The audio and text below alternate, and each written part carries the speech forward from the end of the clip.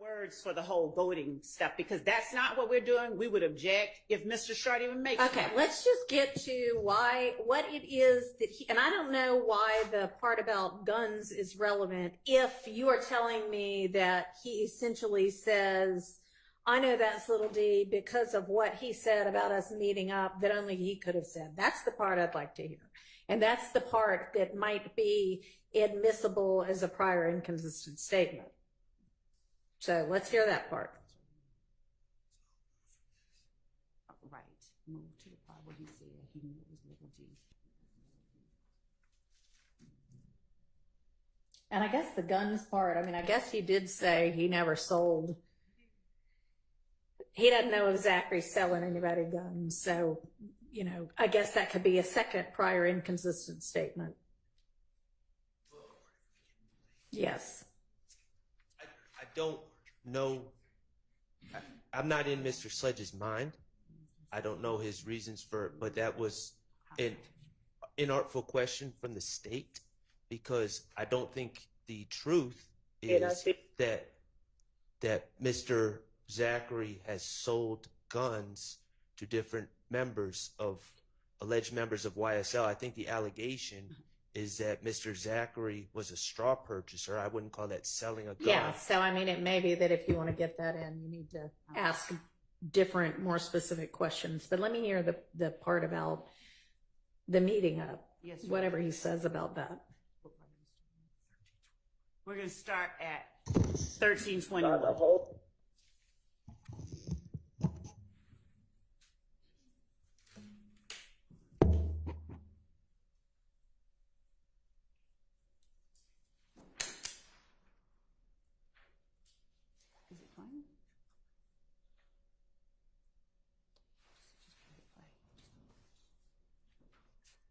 We're starting a little bit before. About the whole situation, I really they told them, they said Noah was there.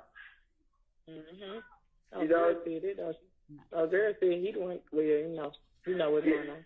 Yeah, you know what I'm saying? The whole situation, whoever witness number one is, they thought I know it. Cause he say, you remember when we talked on the phone, he's like, boy, you didn't know nothing about it. You was in the blind. Mm-hmm. They told them folks deep.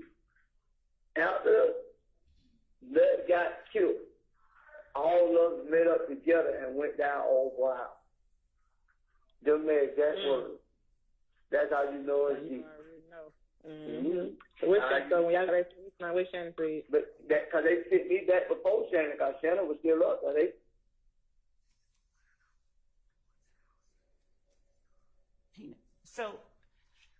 So the old boy's house that we believe he is talking about is Jeffrey Williams' house. That is the only house that he has testified that he went to. We have Mr. Zachary saying they met up at Jeffrey Williams' house.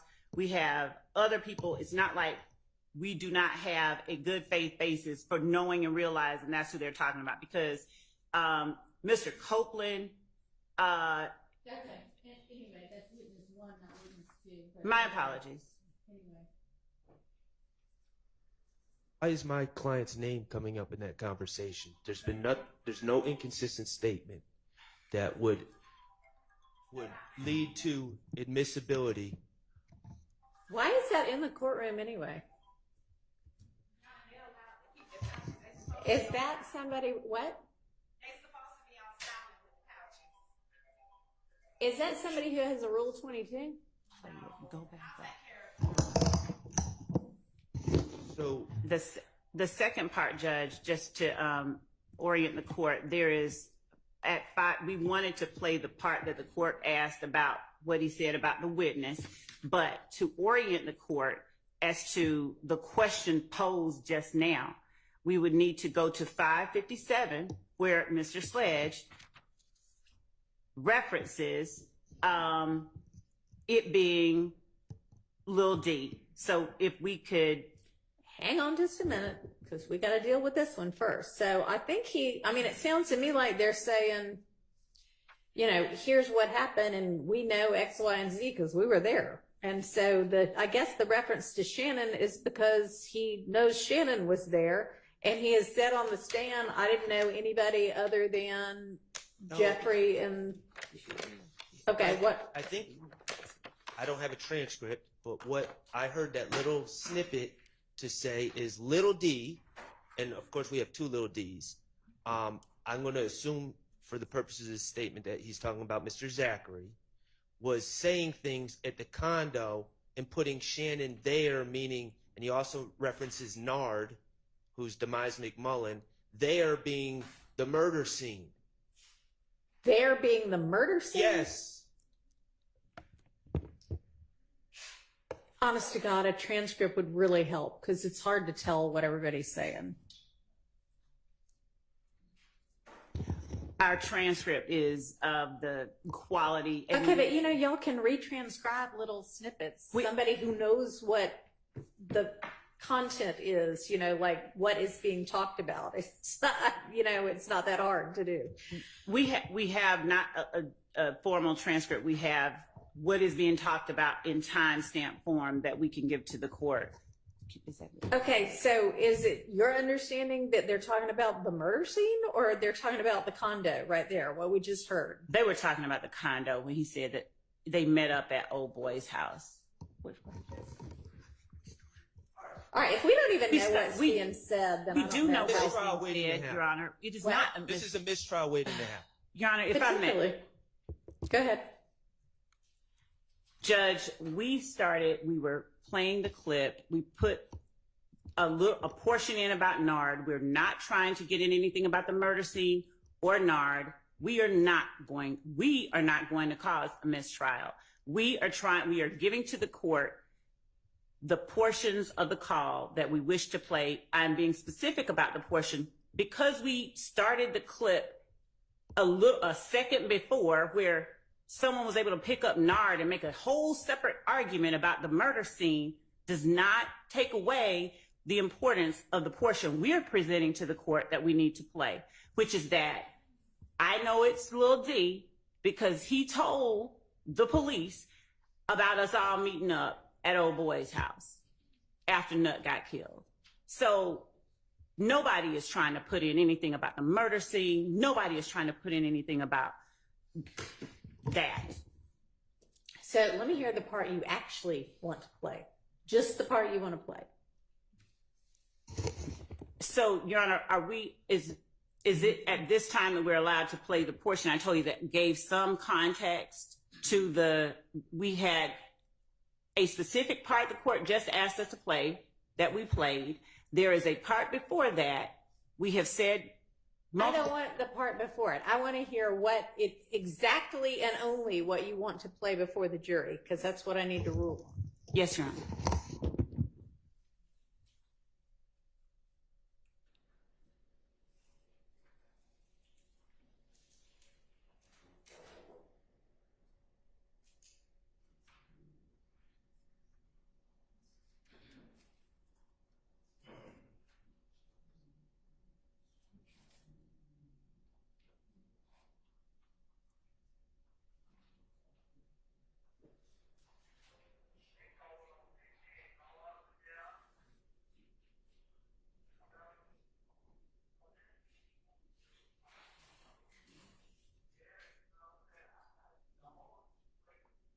Nobody can hear it. Okay, they're just trying to figure out where to start.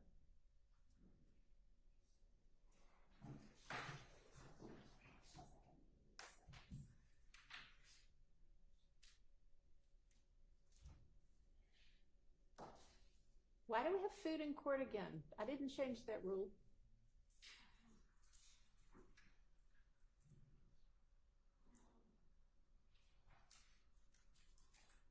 No food in court. Somebody please retrieve the banana and take it back to the back.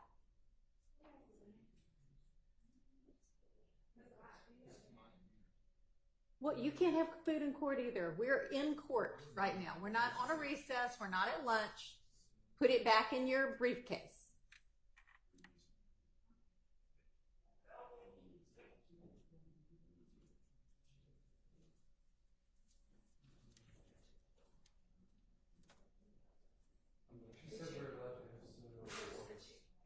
That's fine. I don't care about a covered drink. That's fine. It's food.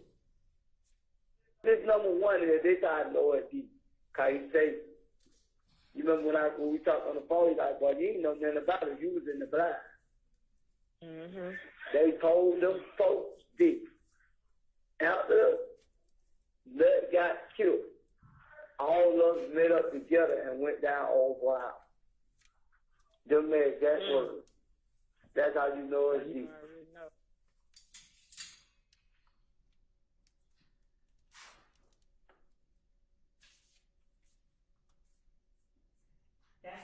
And John, that's the end of that portion. Okay. If there is an inconsistent statement, this is where we're at, as far as I can tell. Mr. Sledge testified that he couldn't exactly remember who was at the condo. Okay. If there's an inconsistent statement that says D, which is of course complicated because there's two D's, is at the condo that night, then it seems to me it would be easier and cleaner if we just had him refresh his recollection. But that's how I know he told. That is, why is that coming in? Right. I'm not sure why that's relevant. Judge, the reason that is relevant, it's two things I want to respond to. The notion about we don't know which one it is. He makes a distinction in Let's the not call. worry about we don't know which one it is. Okay, so the reason that it is relevant is because we know, Mr. Sharp knows, everyone knows, that what Quindarius Zachary told the police is specific information that will be Let's presented. get to, how about if you ask Mr. Sledge specifically on the stand, you said the only people you remembered were blah, blah. Didn't you tell whoever this is, your girlfriend, didn't you all discuss the fact that he was also there or something to that effect? And then if he says no, then you confront him with this prior inconsistent statement, which he needs to listen to first without the jury hearing. And then he can say, oh yeah, actually I did. And if he still says, I don't know, then you can play that little part. Also, Your Honor, we feel it is important that the jury hear what he says, because he said Lil D told on them folks. He told them folks. Earlier in the call, the portion we've not played, there's a distinction. I know I'll get there. The reason that is important is because he starts out talking about people telling. Yesterday, the court heard him say... Yes, I don't want to go through all of that again. I can follow the argument. But he does not say told on us. No, he says He told says them folks. told. Them folks. Yeah, Yes. which doesn't mean, Lord have mercy. We heard Kenneth Copeland say, I told 100 different versions of things. Telling somebody something doesn't mean you're telling on them or you're ratting them out or anything. And I know the state want it to be that, but you don't necessarily get that from, if you have something that says XYZ told on us, then yeah. Your Honor, if Miss Hilton and I were the only two people in a room where I ate someone's crackers, and Miss Hilton comes out and she tells my boss, Miss Love ate those crackers. And then my boss announces to the world, Miss Love, you are dismissed because you ate so-and-so's crackers. And I say, well, I know it was Miss Hilton who told, because yes, that is one version of how something like that could go down. But Miss Hilton could also walk out and say, Miss Love ate those crackers, and there weren't even any crackers in there to begin with, in which case she is not telling on you. So it is an argument, but it is not established just because you think that's what he means when he says that. Your Honor, I understand the court's position, and I would just say that if the argument has been relevance, the very fact that we're here at the place where there is an argument that the court sees on either side makes it, to me, very apparent. I said that you can get in the part about what I just, that little snippet you just played, if you confront him with it and he says, yeah, I totally still cannot remember him being there. And just for the record, Your Honor, the evidence rules do not require that I play it for him before I impeach him with it. So in other words, he does not have to hear it. The rules, I will find it for the court. It's very specific. Well, if you can recall it to his attention specifically enough without him hearing it, fine. But he has to be confronted with the prior allegedly inconsistent statement and given an opportunity to explain it or deny it or whatever, and then it can come in. And so telling him what he told her at this time on this call.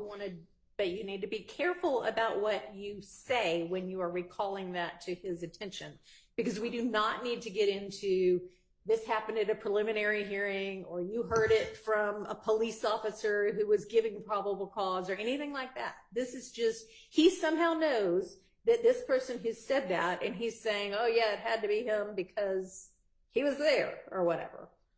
Okay? Your Honor, I want to make sure I stay within what the court is requiring that I do. So, Your Honor, the fact that Mr.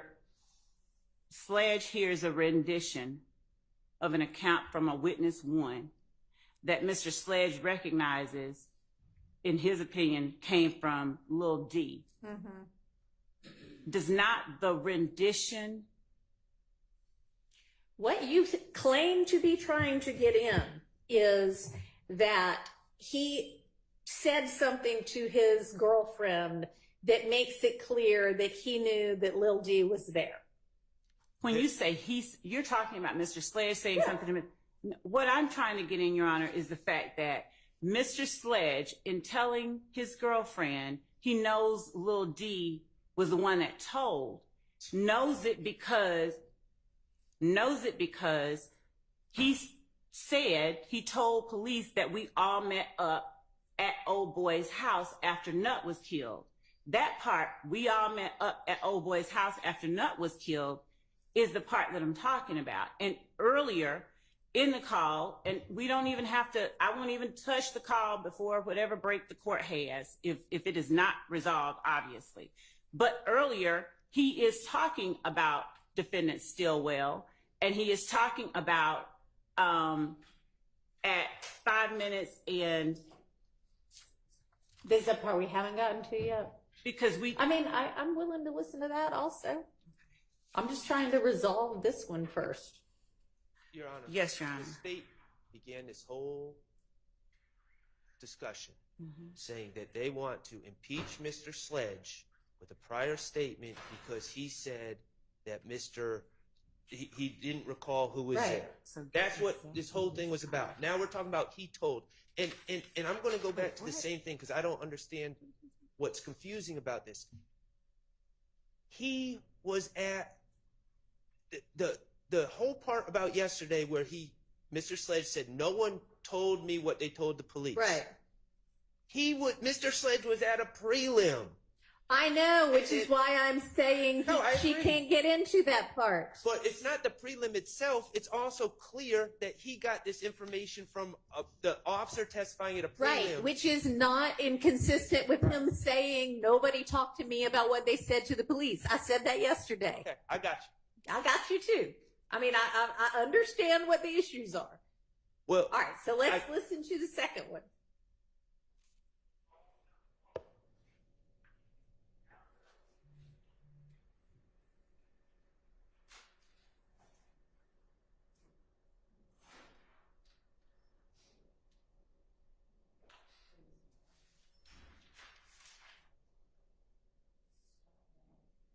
We're starting at 5 minutes and 58 seconds. There's a portion where if we don't clip it out, he's saying that they threw out his charges. We will not play that. We will not get into any of that. We will not get into what did they say about Shannon and 30D. We're not getting into that. Go to the part you are getting into. It's about 3 seconds. Okay.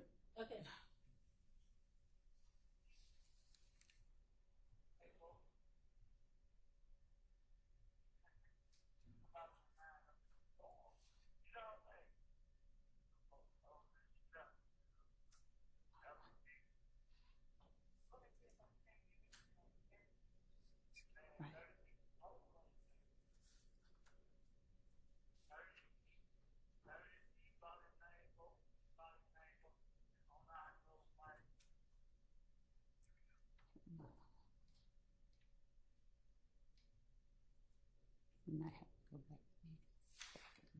Go ahead and play. Can we join? Can we be alive in Zoom? Here we go.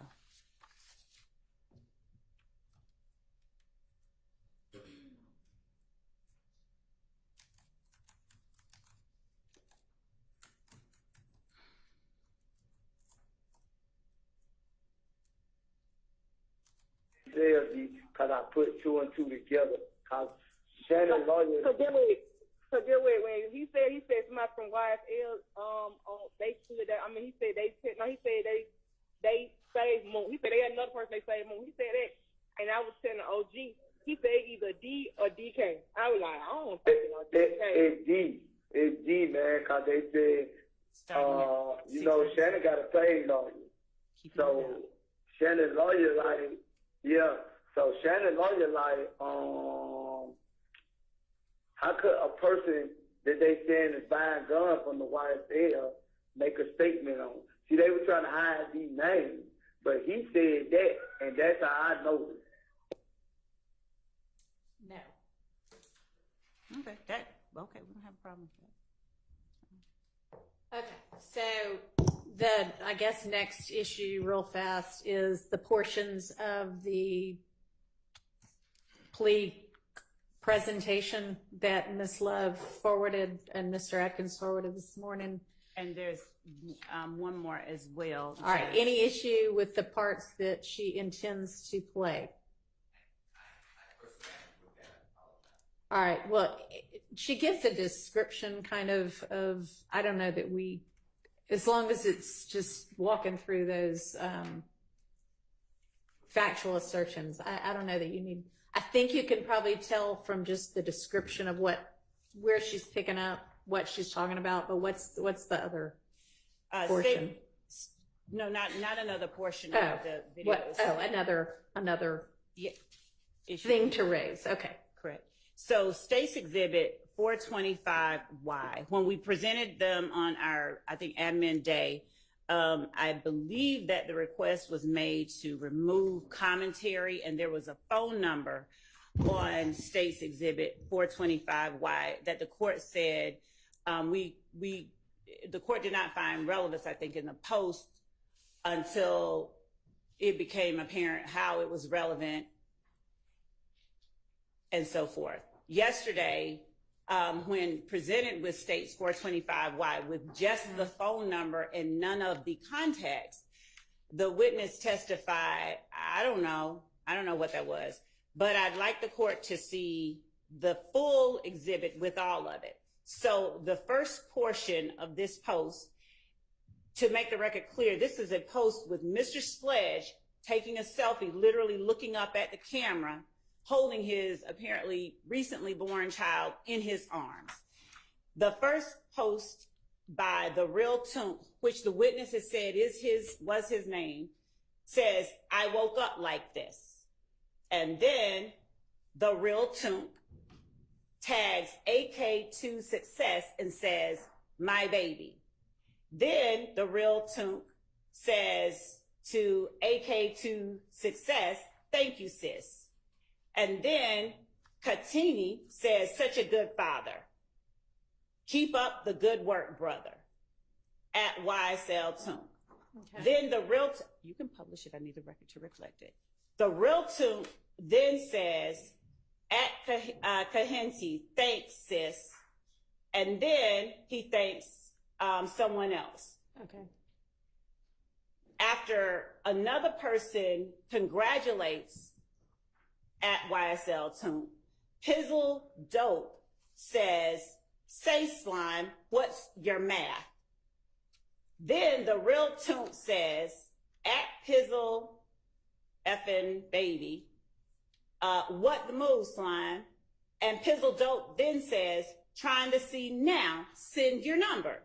And then the real Toonk tags Pixel effing baby and gives his phone number. Okay. So the context is key. Okay. So because he said, "I have no idea what any of my phone numbers were," and you need to establish that this phone number is clearly his phone number because he's the one sending it. Yes. All right. There shouldn't be an issue with that now that Now he said he doesn't know his phone number. Anybody have an issue with that whole thing coming in? Or you could just try to refresh his recollection with it first. That's what I was going to suggest, Your Honor. I'll try again. Okay. And then I if know I that did. still doesn't work, And to be clear, we obviously did try to refresh his recollection with the phone number, but we'll see Right. if the context okay. further Okay. refreshes. That should be fine. All right. Have y'all had a chance to look at the portions of the, They have the original, but I can pass it over. okay.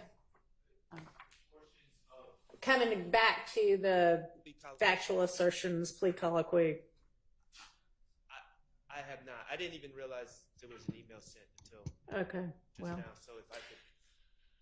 how far into, how much longer do you think you have with Mr. Sledge? I expect it to be through probably within no under 2 hours, probably an hour Okay. and change. So by lunchtime. Yes. All right. So maybe you'd be doing all of this before we break again. So we need to go ahead and sort it out now. Y'all need what? 5 minutes? And I can Okay. All right. Yeah, we'll recess and let y'all watch it.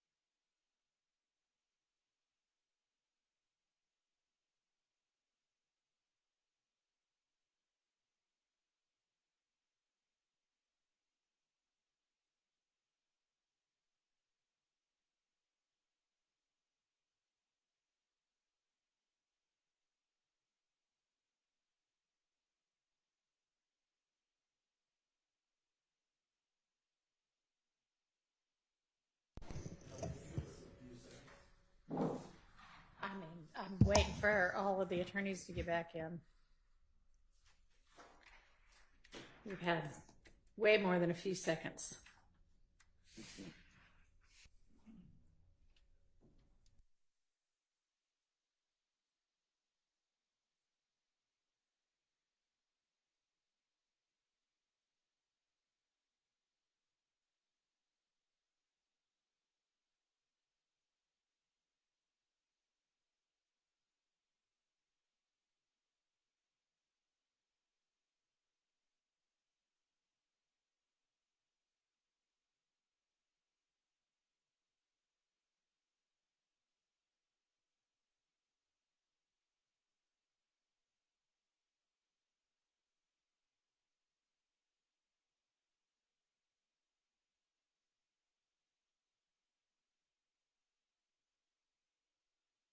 This colloquy. So we have, Your Honor, the state has now sent to counsel for the defendants and to the court, I believe you just, the edited version so that there is no starting, stopping, or muting.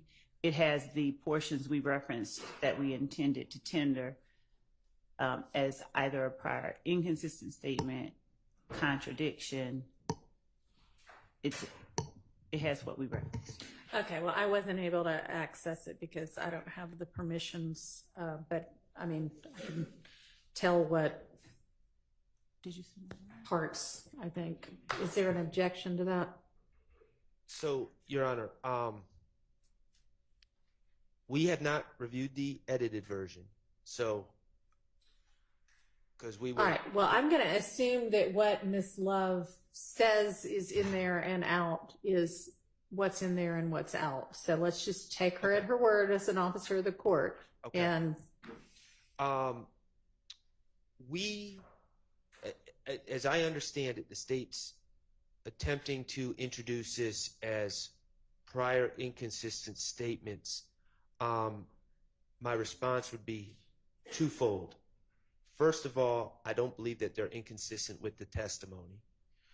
Secondly, to the extent they are inconsistent with the testimony, Ms. Love has already read the factual acknowledgments and confronted him with them during her direct, is my recollection. she actually hasn't. She's gone through, I think, some of number one, but the ones that like 7, 8, 9, and 16, she hasn't read those out.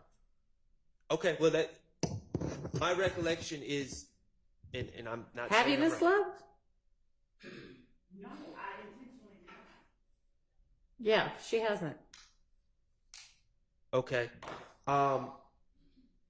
Is the edited version, has the law and crime been taken out? Okay.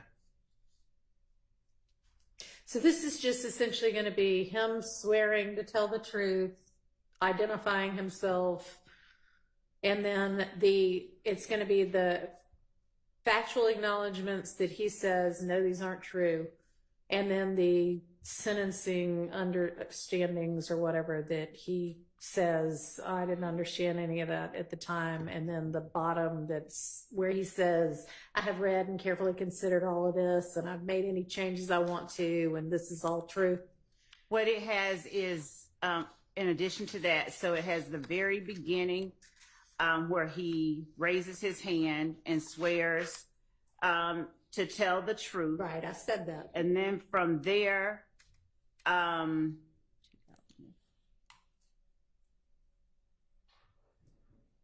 I asked him if he understands the charges. It's basically from there, I'm reading and asking whether he understands his charges, the sentence, and the special conditions of his sentence.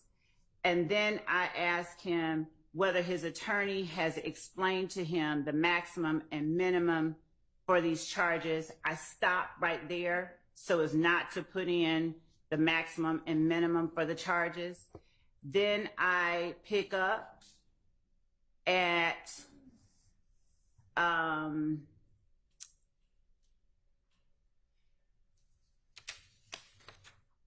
Your Honor. asking, Yeah. While I mean, it's essentially what you sent and described in the first email of this morning, right? yes, Okay. yes. in Your Honor, I just want to be clear, to the extent, and you haven't ruled yet, and to the extent that this is allowed in on cross-examination, the state is keeping out the maximum minimums.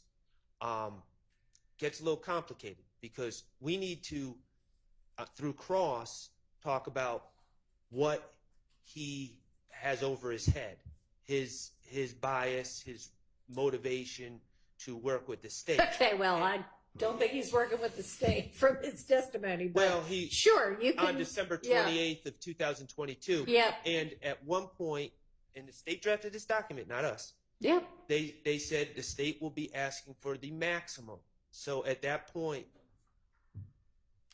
the maximum, at least for the gun charge, is going to be revealed. I know that sometimes we don't like to say what charges carry that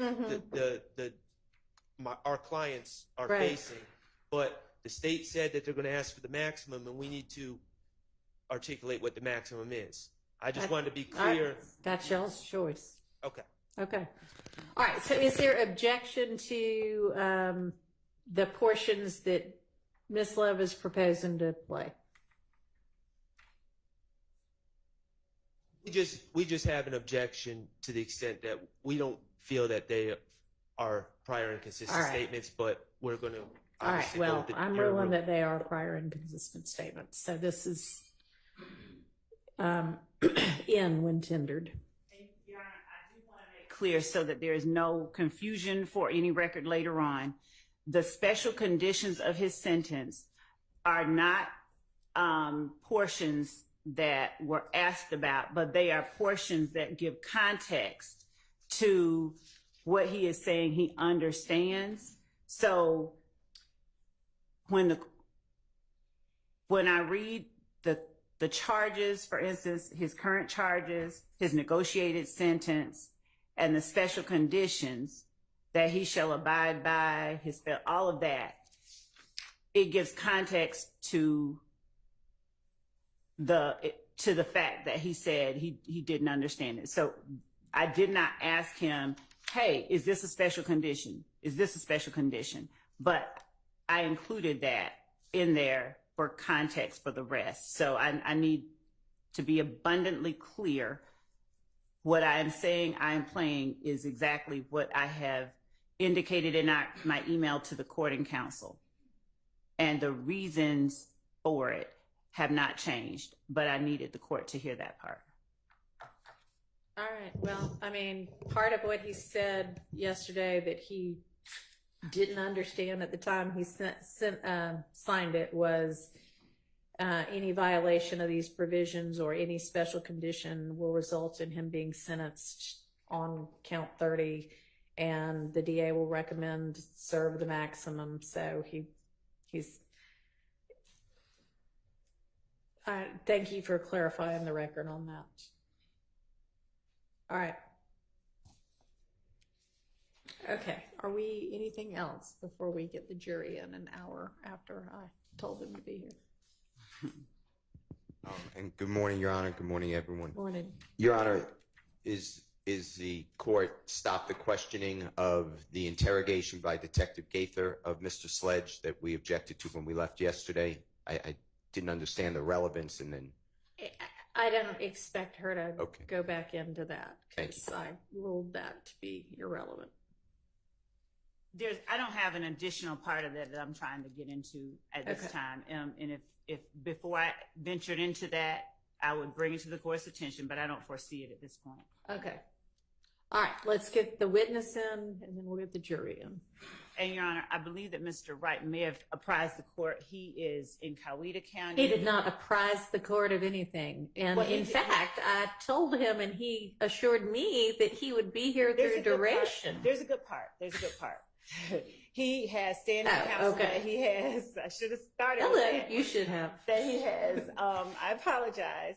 That he has, and Mr. Sledge has agreed and Okay. okayed. All right. Attorney Wright's actually on his way up. All right. And tell me your name, ma'am. Thank you for being here. Thank you, Judge. And I shouldn't say he hasn't apprised the court because he probably apprised one of my staff. I just haven't had anything forwarded to me. So, okay. But as long as Mr. Sledge has somebody here to represent him, that's fine.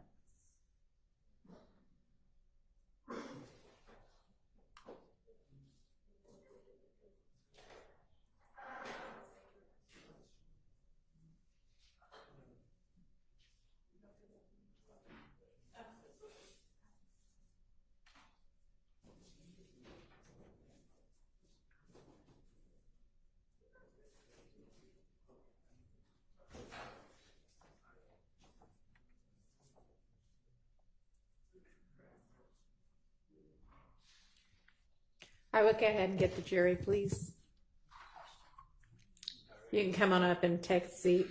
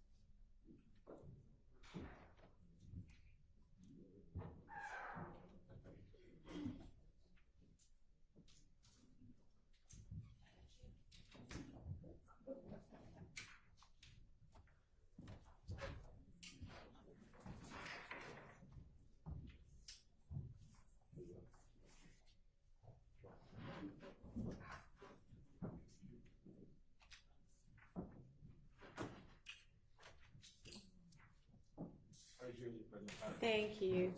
Good morning, ladies and gentlemen. Thank you for your patience this morning. We started before y'all again, but we weren't able to get through everything. So that's just, you know, how it happens in trials sometimes is we have to deal with issues that require y'all to be patient. So thank you for continuing to be patient. And we're ready to continue now with Mr. Sledge's testimony. Ms. Love, go ahead. Thank you, Your Honor. And good morning, Mr. Sledge. Good morning.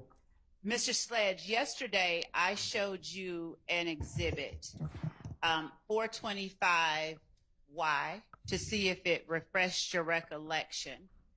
I'm going to show you what I will label as 425 Yankee Alpha and see if this exhibit refreshes your recollection regarding your phone number back on December of 2014 and in 2015. Okay? Yes. May I approach? You may.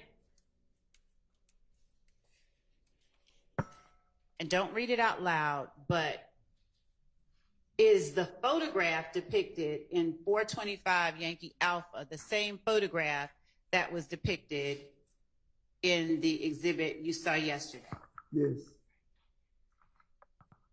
And is that you and your child in that photograph? Yes. Do you recall how old your child was in that photograph, approximately? No, I believe he was just born. I don't.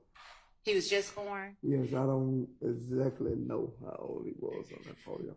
That's fair. When was that baby born? Ms. Love, if what you want is the phone number, let's cut to the phone number, okay? I'm asking for Let's get a move on it.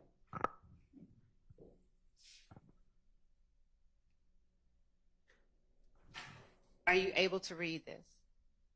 Yes. Okay. And based on what you are reading, Try that other mic, maybe. Which I know has also got its own problems, but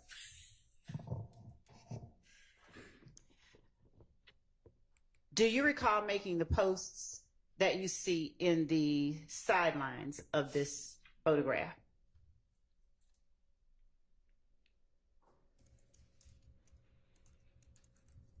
They say my name right there, whatever the Instagram name was at that time. Is this a post that was on your Instagram page? Yes. Does this post refresh your memory about what your phone number was?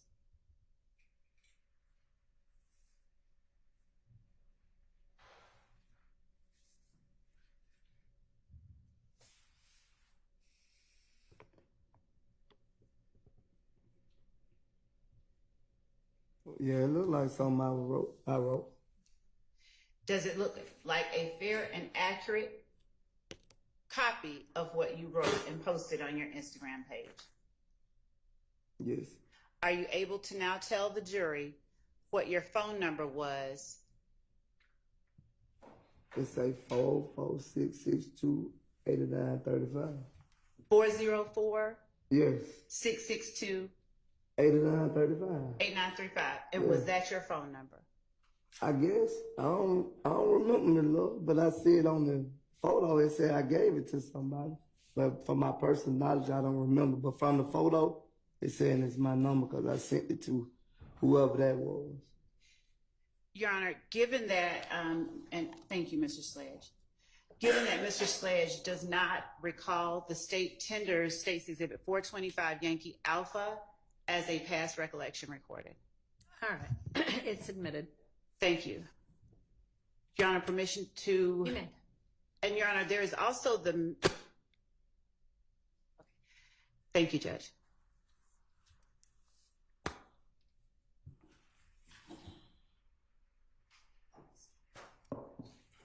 Could you zoom in? All right. Mr. Sledge, would you read the first post that you made? It said I woke up like this.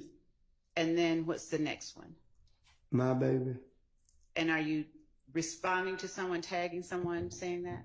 Yeah, I said, it said thank you, sis. All right. And is that at K2 Success that you're telling that it's your baby? Yeah, it do. It say thank you, sis. All right. And what's the next line?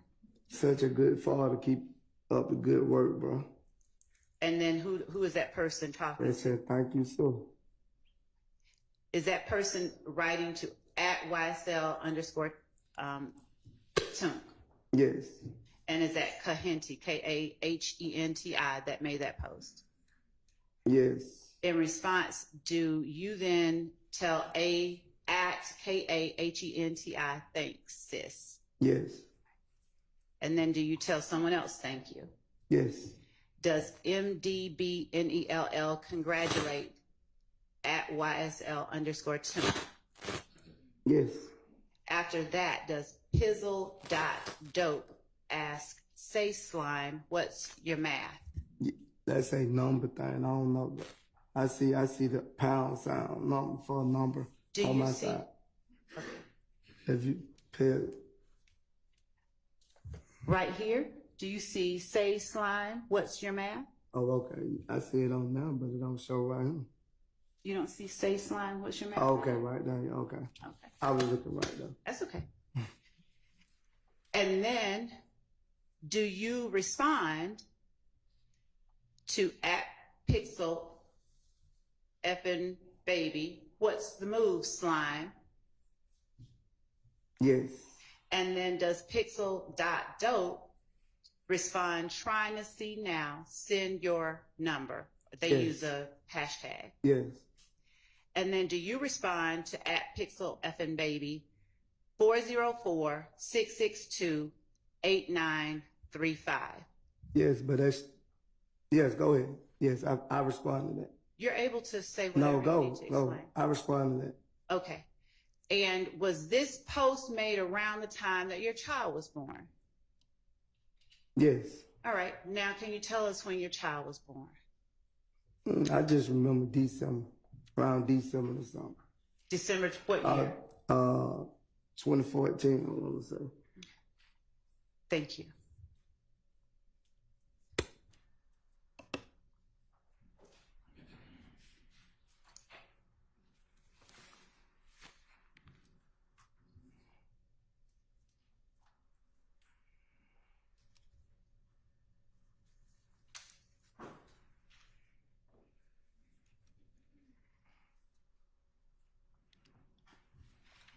Yesterday, we talked about what happened on January the 10th of 2015.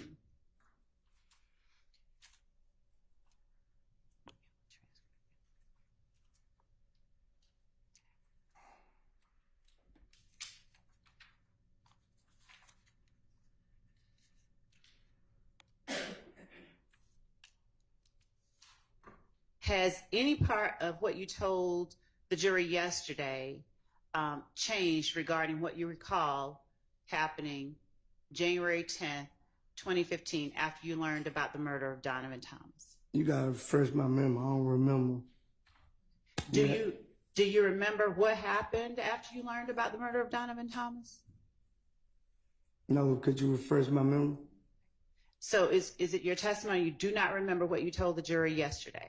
I'm not saying that. I'm just saying I don't remember right now. If you could show me, then I can. I don't remember right now. Did you testify yesterday that you got a call around 10-something p.m. or you got a DM Yes. that indicated you and someone else were responsible for the murder of Donovan Thomas? Yes. Do you now remember what you did after you got that DM? No, I don't think I said. I remember saying that I went to Mr. Jeffrey's house. And do you remember what you said or who you said was at Mr. Jeffrey's house? Yeah, whoever. I don't know if he's the cameraman or he just do the videos. I'm not for sure about that. All right. And is it still your recollection that only Mr. Bean, you, your child's mother, your child, are the people that you recall being at that house on 10th Street? I told you it was other people there, but I don't know the other people. Did you also testify that none of the defendants in this courtroom were there? I said, I don't remember seeing none of them. Now, that's what I said. Okay. And thank you for clarifying. You said that yesterday. Is that still your memory today? If you have anything to refresh my memory, Ms. Love, you can show me and then. I appreciate that. But I don't remember. Okay, so that's still your memory today. Yeah, that's my memory too. I don't remember.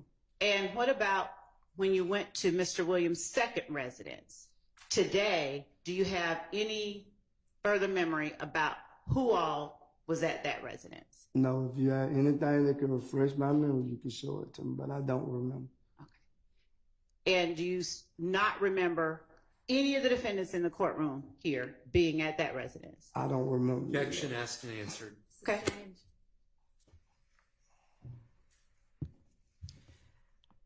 Do you remember being at Rice Street in November of 2015? November, yes. And while you were at Rice Street in November of 2015, do you remember calling and speaking with your child's mother at various times? I talked to her a lot of times, so you have to refresh my memory.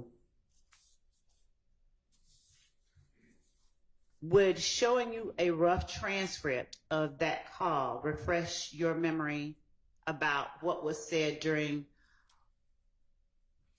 or let me ask you this, do you recall talking to your child's mother on November 19th, 2015 at 8:03 p.m.? I don't remember the dates, man, love. I talk to her most every day, so I don't remember the exact dates. Would showing you a rough transcript of a call refresh your memory? Maybe if you show it to me, yeah. All right. Your Honor, we will label this states 448 Yankee, and it will not be for the purposes of admitting for the jury, just to refresh his recollection. And Your Honor, yes, I was going to ask if the defense could look at it first. Do we have another?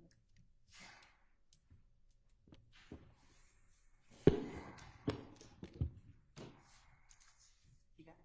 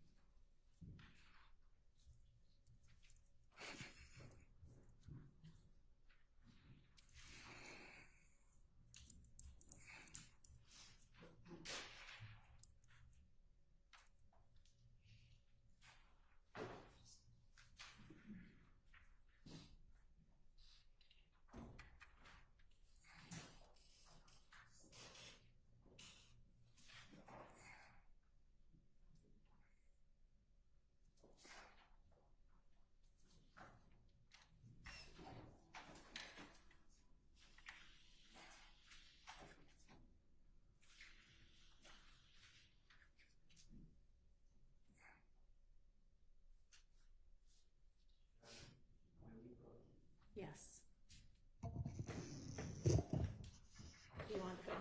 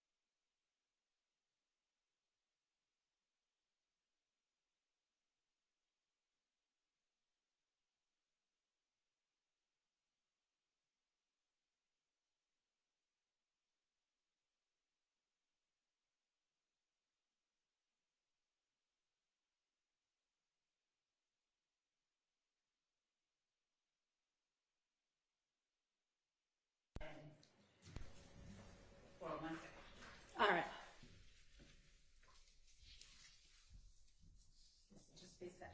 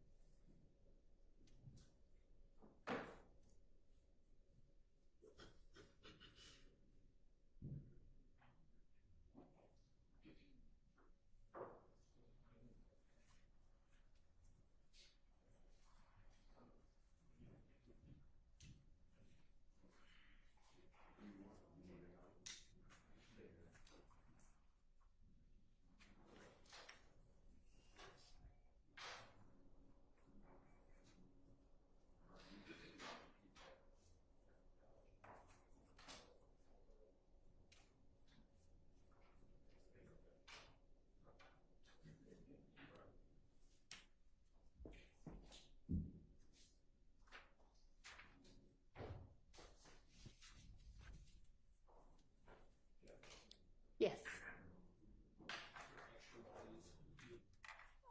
There's one more.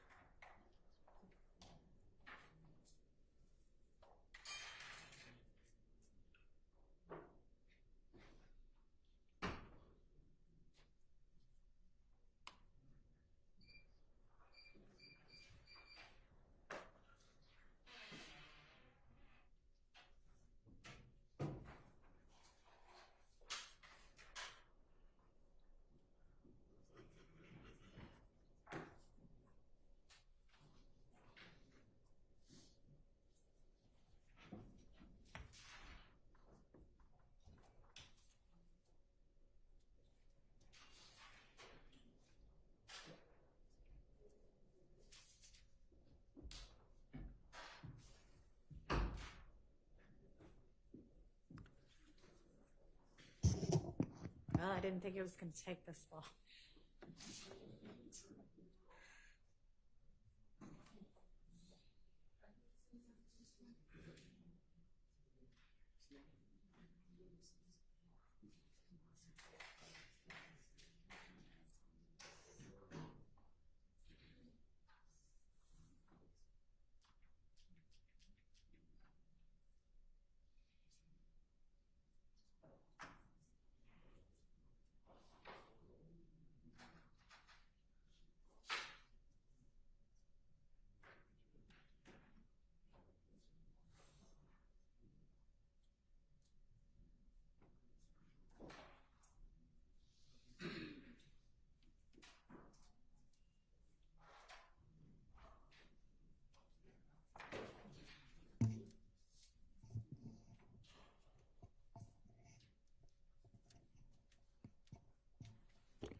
Your Honor, Mr. Sledge asked if he could have a moment to read that with his attorney. All right.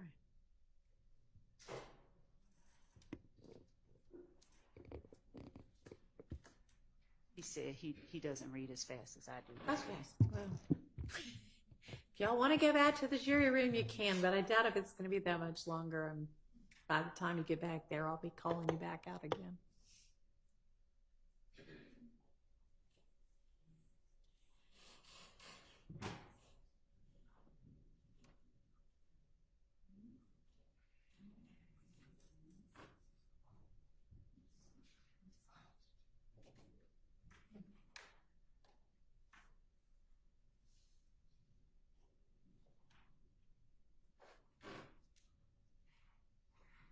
Your Honor, may we approach with a member of the defense about a correlated matter? Sure.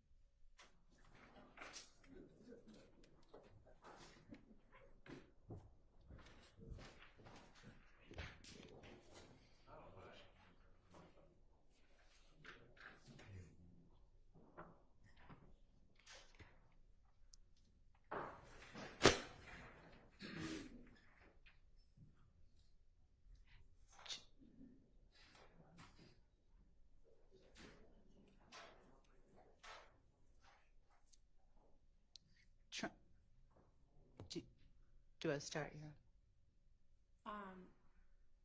Yeah. Trying to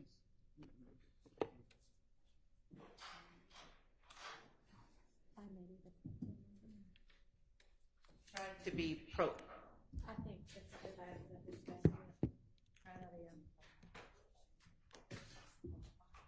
Go ahead. Trying to be proactive, Your Honor, based on our outside of the jury conference earlier this morning regarding that jail call.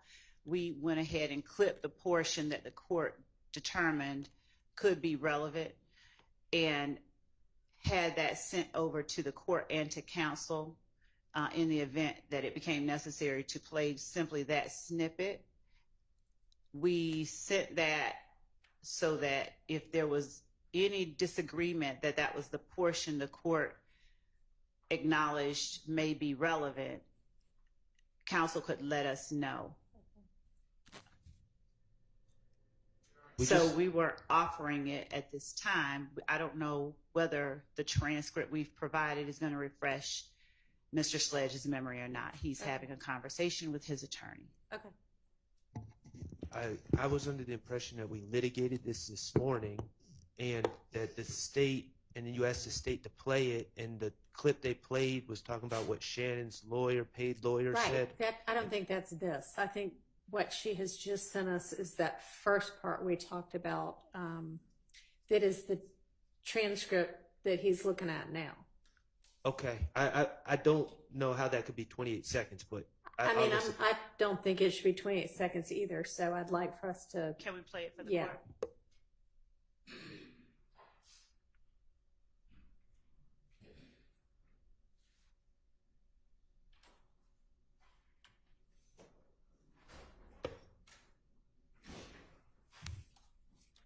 The whole situation, whoever witness number one is, they try to know it deep. Cause he say, you remember when we talked on the phone, he's like, boy, you ain't know nothing about it. You was in the blind. Mm-hmm. They told them folks deep. After Lud got killed, all of them met up together and went down old boy house. Them made that word. That's how you know it's deep.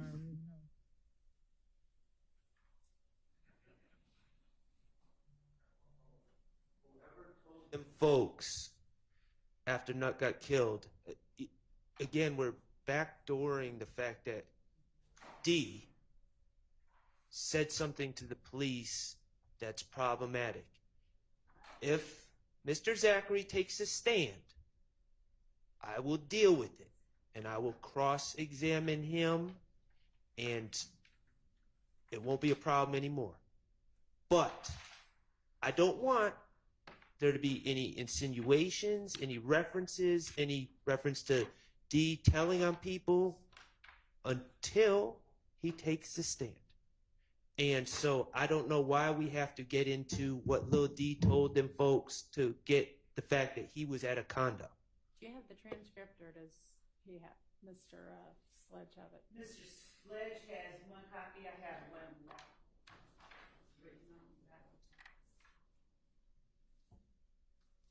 And if Mr. Sledge needs to hear that outside of the presence of the jury to get context to understand what he said previously, I don't have a problem with that. I just don't want the jury to be hearing Mr. Sledge's phone calls to his girlfriend about what other people told the police. Right. Yeah.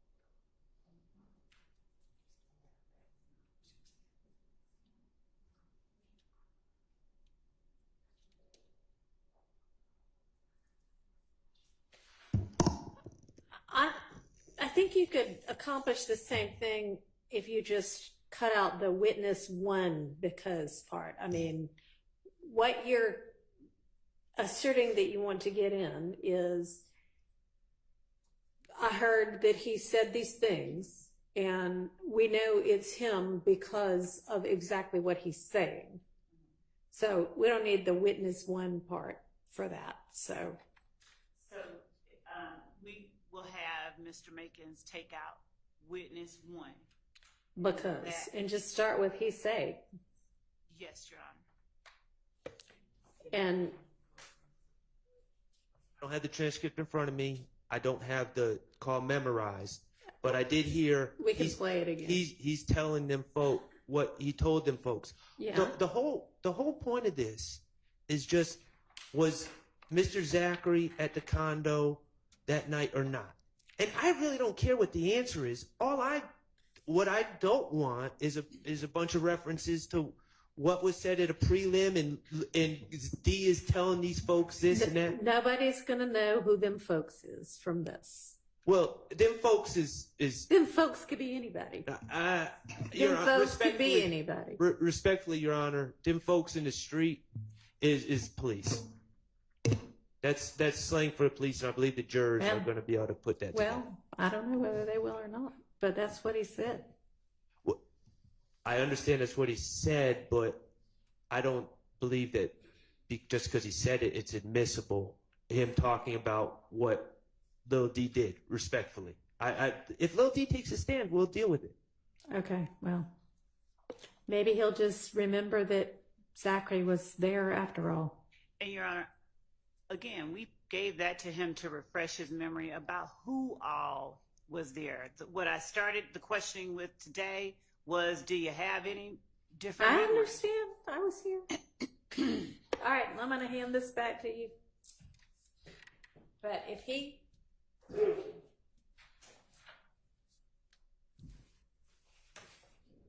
if he's presented with it, the transcript, and he claims to still have no memory, then I'm going to permit this in as a prior inconsistent statement. Yes. This once, but I'm going to say it again. I would suggest someone just play Mr. Sledge's recording and then see if that refreshes his recollection outside the presence of the jury. I asked him, did he want to? I asked him, do you want me to play it for you? You want to take the transcript? He said, I just like to read it. I just need more time.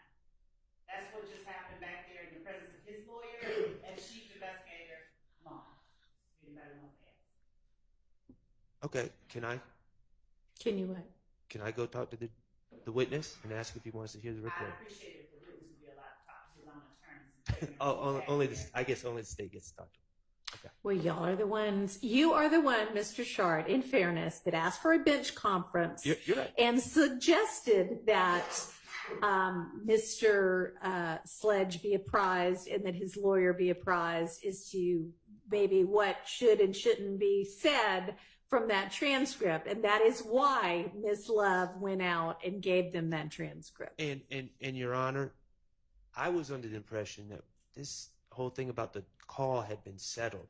Apparently, I was wrong about that. But if he needs to listen to the call to refresh his recollection, I don't have a problem. I'm just Well, you know what? If he comes in and he says, yeah, that still doesn't help me, but if I could hear myself say it, then maybe that would, then we'll take it from there. Okay, thank you.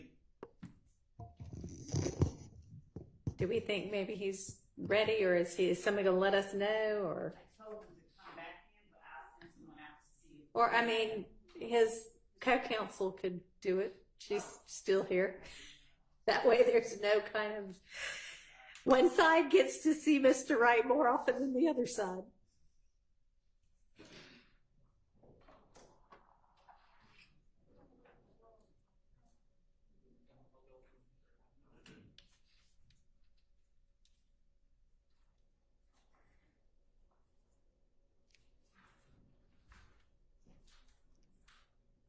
You can go ahead and take that screen share down for now, since we might not get to that.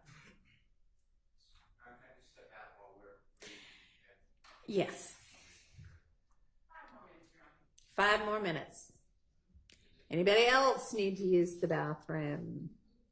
Okay, can you do it quickly, because I don't want it to turn into another 20-minute recess. And there was not any. We've had about, 5 minutes of actual trial time today so far? There was no objection to the plea video, right? Hmm? There was not an objection to the plea video, right? No one has voiced one.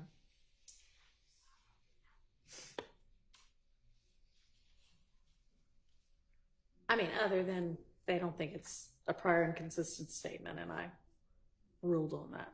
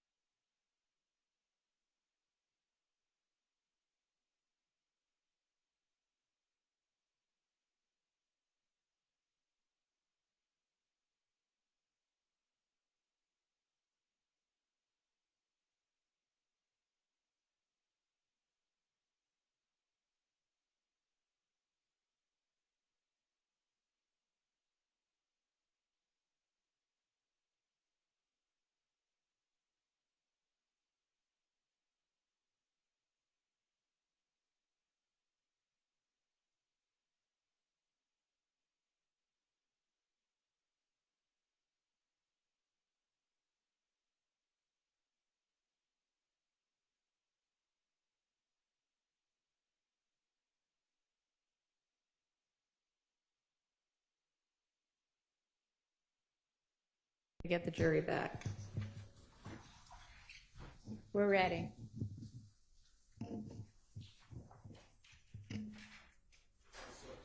Yes, sir.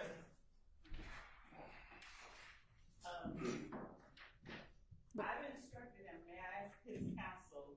You can do it right now while we're waiting on the jury.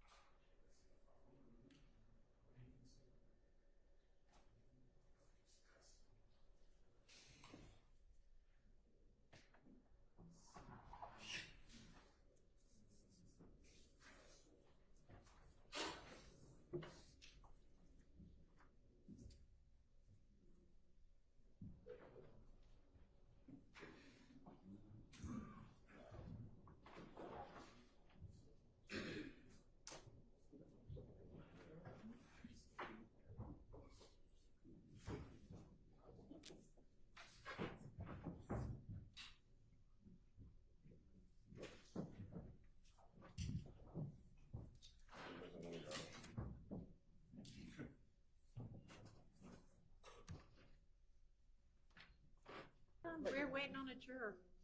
I'm sorry. That's why we're all Y'all still were waiting standing. on me. I'm so sorry. All right. Even Ms. My Love wants to apologies. move the case a little bit now. I thought they were waiting on me. I'm sorry. I was feeling a little self-conscious. Mr. Sledge, have you had enough time to speak with your attorney and to review the exhibit label states 448 Yankee that I gave to you to refresh your memory? Yes. All right. And is the attorney with whom you reviewed that document the same one that you had on December 28, 2022? Yes. Were you able to ask questions and gain answers to every question that you had regarding this document? Yes. All right. Does reviewing States Exhibit 448 Yankee refresh your memory about a phone call that you had with your girlfriend, with your child's mom, on November 19, 2015? Yes. All right. Your Honor, I'm going to place this here as not admitted for the purposes of the record. All right.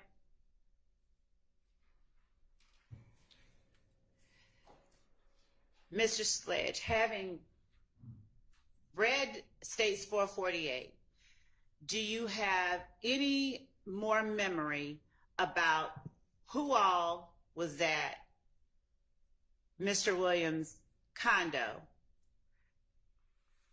or with whom you might have met at the condo after Donovan Thomas was killed?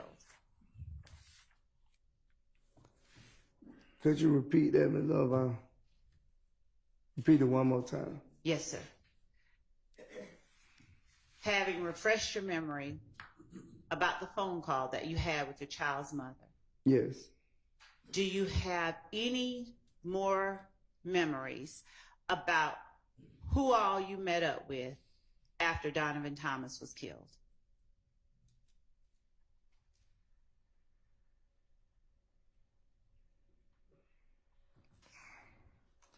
Yes, I think. All right. When you say you think, who is it that you think you remember you met up with after Donovan Thomas was killed?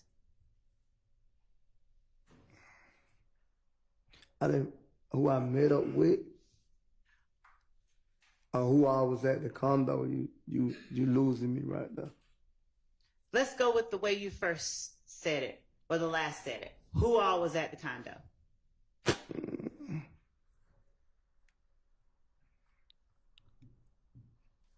I still don't remember who I was there with. I'm trying to think. I seen the paper, but I didn't see any name really that was on the docket saying who was all there.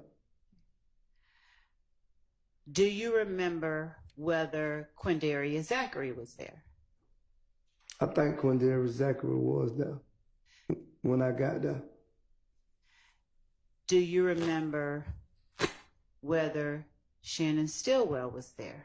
I still don't remember if Shannon Stillwell was there because I didn't see him personally with my eyes, so I still don't remember if he was there or not.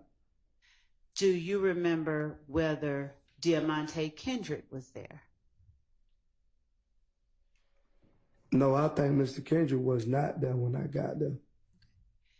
And when you say you did not see Shannon Stillwell with your eyes, is your testimony today you know for a fact that you didn't see Shannon Stillwell or that you don't recall? I don't recall. When I got there, I didn't see Shannon Stillwell there. When I first got there. That's what I'm saying. At any point, were you, Shannon Stillwell, Diamante Kendrick, Quindarius Zachary, Defendant Williams, in a room at one of his condos the night Donovan Thomas got murdered? I think we was. I think, yes. Which one? Which condo? Not the first one. The second condo? Yes. All right. What were y'all doing? Nothing. Mr. Williams getting himself together. At what point did, and let me back up and ask you this, would you characterize your being there as y'all all meeting up at that house? I don't think we all arrived at the same time. That's not what I asked. Would you characterize you all being there as y'all all meeting up at the house? Yes. All right. And what purpose did you all meet up at the house for? They was going to the show and the video shoot with him. From my understanding. Were you working as head of security for Defendant Williams at that time? No, I don't think so. And Kenneth Copeland, was he also one of the persons that met up with you, Shannon Stillwell, Diamante Kendrick, Quindarius Zachary, and Defendant Williams at Defendant Williams' condo? Yes, he was there. Okay. He was there and he was one of the ones y'all met up with. Is that what you're saying? Yeah, he came down to the condo. All right. Now, what did y'all talk about at the condo when y'all all met up? I don't basically remember the conversation that we was having, but I don't remember the conversation. I'm gonna say that.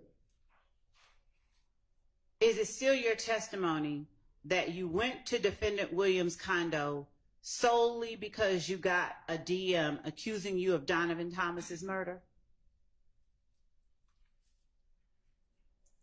Yes, that's one of the reasons. That's the reason, yes. Was there any other reason? I don't remember. If you have anything that can refresh my memory, you can show me, but I don't remember no other reason why. That's the only reason that you remember today? Okay. Yes.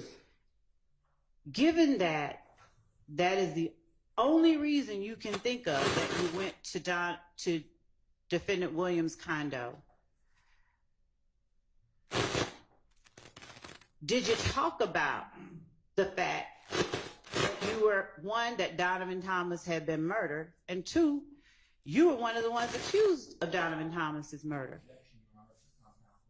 Sustained. Thank you.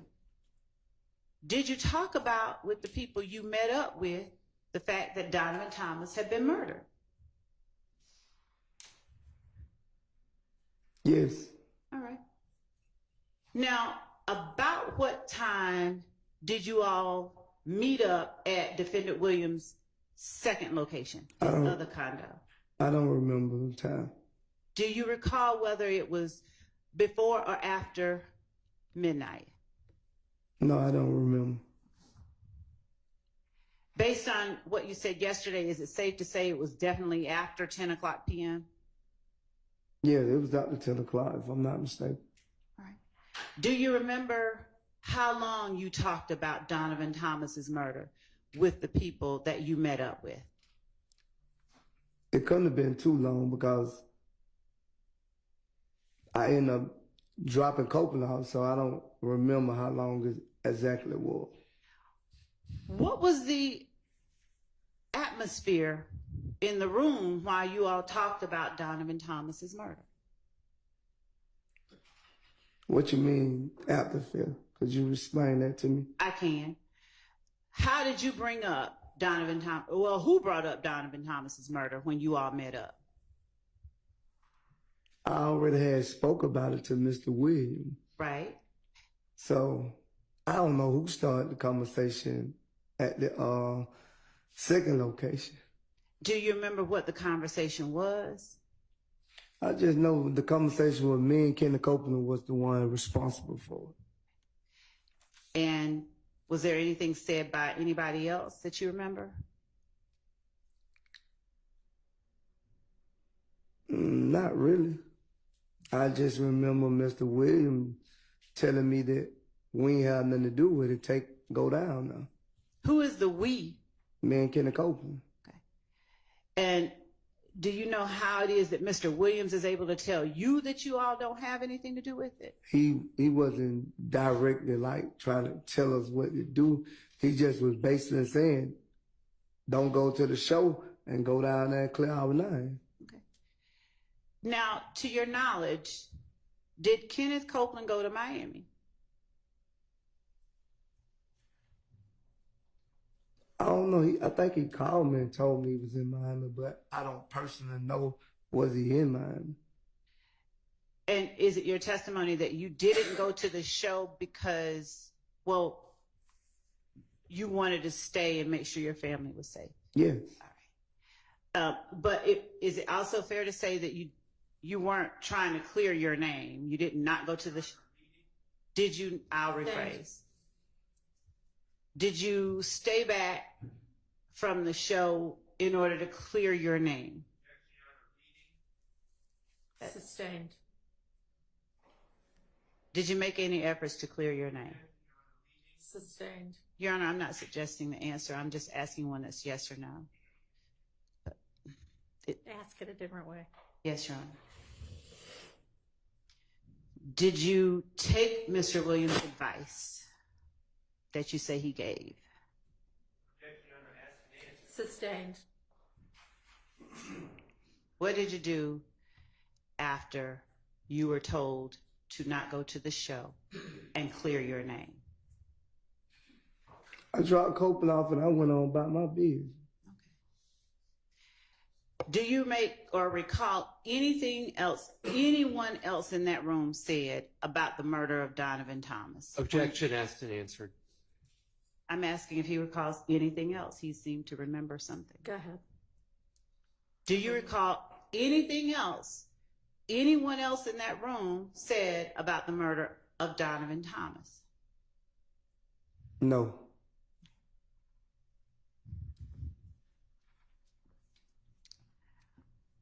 After you dropped Mr. Copeland off, did you ever go back to the condo that night? We talked about this yesterday, Miss Love. I told you I went to the hotel room. I understand. Did you leave the hotel at any time and go back to the condo? No. Did you see either Defendant Williams? We'll start with him. Did you see Defendant Williams anymore before he left for Miami? You say that night?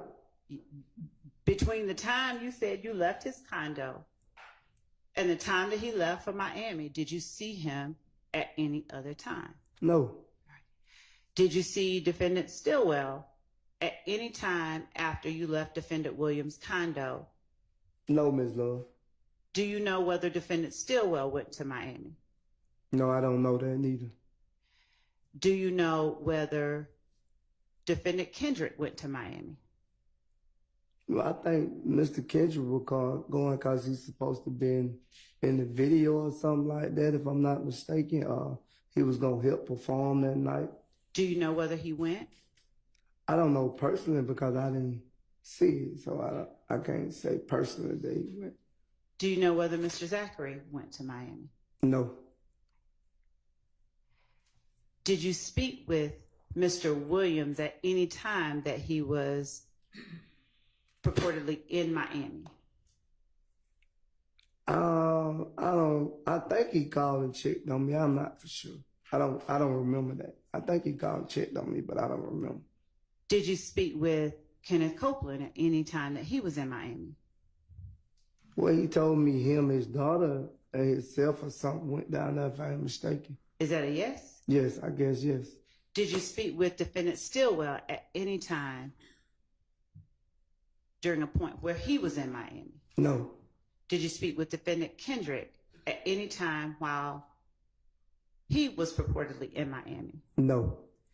Now, when you spoke with these gentlemen that you love that are YSL members, did you always talk with them either in person or on a telephone line, or did you have any other ways that you communicated with them? We never really talked on the phone that much. Me and Mr. Stillwell probably talked on the phone more than anybody. And do you count FaceTime as talking on the phone? Yes. All right. How often would you say that you FaceTimed with Kenneth Copeland? Not, I can't answer. I don't know. Did you FaceTime with Kenneth Copeland before he met with you at defendant Williams' condo? I don't recall. Did you FaceTime with defendant Williams before you went to his condo? I don't recall. If you have anything to refresh my memory, you can refresh my memory, but I don't recall talking to Mr. William before I went down to his condo. What about defendant Stillwell? Did you FaceTime with him before y'all met up at the condo? No, Did you FaceTime with defendant Kendrick before y'all met up at the condo? no. Are you able to give us just a rough estimation of how frequently you spoke with defendant Williams on FaceTime? I can't give you that. I don't recall. Did you, between the time that photograph in 425 Yankee was posted, so around December 2014, and January 10th, 2015, was that the same number that you would have used and FaceTimed with? I don't know, Ms. Love. I can't answer that question. I don't know. I don't recall that. I don't know. Okay.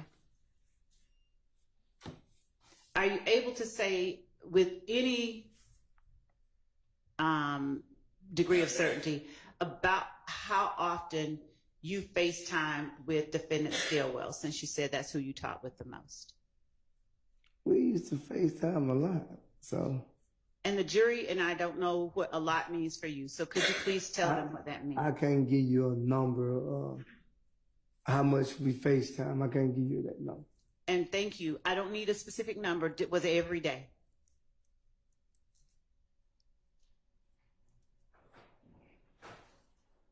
I say yes, probably yes. Was it multiple times a day or just once a day? We talked like big brothers, little brothers, so I don't know how many times a day that me and him talked on the phone, but we talked a lot on the phone every day. Defendant Williams and you, how often did y'all talk on FaceTime? Me and Mr. William didn't talk on the phone as much as me and Mr. Stillwell did. All right. Your Honor, at this time, I believe that the instruction that the court has that should precede what will be marked as State's Exhibit 442Y that we have sent would be appropriately read. All right. So this is going to be about his plea in this case. Okay. Yes. In this case. All right. So I'm going to again instruct y'all. And This time, everything I'm going to say is going to be applicable to this plea in this 2022 case. All right. So you are about to hear, and you actually have heard evidence that this witness, who was a co-defendant in this case, has pled guilty to some of the charges in this indictment. I caution you that the co-defendant's guilty plea conviction itself is only admitted for a limited purpose. That guilty plea is an admission by this witness only that he committed the criminal acts to which he pled.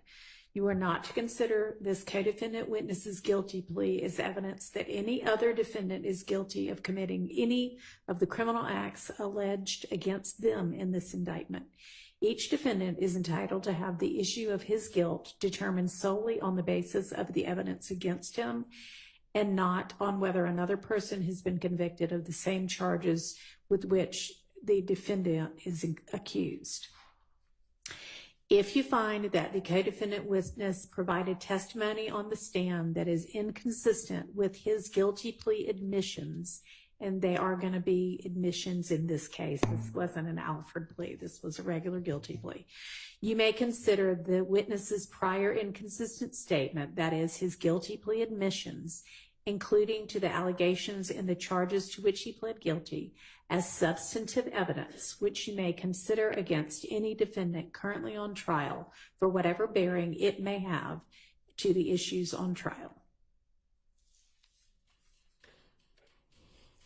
Thank you, Judge. And we are going to play that. I wanted to ask Mr.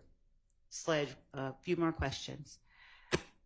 Mr. Sledge, yesterday, you, am I correct that you testified that you know of an Antonio Sumlin? Yeah, I know of him. Okay. And did you testify that that's the person that you called Obama? You never asked me, did I call him Obama? Not. Okay. Did you call him Obama? Yes. All right. And how well would you say you know him? You said you know of him. How well? Yeah, I used to see him around, but me and him never really hung out together. To your knowledge, did he ever claim YSL? Yes, I heard, yes. Okay. And when is the last time that you talked with Obama? I don't know, Ms. Love. Did you talk with him in 2022? Yes, probably. Yeah, I probably talked to him in 2022. Do you know how often? Generally speaking, I don't need a No, exact number. when I seen him, I talked to him. Okay. Did you ever FaceTime with him? No, I never been on the phone with him. All right. Was the last time that you saw him in 2022? Yeah, in person. Okay. And do you recall if you ever spoke with him around April 2022? April 2022? Yes, sir. No, I don't recall that. Do you recall speaking with him around the time that this indictment came out? I don't remember calling talk to him when the indictment came out. Okay. Did you ever share any bills with Obama? What bills? What kind of bills? Any bills. I don't even care what kind. Any kind of bills with Antonio Sumlin. What you mean by bills? Could you be more specific? I'm asking you to be more specific. Money that you owe to somebody else. No, I don't recall that. I don't recall that. Did you ever have to pay any rent with Mr. Sumlin in 2022? Mr. Sumlin never paid any rent with me. Did you ever have to pay any with him? No. Okay.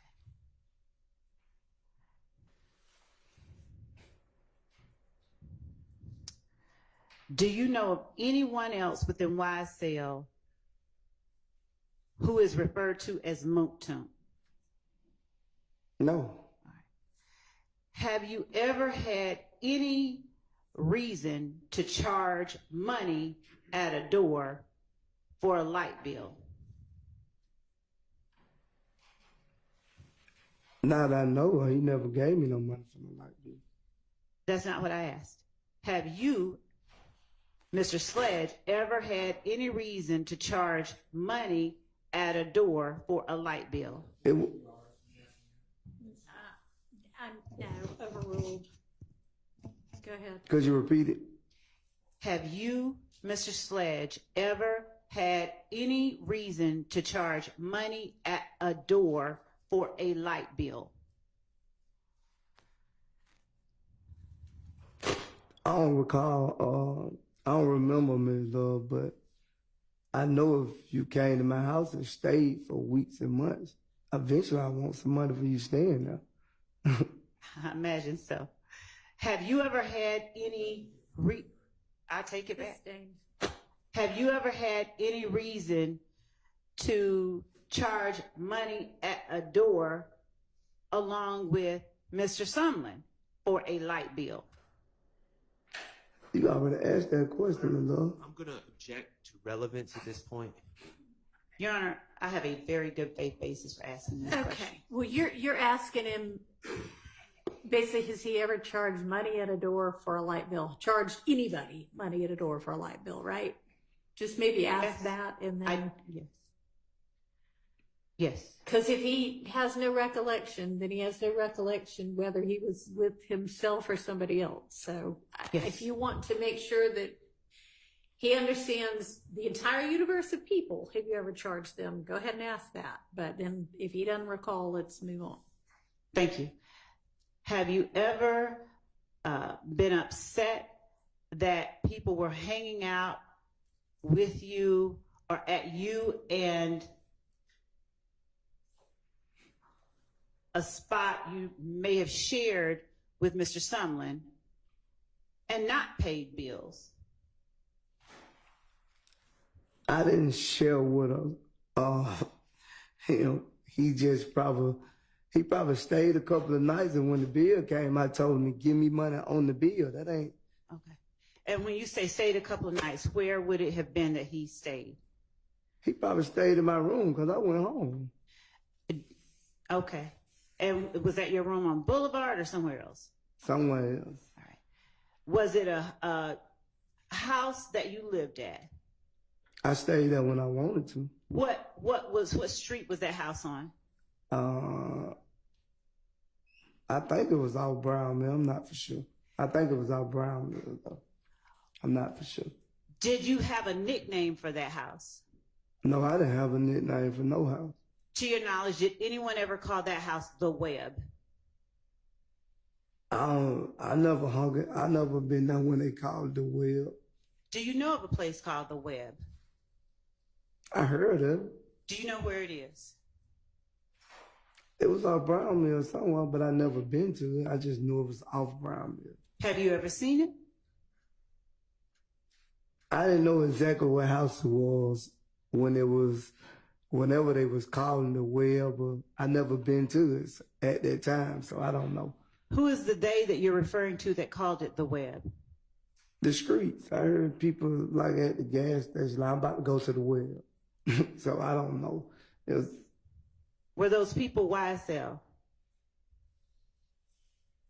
I guess. Did you ever hear anybody other than YSL members talk about going to the Web? Yes, I don't heard females say they was going to the well. All right. Do you know or have any idea how far the Web was from the place you said that you were at off Browns Mill Road? No, I don't know exactly. Do you know the last time that you talked to Kenneth Copeland? I can't tell you the last time I talked to Kenny Copeland. Do you recall whether you talked to him in 2022?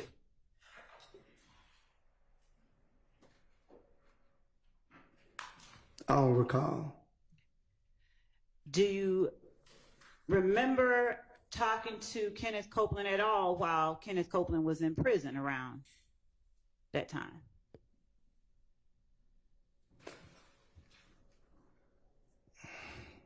That time being 2022.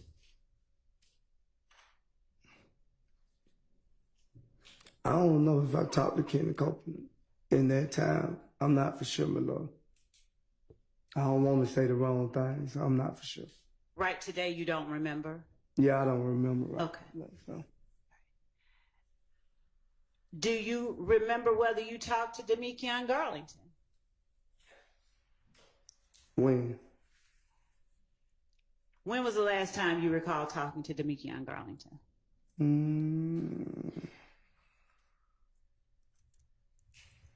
I'd probably say 2022. Okay.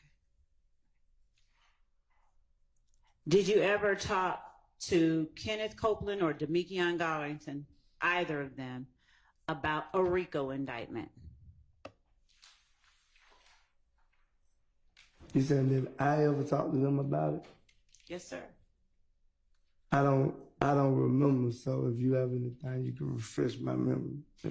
Do you have any memory of having conversations about a potential RICO indictment before this indictment or its predecessor was ever brought forward? I don't remember, Ms. Love. I'm being honest with you. I don't remember. Thank you. I appreciate that. Your Honor, at this time, the state asks permission to publish 442 Yankee.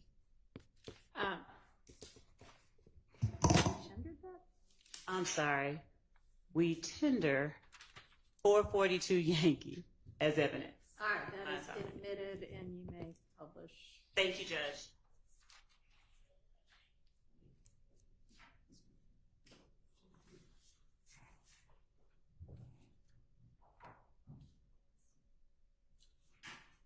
All right, we're on the record in the matter of the state of Georgia versus Antonio Sledge in 22 SC 183572. Good afternoon, Mr. Wright. Good afternoon, Judge. Good afternoon, Mr. Sledge. Good afternoon, Your Honor. And good afternoon, counsels Love and Hilton. Okay, counsels, I understand this is supposed to be a negotiated plea. Is that correct? That's correct, Your Honor. Yes, Judge. All right, Mr. Sledge, can I get you to raise your right hand as best you're able? Yes. Do you solemnly swear or affirm that the evidence you should give in the matter now in hearing should be the truth, the whole truth, nothing but the truth, so help you God or so affirm? Yes, I do. All right, you put your hand down, sir. Mr. Sledge, please state your true, correct, and legal name. Antonio Sledge. And are you the same Antonio Sledge, also known as Moontum, who is listed in indictment 22 SC 183572? Yes, ma'am. Are you at this time taking or under the influence of any alcohol, drugs, or medication? No, ma'am. Is there any medication that you normally take that you have not been given today? No, ma'am. How old are you and how far have you gone in school? I'm 41, 10th grade. Are you able to read, write, and understand the English language? Yes, ma'am. Do you understand that you are charged with the following offenses? Yes, ma'am. Conspiracy to violate the Racketeer Influenced and Corrupt Organizations Act, Yes, ma'am. as well as possession of a firearm by a convicted felon, Yes, as ma'am. listed in count 30 of this indictment. Yes, ma'am. Do you understand that you have the right to plead either guilty or not guilty to these charges, and that if you plead not guilty or remain silent, you may receive a jury trial? Yes, ma'am. Have you had enough time to speak with your attorney, Mr. Derek Wright, about all of the facts and circumstances known to you regarding the charges in this indictment? Yes, ma'am. Any potential defenses? Yes, ma'am. Do you need more time to discuss this case with your attorney? No, ma'am. Are you satisfied with his services? Yes, ma'am. Do you waive a formal reading of the indictment? Yes, ma'am. Do you waive any and all defects in the indictment, including any with respect to your name? Yes, ma'am. Have you been arrested on these charges? Yes, ma'am. The state is unaware of any outstanding warrants related to these charges. Do you, Mr. Wright, know of any outstanding warrants that are related to these charges? I do not.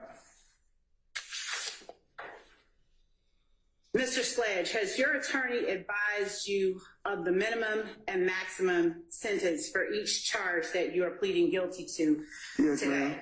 Yes, ma'am.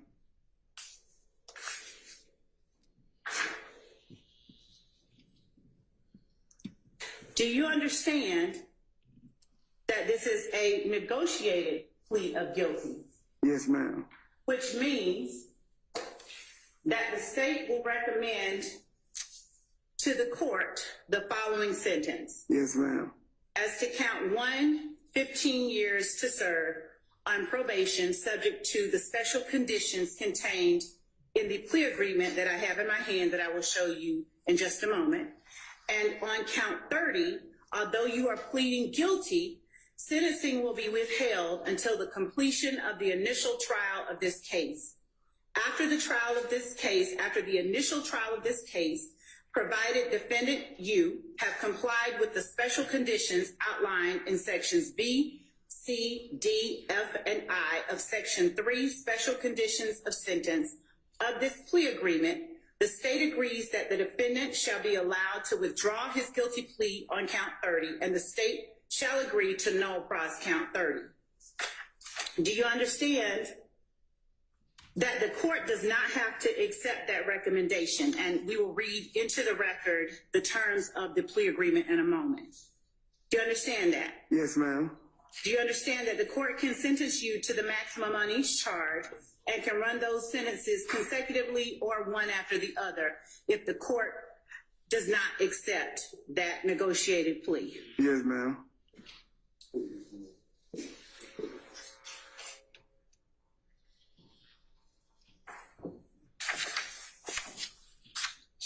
I'm showing you what has been marked as State's Exhibit 1AS. Do you recognize the document in State's Exhibit 1AS? Yes, ma'am. And is that your signature on page 7 of 7 of State's Exhibit 1AS? Yes, ma'am.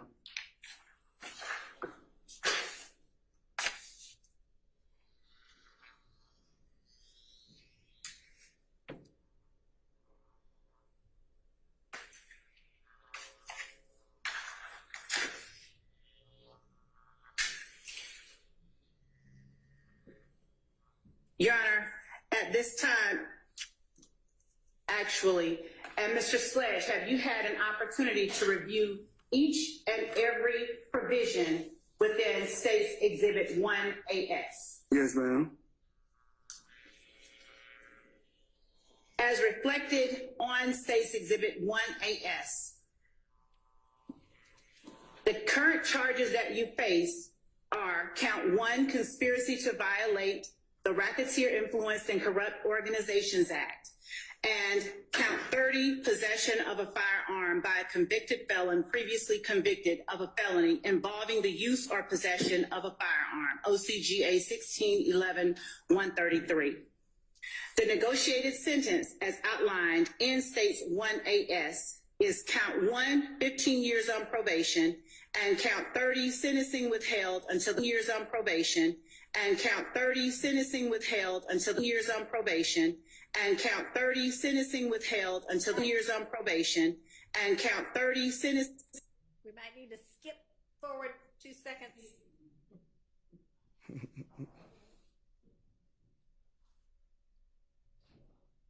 Try that.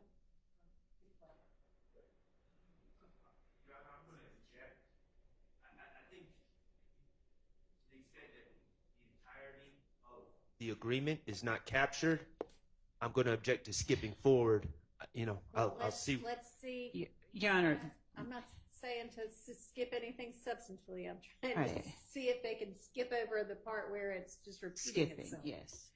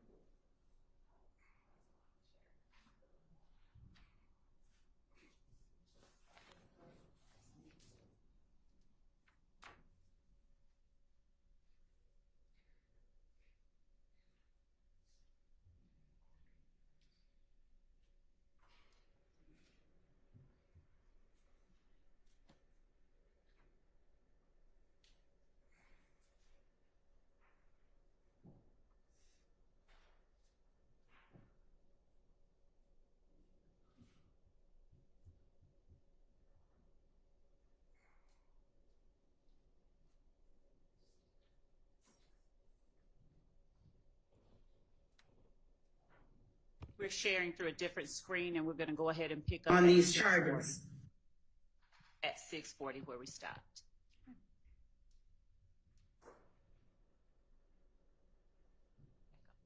It has complied with the special conditions outlined in section B as in boy, C as in Charlie, D as in Delta, F as in Frank, I as in Indigo of section 3 special conditions of sentence of this plea agreement. The state agrees that defendant shall be allowed to withdraw his guilty plea on count 30, and the state shall agree to null pros count 30. The special conditions of the sentence, as outlined in section 3, are that defendant shall abide in full by each and all of the terms of this negotiated agreement. Defendant's failure to abide by any term of this agreement shall constitute a violation of the agreement. Defendant shall testify truthfully about all matters relating to this case upon which he is questioned at any trial or judicial proceeding stemming from the facts alleged in this indictment.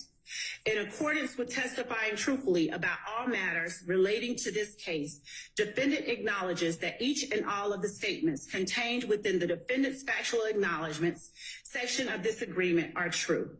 Defendant shall testify truthfully about each statement contained within defendant's factual acknowledgments and any matters related to this case when asked to do so in any proceeding related to the facts alleged in this indictment. Defendant shall possess no guns unless his right to do so is restored. Defendant shall commit no criminal acts. Defendant shall submit to random drug screenings by the Department of Community Supervision and any agency designated by the court in this case. Should the defendant test positive for any Schedule 1, 2, or 3 drug, defendant shall within 30 days of said positive test undergo drug rehabilitation as designated by the court or the Department of Community Supervision and shall successfully complete said rehabilitation program.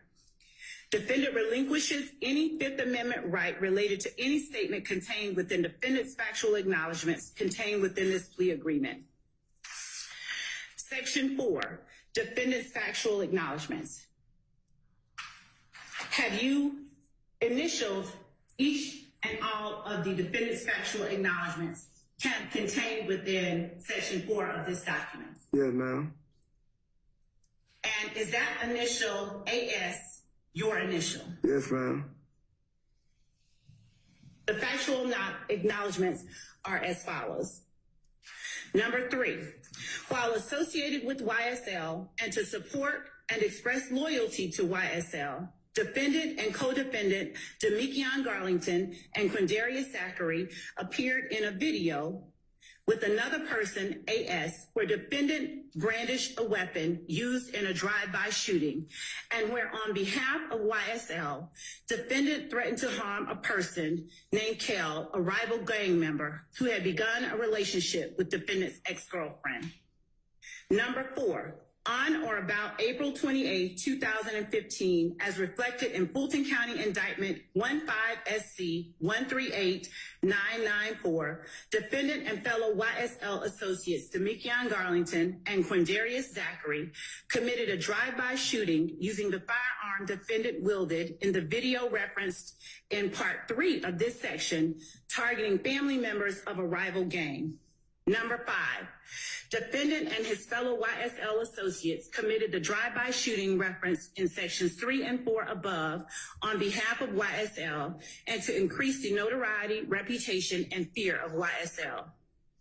Number 6, defendant admitted committing and was convicted of aggravated assault and participation in criminal street gang activity, among other charges, for his participation in the drive-by shooting referenced in sections 3, 4, and 5 above. Number 7, defendant was told by another YSL associate that immediately after the murder of Donovan Thomas Jr., YSL associates met at the McDonald's on Cleveland Avenue in Atlanta, Georgia, to discuss the murder. Number 8, defendant personally knows that one or more YSL associates committed the murder of Donovan Thomas Jr. on behalf of YSL. Number 9, on January the 10th, 2015, after the murder of Donovan Thomas Jr., defendant and other YSL associates gathered at the home of Jeffrey Williams, aka Young Thug, who gave defendant and other YSL associates cash money to lay low. Number 16, defendant has personal knowledge that he and other members or associates of YSL have either participated in or directly committed at least one of the following crimes in order to increase the notoriety and reputation of YSL: murder, armed robbery, aggravated assault, attempted murder, theft, illegal gun possession, and illegal drug possession and sales.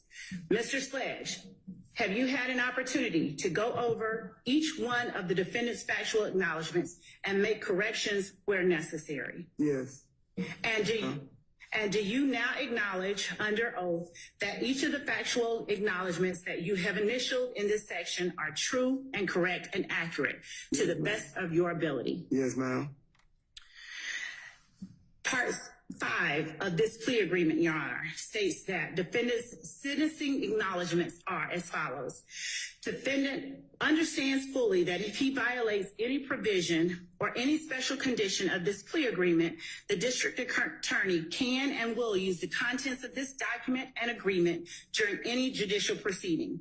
Defendant understands fully that if he violates any provision or any special condition of this plea agreement, his probation for this sentence may be revoked in its entirety, and the district attorney will recommend that defendant serve any remaining portion of this sentence in confinement at the Georgia Department of Corrections or prison. Number 3, defendant understands fully that any violation of any provision or of any special condition of this plea agreement shall result in defendant being sentenced on count 30 of this indictment, and the district attorney will recommend that the defendant serve the maximum sentence allowed by law.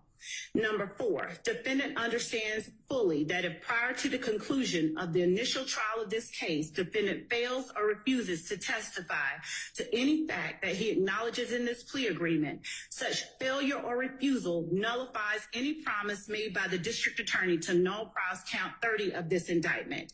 Number 5, defendant understands fully that defendant's violation of any provision or of any special condition of this plea agreement prior to the conclusion of the initial trial of this case shall nullify any promise made by the district attorney to null pros count 30 of this indictment and may result in defendant being, and Your Honor, there is a typo that is in this document. It's the word should be being, and it's spelled B-E-G-I-N. I'm going to ask that defendant just strike through and initial that word, B-E-G-I-N to B-E-I-N-G. Through. Changes. E. Then initial right there.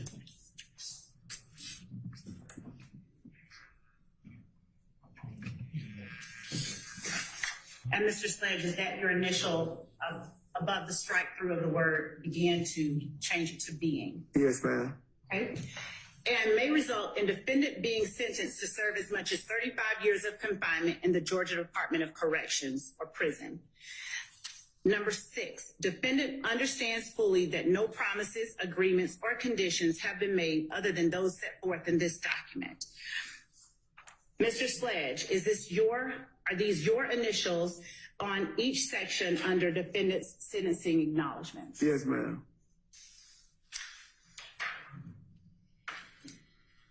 Mr. Sledge, do you agree that the following statement is one that you have read, fully understood, and signed your name acknowledging? I, Antonio Sledge, have read and carefully reviewed this agreement. I have reviewed and corrected where necessary for accuracy each statement contained in defendant's factual acknowledgments, and I acknowledge the truth and accuracy of each and every statement listed therein. I fully understand this agreement, and I've had an opportunity to discuss this agreement and each of its provisions with my attorney, Mr. Derek Wright. No promises other than those contained in this document have been made to me in furtherance of this agreement. I freely, knowingly, and voluntarily enter into this agreement without force, threat, or coercion. Is that the statement that you acknowledged in this agreement? Yeah, ma'am. And is that the statement to which you sign your name underneath? Yes, ma'am. Your Honor, the state tenders as evidence State's Exhibit 1AS. No. Any objection? States 1AS is admitted for purposes of plea.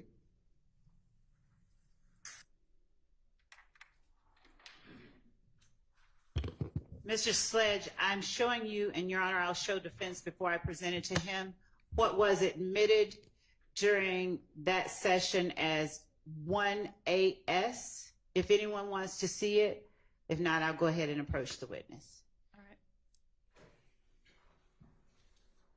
right. Mr. Sledge, would you please take a look at 1AS and tell me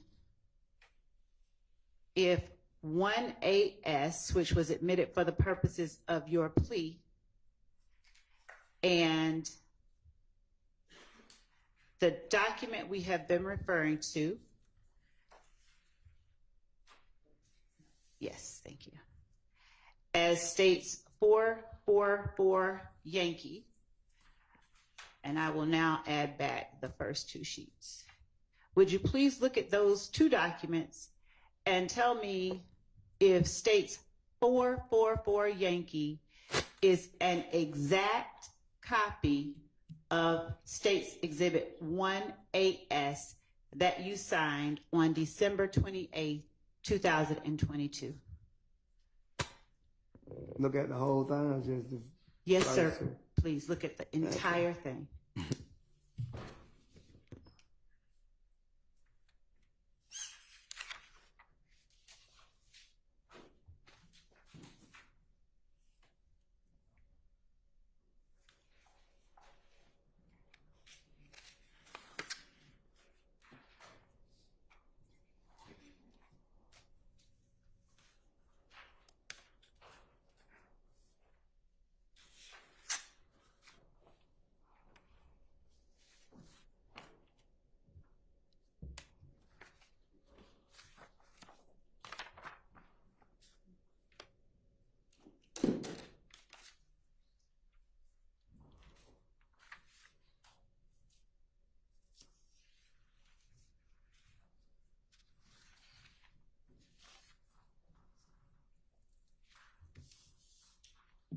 Yes, I remember this one.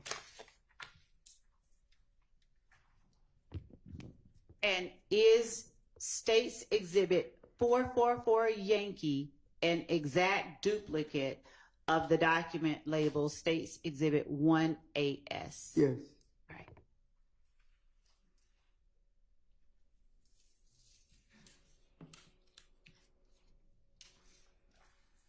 Thank you, Your Honor. One moment.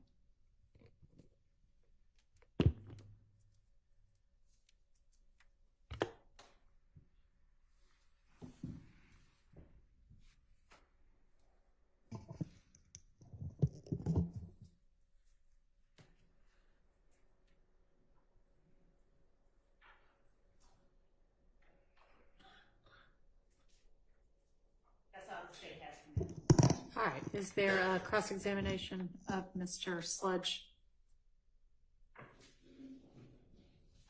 All right. Go ahead, Mr. Sharp.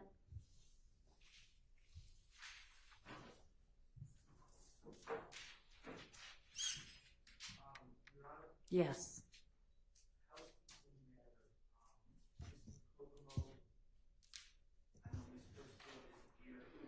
Mr. Kokomo's in need of the Zoom link. It's the same it's been all week. Can you look at maybe a prior day's email?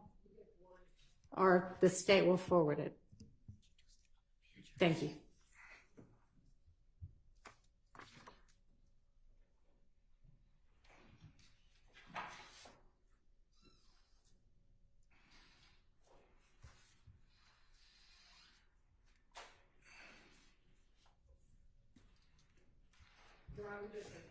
He's got it. He's in.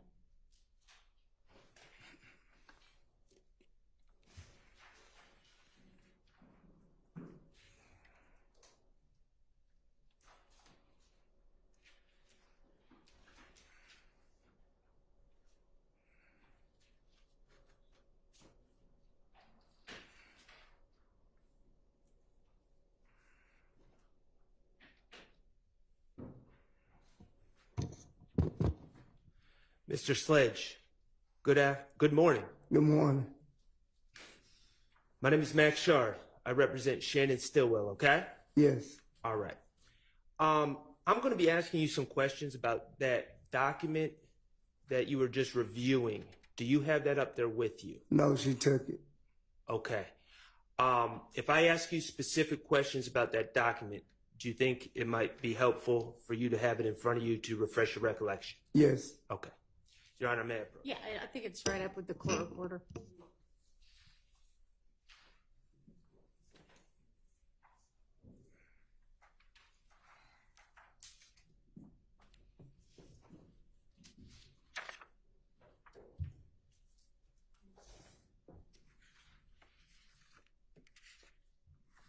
Okay. Oh, okay. I'm not. Okay. We'll get there. Okay. And just please listen to my questions and then answer truthfully, okay? Yes. All right.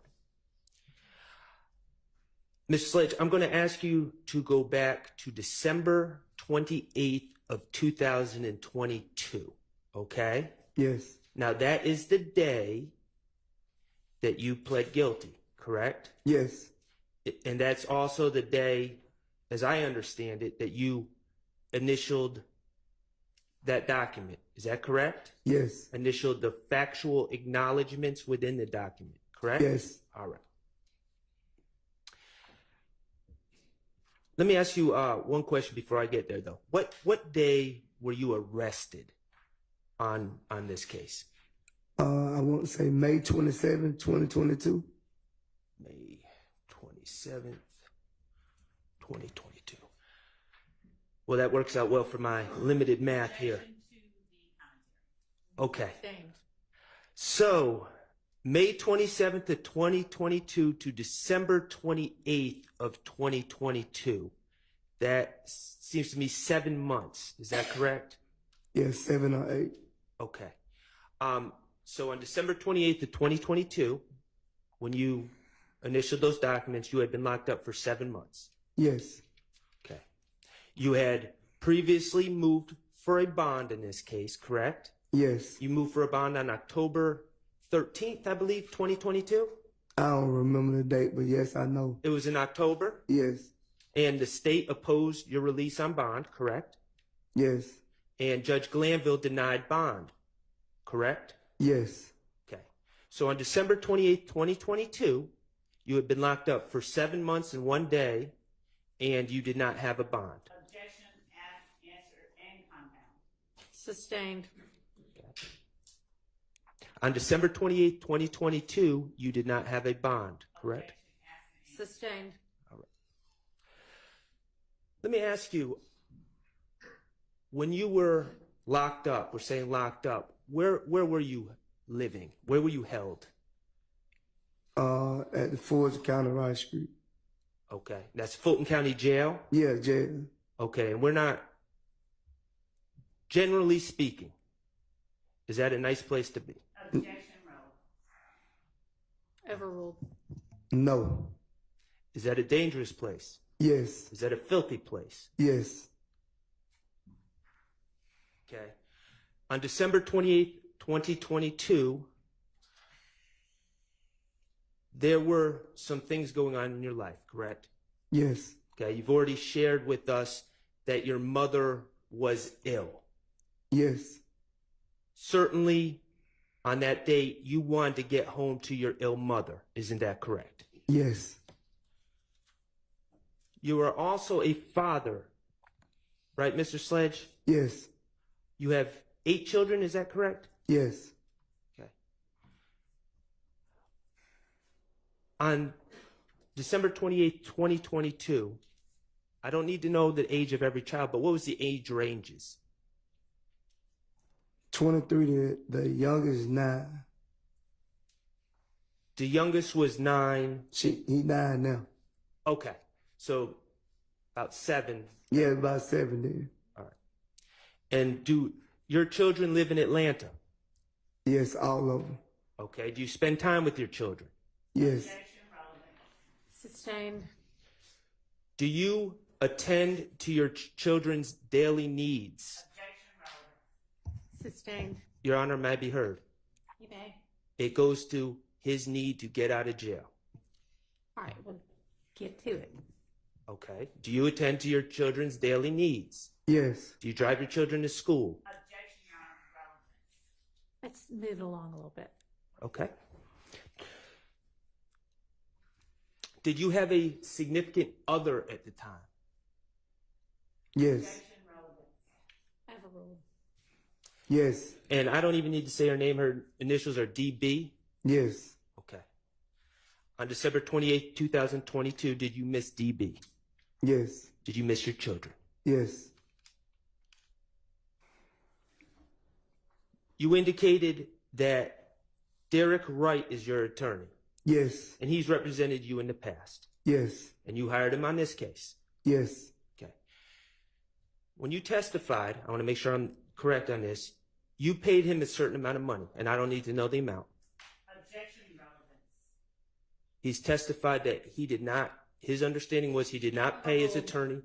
You didn't, the money that you paid your attorney, you knew it wasn't enough for him to go to trial on this long case, correct? Yes. That was your understanding. Yes. That was his understanding. Yes. You did not have an attorney to take this case to trial. All right, no. Now that we all know that that's not true, that anybody who can't afford an attorney is entitled to get an Well, I'm attorney gonna get without there. cost to them. I'm going to get there. There were people in this case that couldn't afford an attorney, correct? Objection, Your Honor, speculation, relevance. People weren't. People still don't have attorneys. Hang on. Don't talk over each other. That is not relevant to the question that you're asking him, nor to this trial going on right now. Your Honor, may I be heard? Yes, If he knows he's going to sit, you may. Yes. You know what? Let's break for lunch because I know that this is going to take more than 30 minutes for you to do your cross. So let's just break for lunch right now.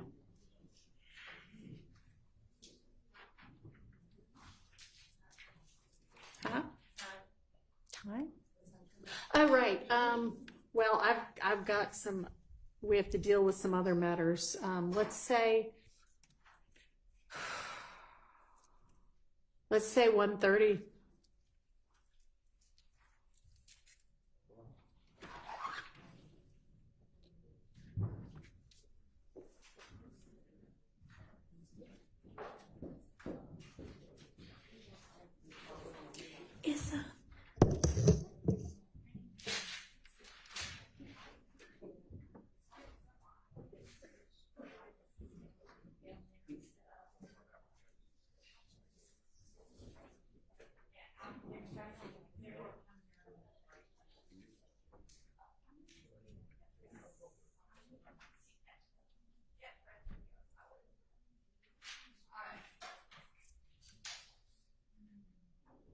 Let's take up this objection. so Your Honor, and I say this not in a pointed fashion. You weren't here in the beginning of this case. Yeah. And I know that you're not presiding on the case with the other individuals. The reality is, people were severed off this case because our public defender system did not provide people attorneys. People were sitting in jail for up to 2 years. I'm not even sure everyone has an attorney to this date. These gentlemen that are not sitting here, that are sitting in 901 Rice Street, 2 years later, I don't even know if they have attorneys now, but I do know when we started this trial, people were severed because the public defender's system had not provided attorneys. Mr. Sledge knew that. Mr. Sledge, and this is the reality, and I don't think we should hide it from the jurors. The reality is Mr. Sledge had two options: plead guilty or wait for an appointed attorney to try this case, and he would have been sitting in jail, and he'd still be in jail today. All right, all of those cases are ready to be tried right now. Everybody who's been severed out other than for that reason is ready. And, Okay, well, right, and they're still in jail. And well, so are all of these defendants. Well, but we're not going to get into that, are we? Well, at this point, I really probably wouldn't mind, but I'm not going to speak for everyone else. But it goes to his mind state.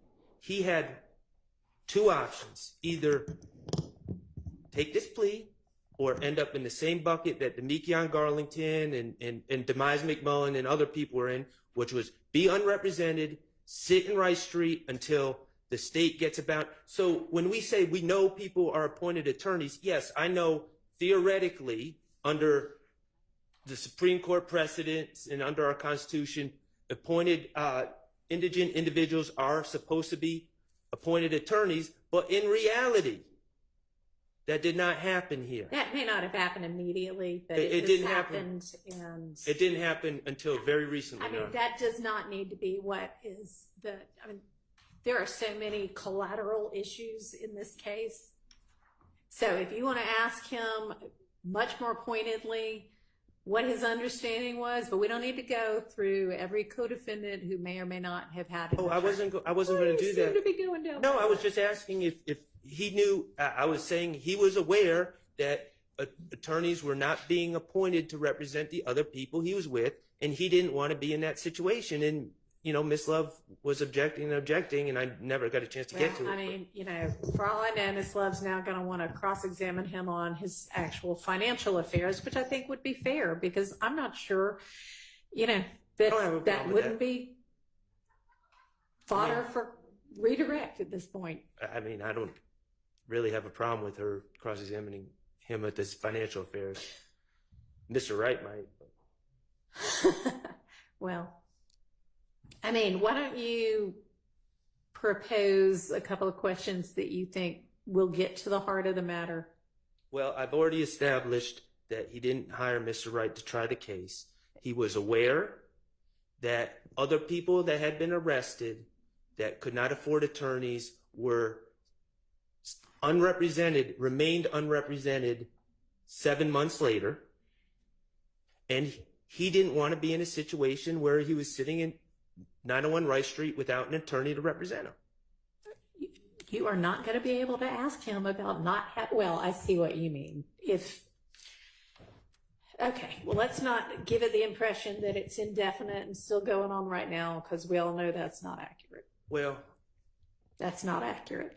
I can pull up all 19 of the co-defendants, I Well, guess, and look and all see, represented. but and they're we- all represented. They have been for quite a while, Yes, right? ma'am. a few Gone to months. several hearings with them and their They're attorneys. at like final plea stage, aren't Oh. they? Yes, At they're the- actually pushing for trial. in the middle of this Except trial. that, yes, which needs to happen, but that's a whole other issue. Okay, so you get about one more question on that, and then I move proposed on. two. Okay, what are the two? That he was aware that on December 28, 2022, there were people on this case that could not afford attorneys. They had not been appointed attorneys by that date, and he didn't want to be in their situation. I guess that's three, if we're not going to make compound. May I respond? You may. Judge, I would object to Mr. Sharp's assertion, number one, that he's established that Mr. Sledge did not have the ability to secure Mr. Wright for trial. So he said on direct that he didn't. He said, I couldn't afford Mr. Wright for trial, and that's why I pled. Okay, we'll get into that. Also, I object to the speculation regarding, his question regarding whether or not anyone else could afford or had an attorney or would be appointed an attorney or might have to wait for an attorney.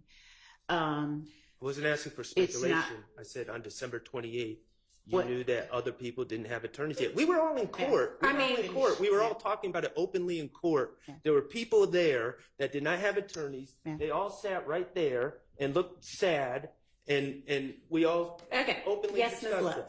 Thank you. I mean, that is It is true, an right? improper- That on December 28th of 2022, there were at least some co-defendants without an attorney yet because there are so many conflicts. There were Okay. still on December 28th. All right.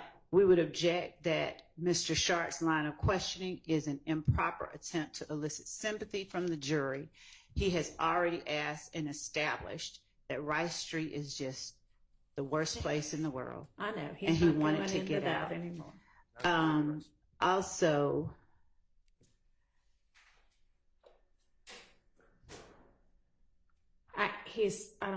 He may be trying to establish sympathy, but I think what he's legally trying to do is establish motivations for testifying, and that he's allowed to do. motivations for you For mean entering whatever court? he's doing, for whatever this witness is doing. Okay. That's a legitimate. Would the court indulge and ask Mr. Sharp just to repeat so that I can write it down exactly what those questions are that he intends to ask and that the court is about to rule on? Do you mind repeating those? I'm going to try to do it as consistently as possible. I was kind of making them up Off the cuff. I off know. the cuff. You were aware that other people arrested on this case had not hired attorneys on by December 28, 2022. On December 28, 2022, you were aware that other people arrested on this case had not hired attorneys. Okay. On December 28, 2022, you were aware that some people that had not hired attorneys had not been appointed counsel and remained unrepresented, Okay. and you did not want to be One of those people. one of those people at Rice Street without an attorney. Okay. And Ms. Love, if you want to voice what your objection is, if any, to those questions for the record, you may. I'm getting that last compound one down. Remains unrepresented. And Had not been appointed counsel and remained underrepresented. so I have, you were aware that other people arrested on this case had not hired attorneys on December 28, 2022. And the second one is you were aware that some people who had not been appointed attorneys remained unrepresented on December 28, 2022, and you did not want to be one of those people. Did I get Well, it right? that was my phrasing of it. His phrasing You did was not want to be unrepresented and in Rice Street. correct. Okay.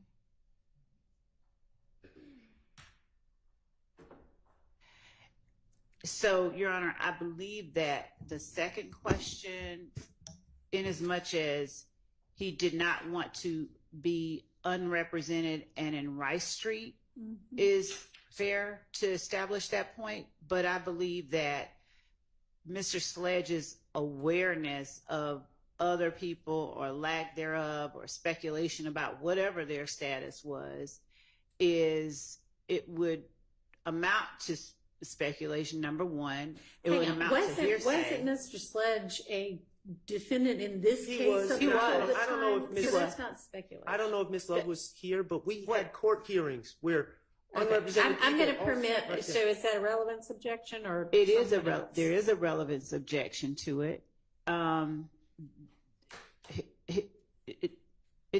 Yes, there is a relevance objection as well. I'm going to permit all of those over objection. Thank you. Anything else you think we're going to need to hash out outside of the presence of the jury? It also suggests impermissibly in my mind that the plea that Mr. Sledge gave was, and I mean, this may be something that we just argue, wasn't given knowingly, voluntarily, and willingly, when Mr. Sledge has already said that he pled guilty knowingly, willingly, and voluntarily. You've got the video in evidence where he says that and Right. acknowledges it. So, all right. So, are there any other issues we think are going to need to be taken up outside the presence of the jury while we're doing this? Mr. Steele just sent over a Dropbox link, and we don't know what's in it yet, so we have to review it, and we don't know yet whether there's All right, something Ms. else. Steele, is that your potential cross? Yeah. Okay. All this in October. All right. In Your Honor, Yes, sir. I plan on you. I'm sorry. In Your Honor, I just handed the state a one proposed exhibit that I'll be using, DS-36. It's from Discovery, but I've taken out all the commentary. It's ironically something that they're seeking to admit. Okay, well then they should not have an. Yeah, you would think that would be the case. But it's pictures of Kelvin Watts, Miss Entrevia Smith, and Mr. Sledge. And I'm going to ask him if he knows who those people are. Any issue with that? No, Your Honor. Okay. Not to this. I haven't seen the rest of what's Okay, new in the job. I know nobody's seen Mr. Steele's stuff in the context of its use. Obviously, they've seen it in discovery, but yes, sir. Yes, Your Honor, I do have a document. Okay. I have a document as well that was provided in discovery. Okay. That I intend to introduce in the short state. All right. Thank you. See where we are. Great. Thank you. You want to go ahead and do that right now? Yes, Your Honor. Okay.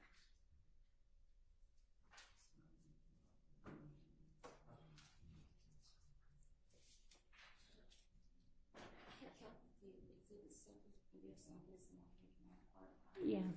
Yeah. Mhm. Yeah. Older signs for Mr. Sledge exhibits, and there's several missing out. If you take any of them out, please bring them back. There's none of the pictures, there's only 444 wide in here. And it should be 44 wide, well, 410, 314, 448, which are photos. None of the photos are up here that were submitted.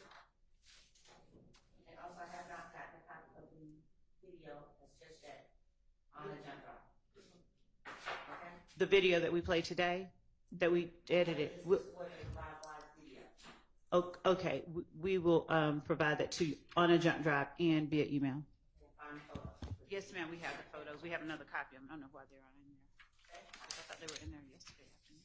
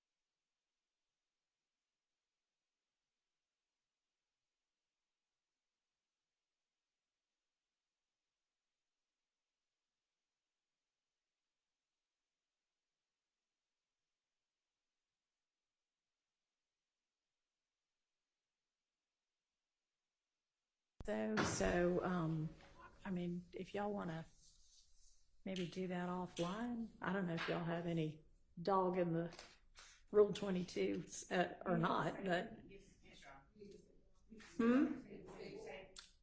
I don't know. Is there a Jason Whitaker here? He was one of the people that, if not, then we won't bother with that part of it. If he can't show up for it, then. Okay. They're what? Okay. Well, they can come in here beforehand. Are you Jason Whitaker? I am. All right. Hello. How are you? Come on up to the podium. So I know you have just very recently filed a Rule 22, and I think we were going to have a hearing on Monday, but you maybe didn't get notice, so we had to move it to another day, because obviously you need notice in order to be here for it. I was actually sitting right back there when your assistant called me. I was sitting there. Okay. Well, anyway, we tried to reach you, and that's why it wasn't earlier is because I'll we look thought that you didn't have notice. So sorry. Maybe I thought I even asked out loud, but anyway, It's perfect. here we are now. We're here. And I know that you want to film in some way. Here's the thing, is that we have already got a whole lot of people filming, and I'm going to have Sylvia Parks in just a minute. I don't know if she's here right now. What I am going to propose is essentially the same thing that I proposed with regard to Miss Bumpus, is that you all kind of be pooled media. Okay. Because we just already have so much going on. Not a So problem. that work for you? Can I express what I was seeking to do? Sure. I actually didn't want to. Well, first of all, my name is Jason Whitaker. Hello. I'm a member of the community. I'm a Morehouse graduate and actually a former classroom teacher at Cleveland Avenue Elementary School, one of the schools they've been talking Thank you for about. I do a podcast, and Okay. we've been live streaming and discussing this case. And I did not want to actually record anything. I Oh, wanted okay. to just be able to, if possible, because I had the Rule 22, be able to use my phone and just update on things that have happened in court. That's it. Nothing more, nothing less. No filming, no picture taking. Just being able to keep up with the community that's watching this. Actually, I stream it from home, so they're watching it out from my house, and they just be able to say, "Hey, this is what happened." Or if the audio goes out, say, "Hey, this is what you might not have heard," or anything of that nature. We So don't it's say not anything exciting when the audio goes no, out. nothing exciting happens No, when the I audio goes know. out. So that's actually it. Just Okay, well then you'll sit in the media row? yeah, absolutely. Okay, because they're kind of different rules for the media, phones, and other I will people's follow all the phones. rules that are Okay. given to me. That's fine. That's You fair. may do that, yes. Okay. Do I need to give you back this to get it signed, or does the deputy just need to know? We do it all electronically, so I'll just sit. But my understanding then is that you just want to be able to use your phone to And my laptop, just post just essentially, but not to record in any way. nothing's recorded, Okay. nothing's pictured. All right, we'll get one filed that gives you that permission. I appreciate it. Thank you so All much, right, young lady. thank you. Thank you. Okay, Miss, is it Parks? Will that work, or just Miss? Okay, come on up.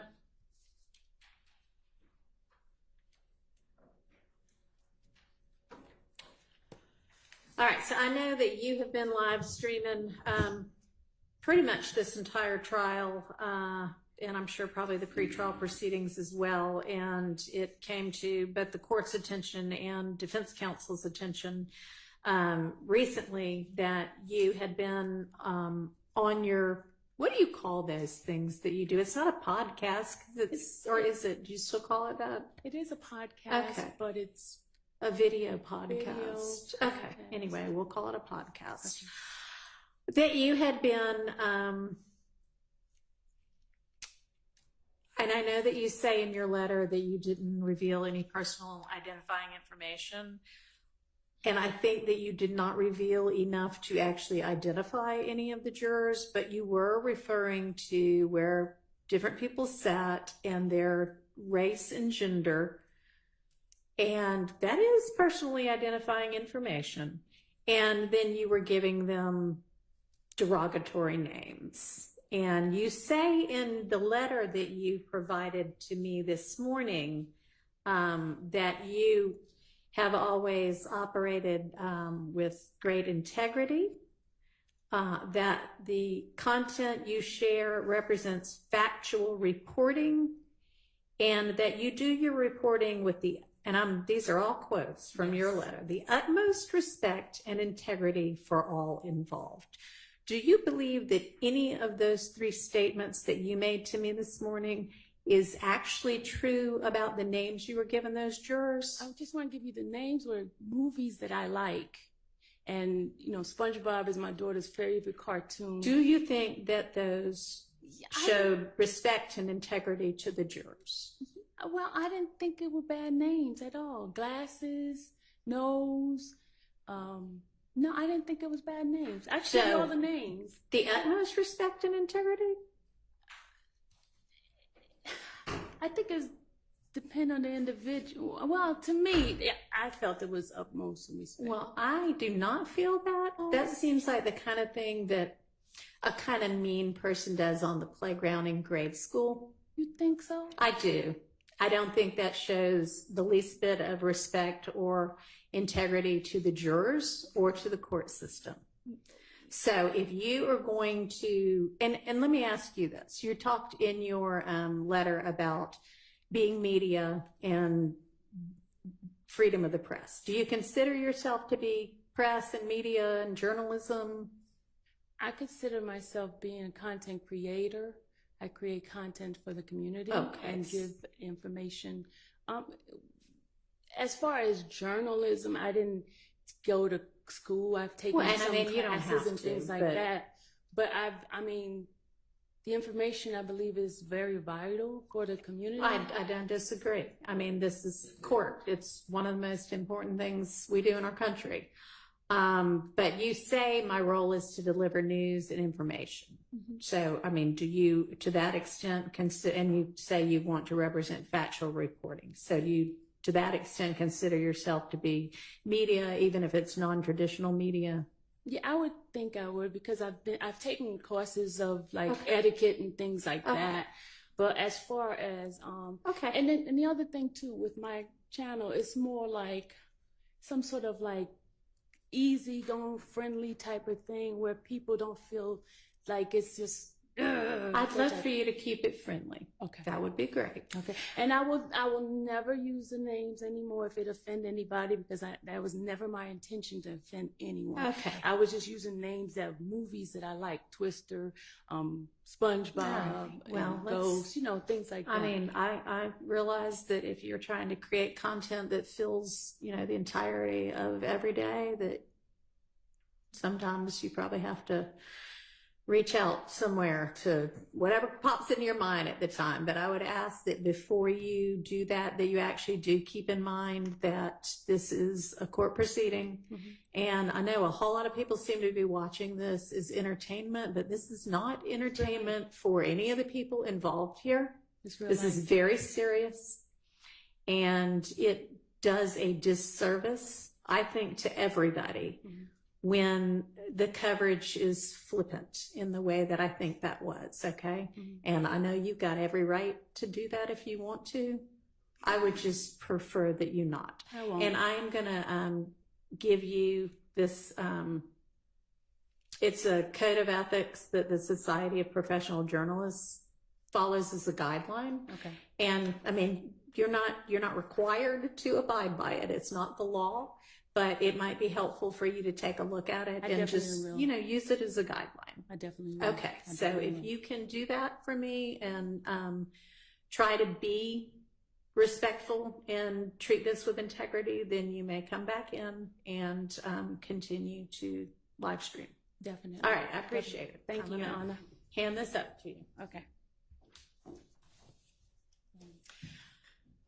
All right, I don't know if y'all have had an opportunity now. We can get back to our issues with, or potential issues with some of the exhibits that may be used during the cross. Yes, Your Honor. And all with right. the court's permission, may I maintain my seat because I'm looking at You may.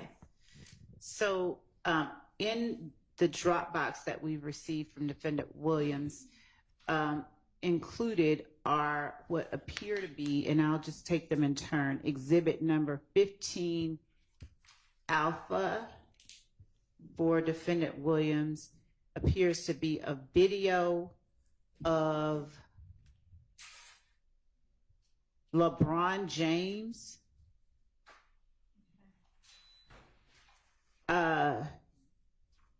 dabbing up someone and wiping his nose and saying slime. Okay. We object to that. On what basis? Relevance grounds. I suspect the relevance is going to, well, I don't want to speak for you, Mr. Steele. What's the relevance? It just shows that this is not unique to YSL. Okay, well, or in a gang. Also, Your Honor, it's already in evidence. It's already in evidence anyway? It's already in evidence. That's possible. It may have gotten, that may have been the case, and if that's the case, it's not, I can see. I'm going to overrule the relevance objection to the extent it's not in evidence. All right. Any others? And yes, there are apparently, so I'll name them again. 16 Alpha from Defendant Williams is a person unknown to the state, a random person in what appears to be a TikTok video. And this person is, they're singing. Okay. Apparently they're singing Defendant Williams' song. Okay. And they're saying, and he's saying slat, slat, slat, slat, slat. They're lip syncing to it. It's a young female wearing a skull cap, lip syncing to Defendant Williams' song. Which number is this? Okay, in the beginning, there's no skull cap. She's got okay. her And she hair puts straight one down. on. Okay. And then later on, there's a young lady in a skull cap. We object on 2 grounds: relevance, and in as much as it is Defendant Williams' statements, his statements, we would object as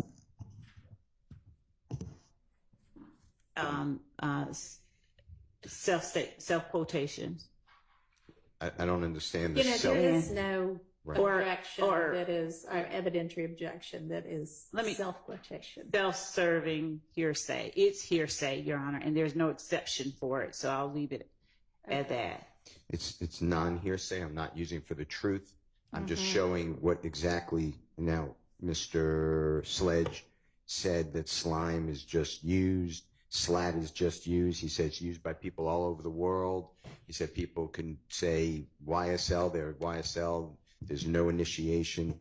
I don't know, though, Your Honor, if he has seen these before. So The what? You don't know what? I don't know if I could lay a foundation. I don't know if he's seen these before, so I would show it to him beforehand. So, I mean, if this is an exhibit that's showing somebody lip syncing to one of your client's videos where he uses whatever this terminology is, that doesn't establish anything other than he put these things in a song and people sing his songs. That doesn't establish that she or anybody else would have used that terminology otherwise. So I'm going to exclude that. That does not show what you allege it to show. I think that goes to potentially weight, but I understand the court's ruling. Additionally, Your Honor, 16 Bravo from Defendant Williams is a video that I think it's safe to say has not been tendered previously. And it is, as it's loading, it's a young man whom we don't know the identity of, who is, I think, either singing or lip syncing. He's lip syncing Defendant's song. All right, let me say that anybody who is just some random person lip syncing or singing a song that Mr. Williams put out does not establish anything other than once he puts out these songs, people like the lyrics and sing the lyrics, and that doesn't establish anything other than that. That it is now in common parlance in the music business is probably not even an issue. So I think that is the case for 16 Alpha, 16 Beta, 16 Charlie, 16 Delta, 17 Alpha, 17 Beta, 17 Charlie, 17 Delta. No, that's wrong. So it would be under 16A through F would be consistent with this honorable court's ruling. I will not attempt to introduce it. 17A through E, some of them have already been admitted. Other ones are similar. It's just people who are using the nose wipe, if you know what I'm talking about, the finger across the nose. Okay. And that's what those are. And those are already in, or No, not all of them, but some of and them. do we know when these came into existence? Yes. Mr. Trontavious Stevens and Jeffrey Williams exhibit, or JW exhibit number 17A is already in evidence, and it's already marked 7 through E. Judge, can we confirm that? Because I don't have that same memory of 17 alpha. Sure. And I guess at some point we really do need to sit down and sort out the evidence that came before me. But yes. All right. So we do not have that same memory. And to the extent that it is not, if it is not, we would object on relevance grounds. It is an unknown person. All right. Do you know when it came into existence, Yes. roughly? We have the exact date. It's also 15. I think I said 17. You 15A. did. 15A is LeBron James, right? 30 in, and Mr. Kumo is getting the date, if that's okay. So you already talked about 15. If it's So 15A is not LeBron James lip syncing, is it? it's LeBron January James. 22nd, 2024 was admitted into evidence. Yes, January 22. Is he also lip syncing one of Mr. Williams' songs? Mr. LeBron James is coming into a locker room. He has teammates. He's a basketball player. Yeah. I know you know that. But, I know you're setting up for the record.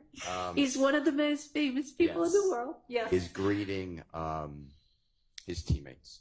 Okay. And as he's greeting, he's doing different type of greetings, and one of them is the wiping of the nose. Okay. That's what it is. Okay. Other people in there, and I have to look to get the exact numbers, but is a baseball player on the Padres. Last name is Musgrove, Musgrove. He throws a pitch on the diamond.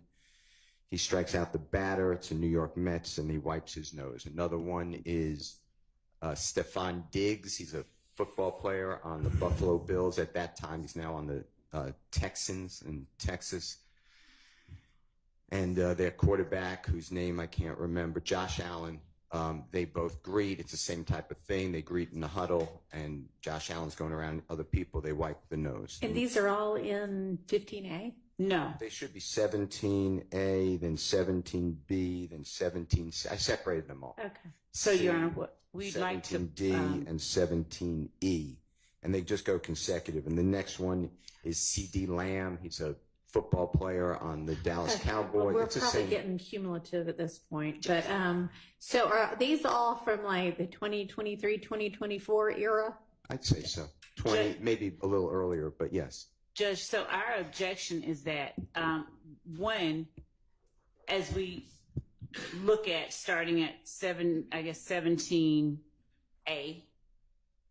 these videos that Mr. Steele or Defendant Williams is seeking to have admitted are nothing more than people imitating a hand motion or lip syncing words that Defendant Williams appears to have made popular through his music and his songs.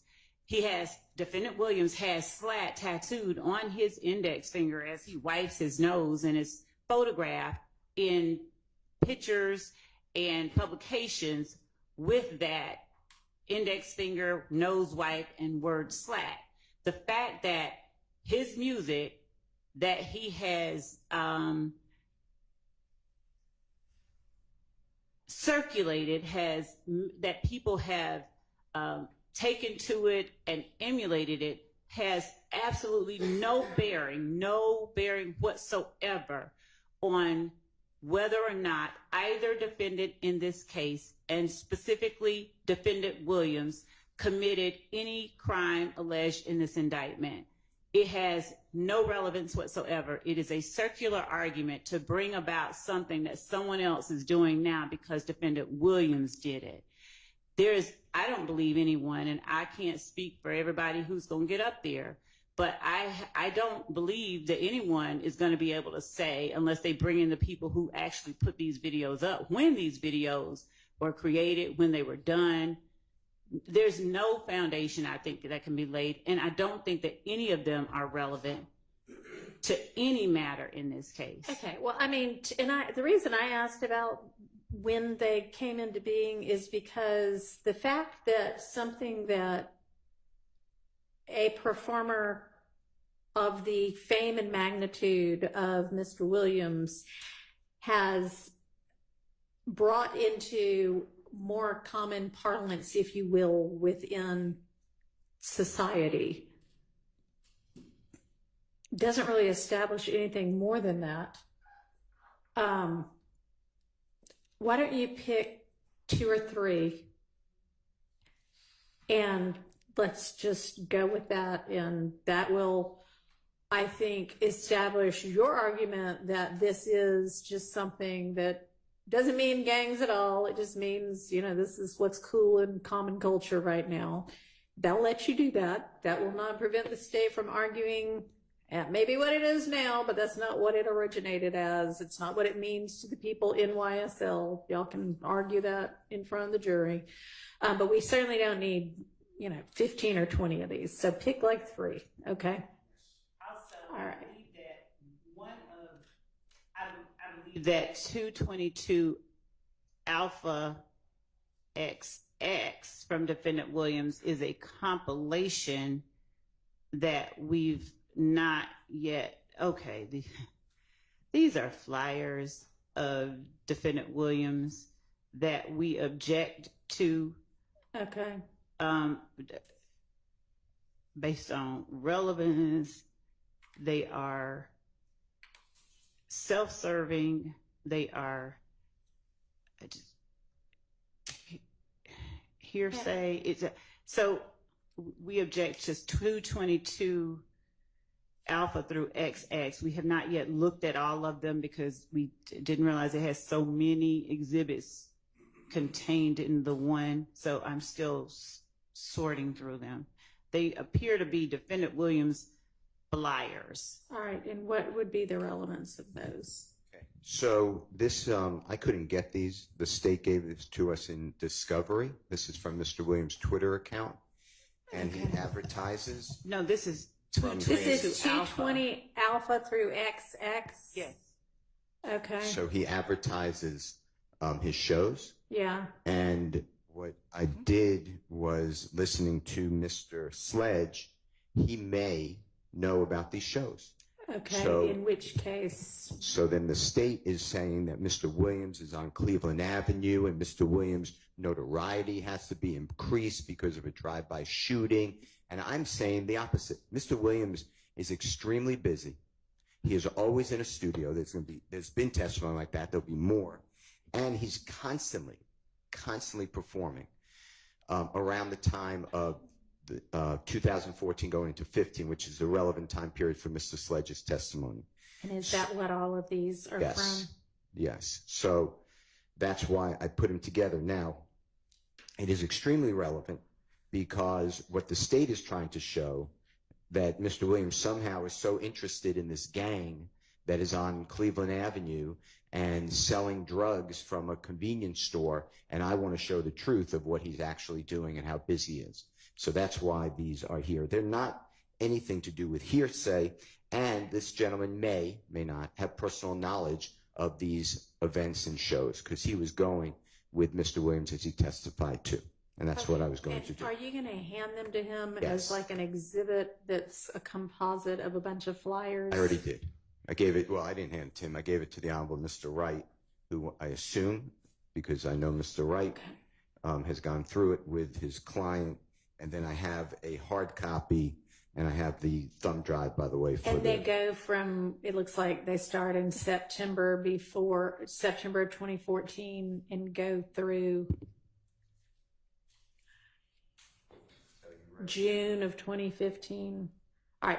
You don't intend to display each one of these separately, do you? Because that's... I would try to get them into evidence and then use them at the appropriate time. Like a few, like a smattering. That's what I think. Not 57 of them or however many there are, okay? Well, I was I going... know, I mean, the jury will have a whatever, inch thick Yes. composite exhibit to look at. But I will only, yes, I'm not going to go through every one of them. In terms of court time, okay. I will be... All right, I'm going to overrule that. So, Your Honor, the response that Mr. Steele gave regarding it showing that Mr.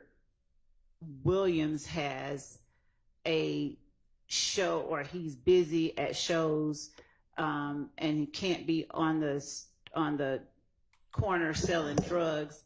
One, these are flyers that he created. These are not photographs of Mr. Williams at the show. It doesn't even say that he went to the show. He should. Okay. Well, I mean, then I guess maybe you can make that argument, but he's got all of these things lined up on his schedule. And then as to Defendant Williams' exhibit, and of course that would be, I guess, as the court says, subject to a proper foundation being laid, assuming somebody, he can even talk about these, but Exhibit 255 Bravo, Your Honor, All right. is a... So we're going to a different exhibit now? Yes. Okay. It is. And would the court give us a number? Like, I know the court said a smattering, but is there a number? All of these flyers? No, if you feel like he's getting beyond what's reasonable and that it's getting to be a waste of time, then you can make that objection and I will rule on it. Yes, Your Honor. Okay, let's look at 255. What's our issue with that? So, Your Honor, 255 Bravo appears to be a collection of tweets from people that we do not know and have no knowledge of the identity of, saying and lie to their sister, baby, mama, and granny, and get on the stand and tell the guy's honest truth. I just don't get it.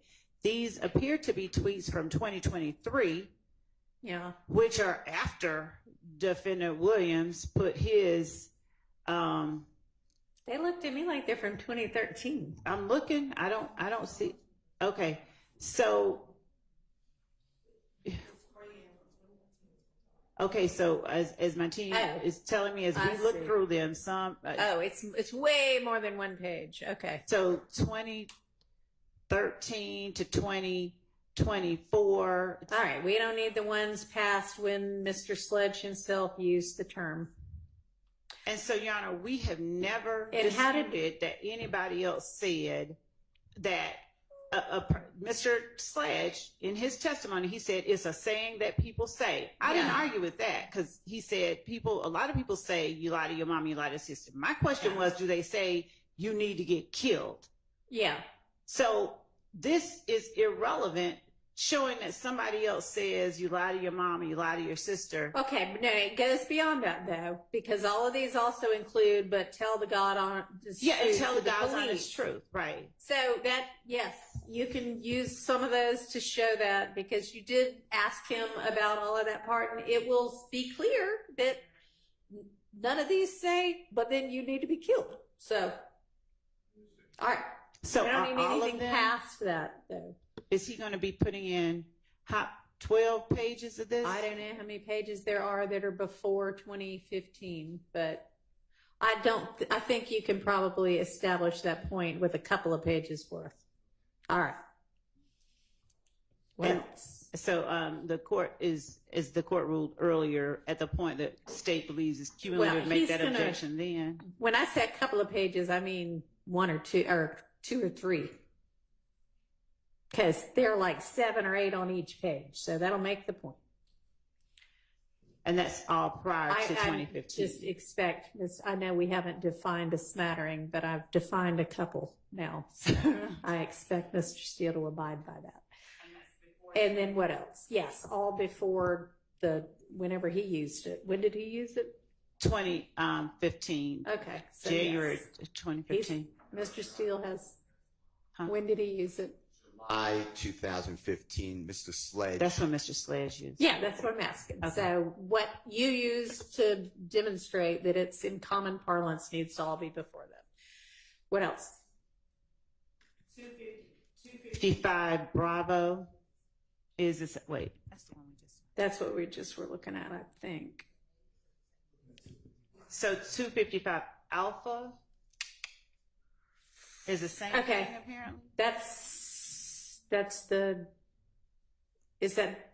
one with all of the flyers for, we've done that one. So no, 255 Alpha literally is another 32 pages of tweets. Oh, 255. Okay, I'm sorry. Is a PDF, a 32-page PDF We don't need that, right? of The same thing. the same All right, thing. Mr. Steele, we don't need 255 Alpha and Bravo, right? No, I understand the court for Okay. I'm going to go through July 2015. I got A couple of pages through there. With 2 or 3 pages showing that. Okay. All right, what's next? Is the same ruling in effect with respect to, and I think the court said smattering, I don't remember which one that applied to, with the wiping of the nose? The smattering was the flyers showing his shows. Okay, so he's going to pick 2 or 3 from his Exhibit A, I don't, or wherever they are, 15, whomever it is. I don't know whether you want to use famous people or non-famous people, but the ruling about singing the songs, those are just out. But people using the same kind of hand gestures, pick 3. I don't care what they are. Okay, so what else?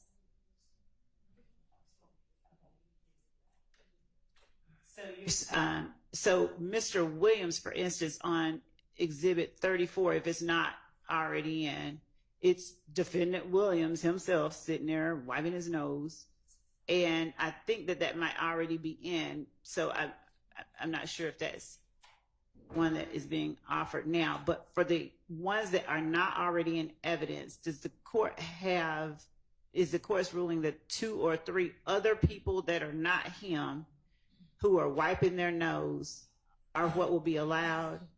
Wiping their nose, or if it's some other hand sign, just 2 or 3 things, 2 or 3 of these to demonstrate, whoever the other people in the world do this to. And Your Honor, I don't know that it's going to establish anything because this is 10 years after we have heard that YSL, which might be or might not be a gang, was created, but. So, Your Honor, and we would ask as well, because I've seen, I'm not saying anyone in particular, but we would ask that reference to what is contained in the picture. For instance, do you recognize LeBron James wiping his nose? Not be made until it is established whether the witness on the stand, who is supposed to be the witness through whom it is entered, can establish whether they've seen it, know what it is. It's not, do you recognize LeBron James wiping his nose? Are you familiar with this? Have you seen this before in your life? And given that Mr. Steele has already given Mr. Wright the exhibits, the answer will be, yeah, I've seen it. Well, the fact that I think Mr. Steele probably knows how to handle a witness well enough to lay the foundation properly. I'm just asking based on if what you has want to happened then so get far. up and ask, never mind, I'm not even going to suggest that. Okay, so are we clear on that? He can ask before today. What else? I think that the videos of people lip syncing, the wiping of the nose, and the tweets about lying to your mama and telling the truth in court are the only 3 categories. Okay. And so since there are so many, I think we've covered All right. that.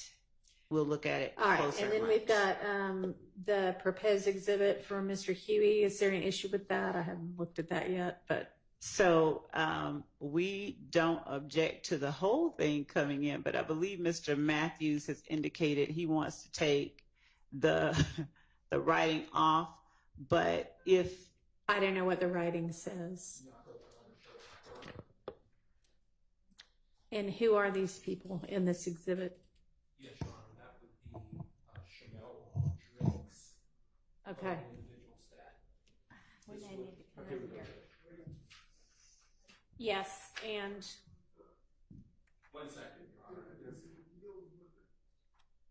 talking to your mic. Okay, well, all right.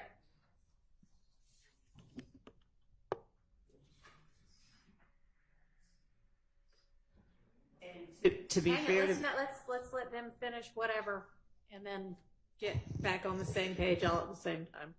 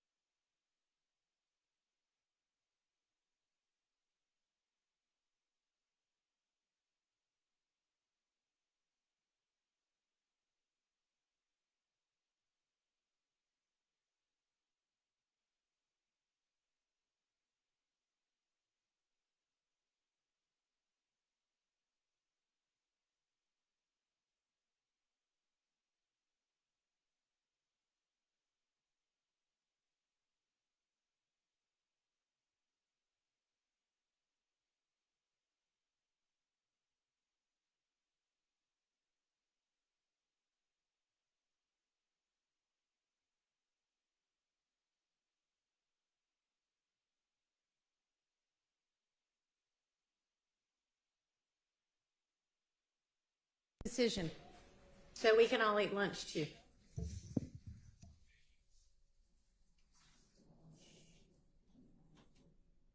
And so that your clients can eat lunch.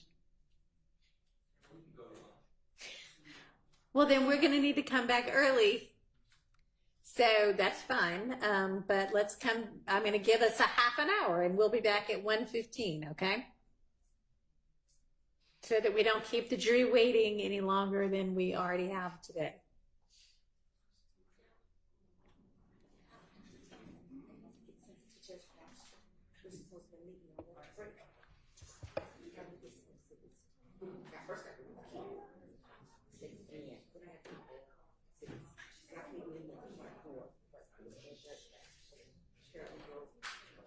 Can't you get to there to do that?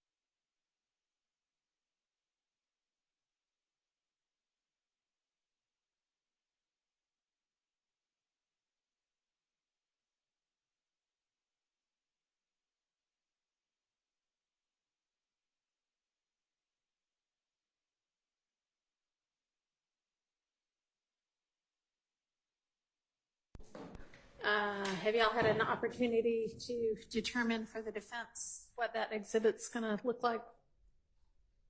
Your Honor, that exhibit is going to be introduced at a later stage. Okay. Thank you. All right. Anything else before we get the jury in? Just one thing, Your Honor. I was under the impression that this night was going to play an exhibit for me during my cross, but you just give me a second, I can get it to Mr. Copeland. Okay. She should be on the way to work. Oh, okay. So we good then to go ahead and get the jury back if they're ready? Have Mr. Copeland on standby, but yeah, he should probably go ahead and key it up. Okay. If it's an accident, he'll be able to play with them. All right. So we're good then? Can we get Mr. Sledge back in?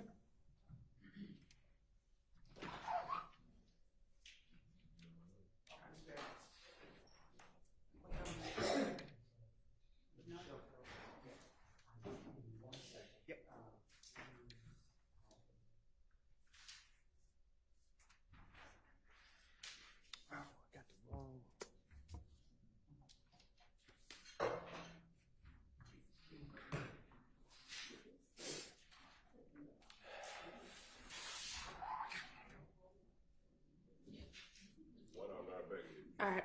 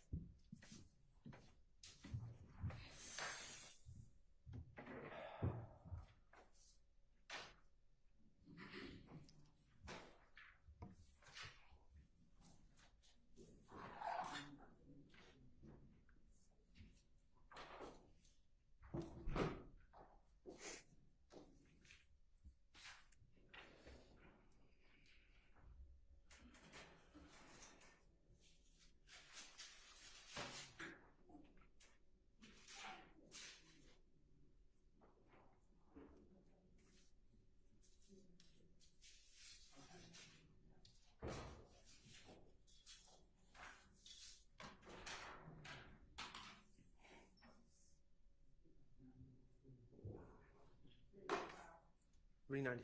Thank you.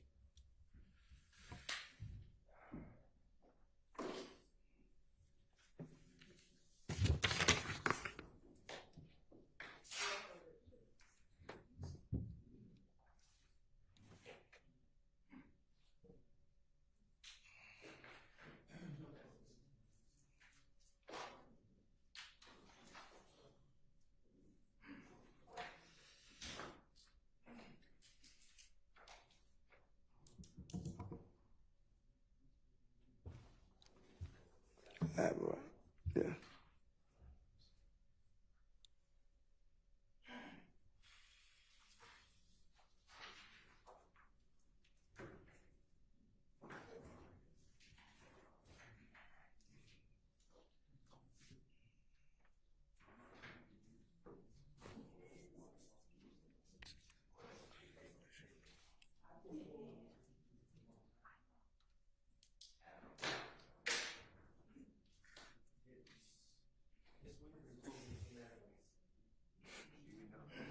Mr. Sledge, can I just see that for 1 second?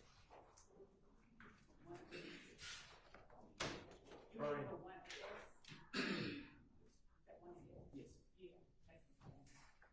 Well, that's what's in evidence for the purpose of the plea. Is it in evidence for this trial? Which? And I'll send you, nobody has. Which are we talking about? One AS.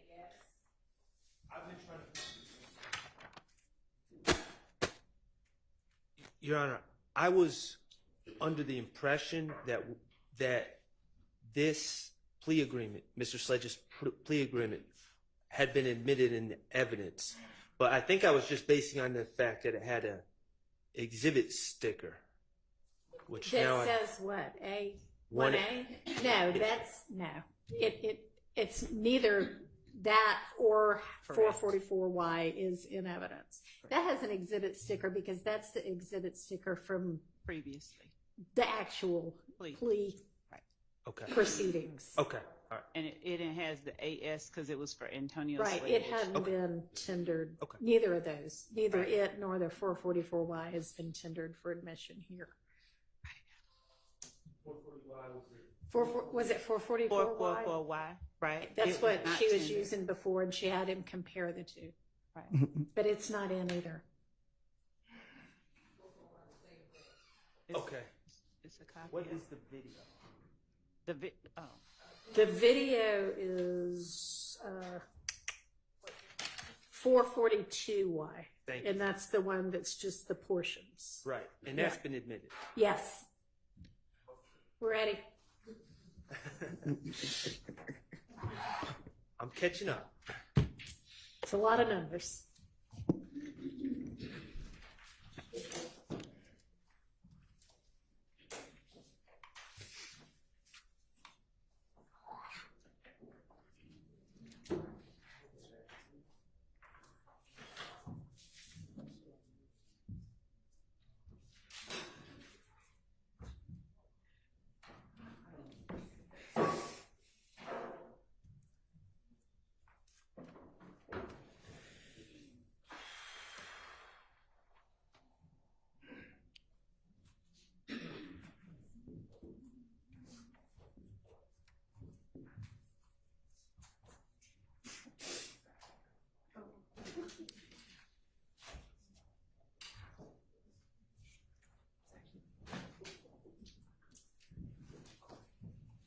Thank you.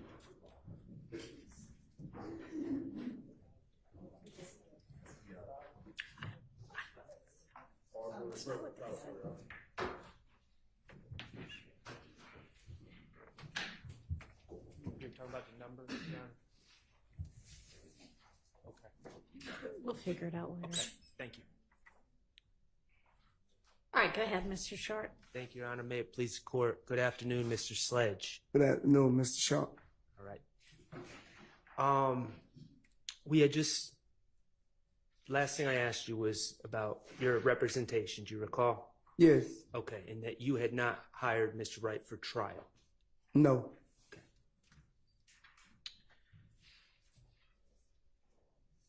On December 28th, 2022, okay, you were aware that, well, let me back up. Typically, have you ever had appointed counsel? Objection, relevance. Just trying to educate on how it usually works. I'll move on. Okay. Okay. On December 28th, 2022, you were aware of co-defendants on this case who had been arrested. Yes. And there were some of those individuals who could not afford attorneys, correct? Right. And you were aware that some of those individuals were in Rice Street. Yes. Or they were in Rice Street. Yes. And those individuals that could not afford attorneys had not been appointed attorneys as of December 28, 2022, correct? Yes. Okay. And isn't it true that you did not want to be in their position?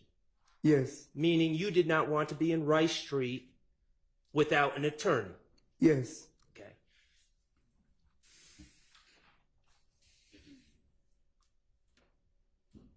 You believed, for the purposes of having representation, it was in your best interest to resolve your case via plea on December 28, 2022. Yes. Okay.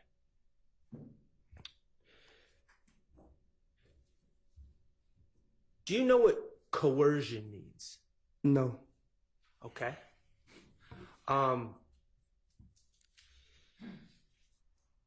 What about pressure?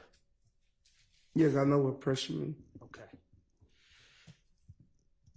Being in, and this is your truth, I'm not asking for a legal definition, okay? Yes. Okay. Being in Rice Street for 7 months prior to your plea, did that put pressure on you to accept this deal? Yes, a lot. Okay. Being separated from your sick mother and your children.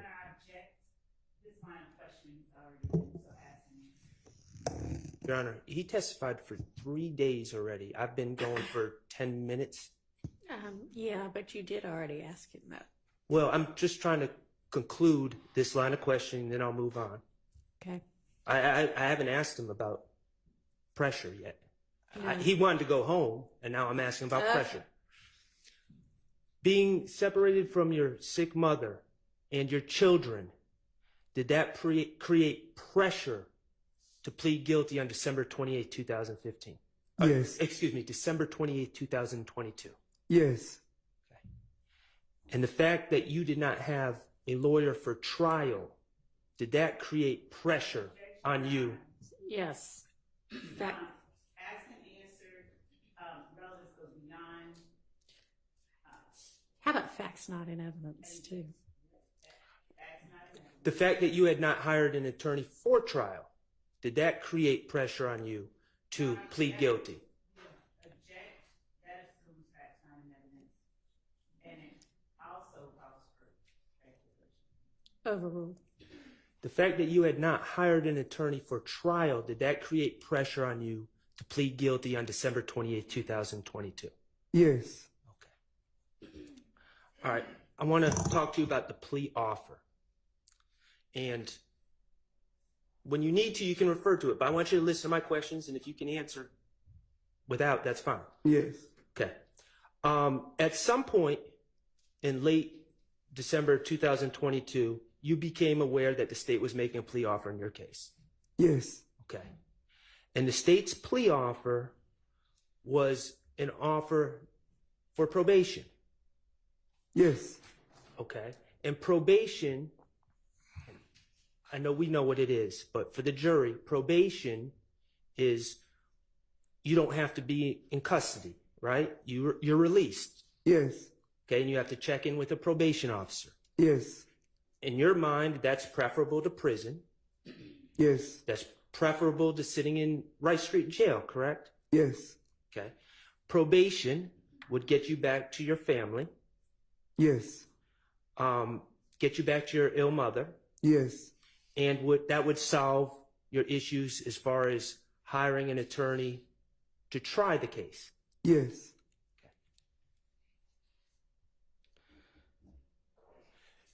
You were interested in a plea for probation. Yes. Okay. Now, as it turned out, there were factual acknowledgments that you would have to initial to receive that offer of probation, correct? Yes. Okay, when you first learned about probation, did you realize that there would be factual acknowledgments that you had to initial? No. Okay, but at some point your attorney told you to get this probation, you're going to have to agree to factual acknowledgments. Yes. Okay. Let's talk about the factual acknowledgments. Do you remember the first time you saw the factual acknowledgments on that plea form? Was it December 28th? Yes, I want to say yes. Okay. Could it have been earlier? To the best of your recollection. Yes, I think if I'm not mistaken, yes. Okay. Did you ever write a statement with your truth about what happened in 2015 and give it to Miss Love or any other prosecutor in this case? Objection vague as to your truth and what happened in 2015, vague overall. Did you say 2015? I did. About what this case is about. Did you ever write a statement? Oh, about, not in 2015. No, about 2015. Overruled. No. Okay. Did you ever sit down with Miss Love before this plea? No. Okay. Did you write the factual acknowledgments? No. Okay.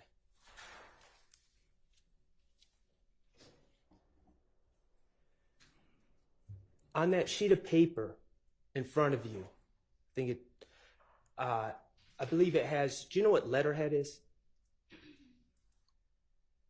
I think it's the stamp, something like that. Okay, on the top of the paper.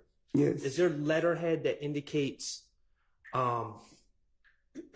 whose office that paper is from? It say Fannie Williams. That what you talking about, right? Yes. Yes. Okay, from the Fulton County District Attorney's Office? Yes. Okay. Do you know who wrote the factual acknowledgments? No. Okay. Who presented the factual acknowledgments to you? Was it Miss Love? Yes. Okay. Did you know Miss Love back in 2015? No. Was she hanging out with you in 2015? No. Okay.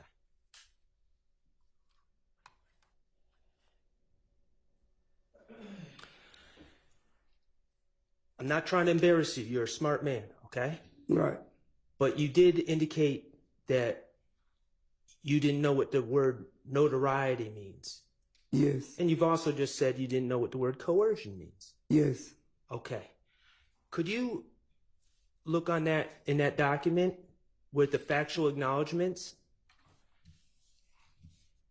Should be page 3. I'm going to ask you to look at factual acknowledgement 1.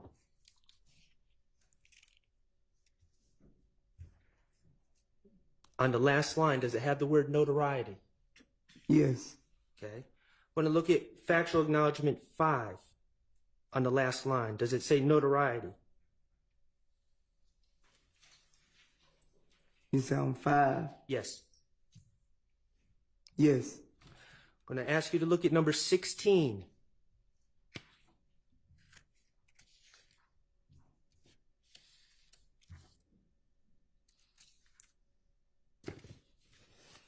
On the third line down, on 16, does that say notoriety? Give me 1 second.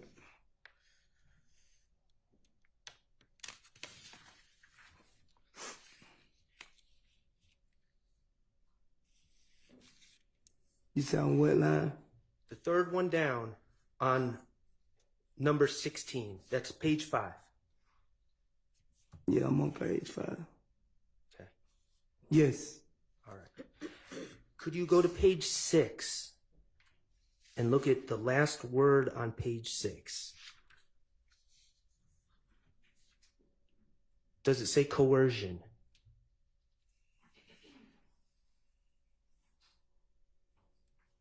Yes. And those are words to this day, I guess before this trial maybe, that you never knew the meaning of. Still don't know the meaning of them. Okay.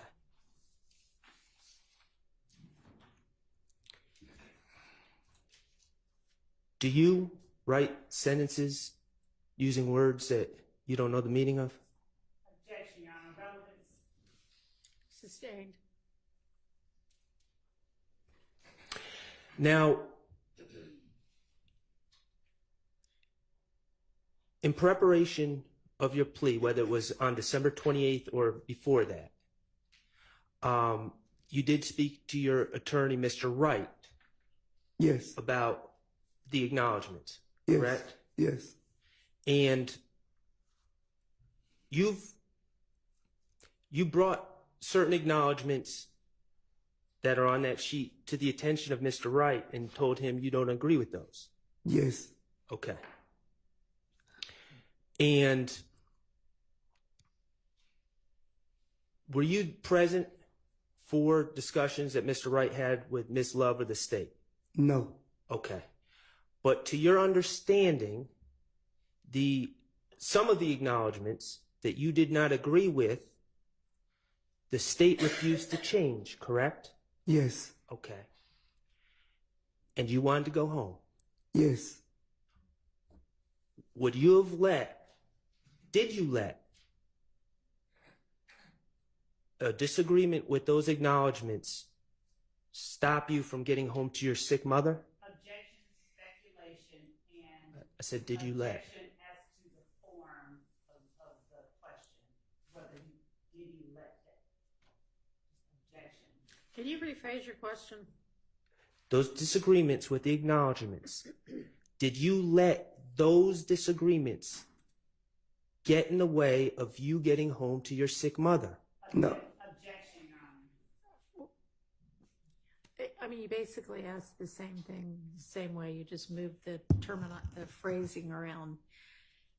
I don't really know. Can you rephrase it again? Okay. Can I break it up?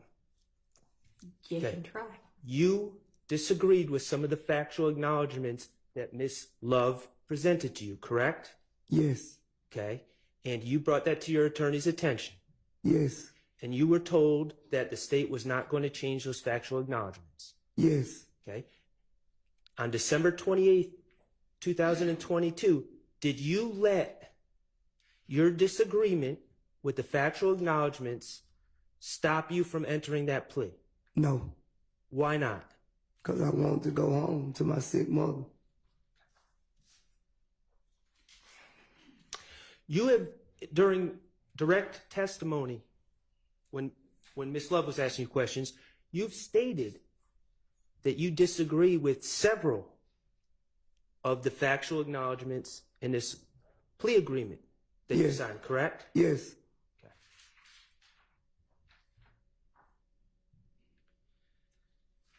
You watched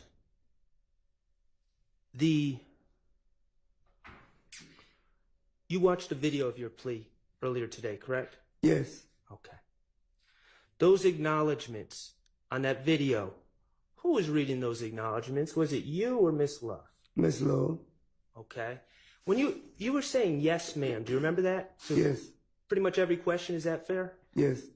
Weren't there times during that plea, during that video, where you were saying yes, ma'am, before Miss Love even asked the question? Yes. Why were you saying yes, ma'am, if you disagreed with the factual acknowledgments? I was just trying to get home to my sick mother. Okay. Did your attorney tell you, or you testified that your attorney told you that you could explain those disagreements later, correct? If I was called into the stand, yes. Okay. And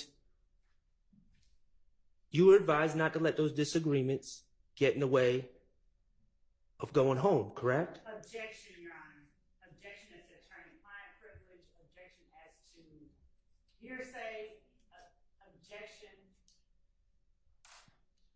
as to an improper line of questioning to an improper topic. Okay. Sustained on facts not in evidence. Okay. When you came to testify in front of this jury, you were under the impression that you would be able to explain what you disagreed with, correct? Yes.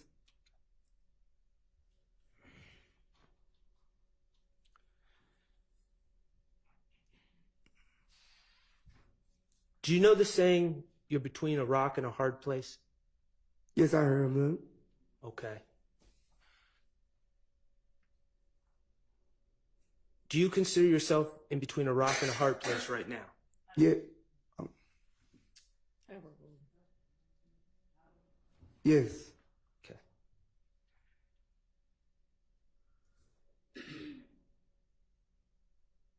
The rock is that you know some of these things in this plea agreement aren't true, correct? Yes. The hard place is you don't want to go back to prison, do you? Yes. Yes, you do not want to go back. I don't want to go back to prison. Okay. And the problem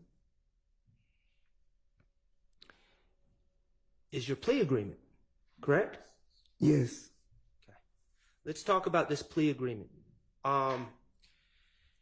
In this indictment, you were charged with 2 counts, correct? Yes. count 1, RICO, Yes. or conspiracy to commit RICO, I should say. Yes. And count 30 was a gun charge, correct? Yes. Specifically, possession of a firearm by a convicted felon. Yes. For count 1, let's talk about that, what the plea agreement was, okay? Yes.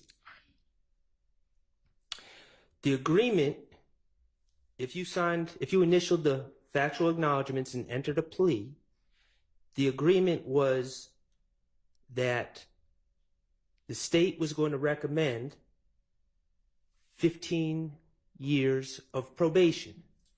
Yes. And that meant that you would get out of jail immediately. Yes. I'm going to ask you to look at Part 5 of the plea agreement, number 2, under defendant's sentencing acknowledgments. What page is that, Mr. Sharp? That's page 5. Okay.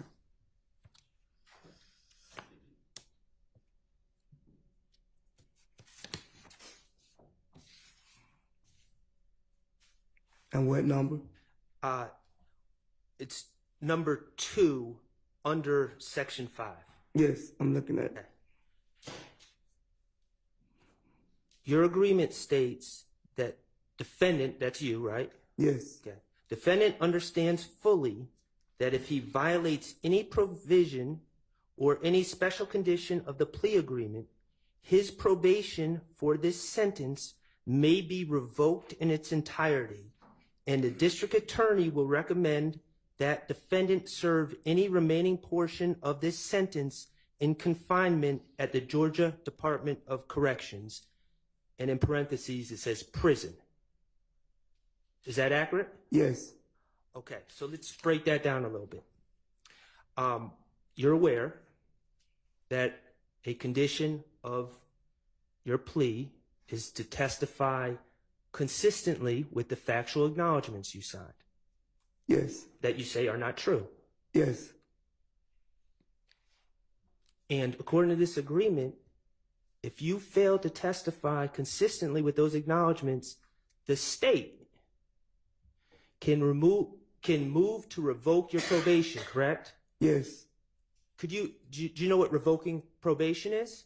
Yeah, I think take it back, send you to, however, take the probation back, revoke it and send you to prison. Okay, so if you have 15 years remaining on probation, yes, the state can bring a motion and ask the judge to send you to prison for those 15 years instead of being on probation, correct? Yes. Okay.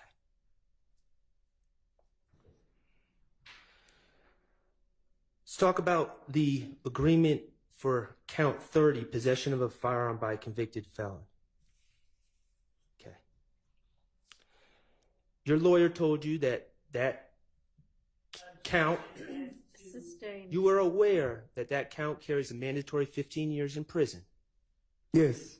And that 15-year sentence needs to be consecutive to any other sentence that you have. Yes. So it'd have to be 15 on top of the 15. Yes. Okay. On page 1, under negotiated sentence,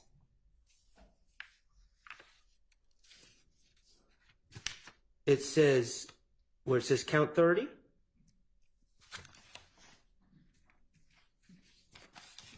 you said page 1? yes, page 1, sir.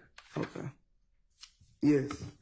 It says, for count 30, that was the possession of firearm by a convicted felon, correct? Yes. Okay. It says, sentencing withheld until the completion of the initial trial of this case. After the initial trial of this case, provided defendant, that's you, right? Yes. Has complied with the special conditions outlined in sections B, C, D, F, and I of section 3, special conditions of sentence of this plea agreement, the state agrees the defendant shall be allowed to withdraw his plea on count 30, and the state shall agree to no pros count 30. That's what it says, right? Yes. Okay, so let's talk about what your understanding of what this means. On December 28, 2022, you pled guilty to possession of a firearm by a convicted felon. Yes. Okay. And under normal circumstances, that would be 15 years in prison consecutive. Yes. Okay. But the state in this agreement allowed sentencing was withheld, correct? Yes. So you weren't, even though you pled guilty to count 30, you were not given a sentence. Yes. You were not given 15 years to serve in prison. Yes. And sentencing was withheld until after this trial. Yes. Okay. And your understanding is if you testify in accordance with this plea agreement, the state will dismiss that case. Yes. Even though you've already pled guilty to it, the state will go back, let you withdraw your guilty plea, and dismiss the case. Yes. You've been in trouble before, right? Yes. Okay. You ever have an agreement, a situation like this in any of your other cases? Sustained. I'm going to ask you to look at Part 5, Number 4. Okay, and that's under defendant's sentencing acknowledgments.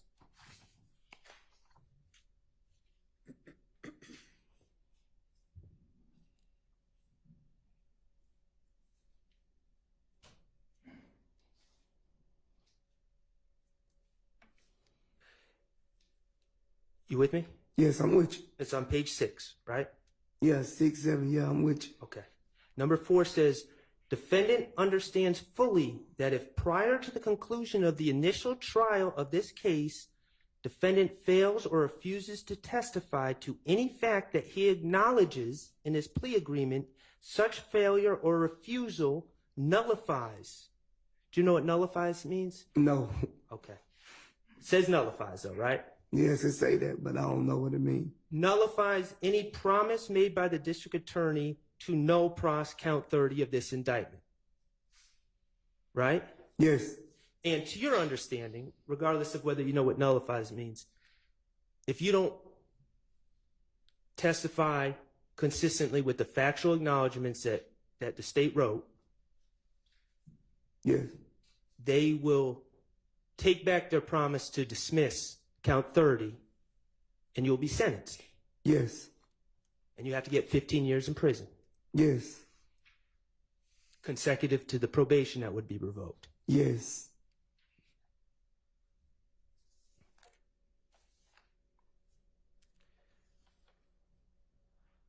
Can you look at number 3 under section 5? So I'm on page 5 now, going into page 6.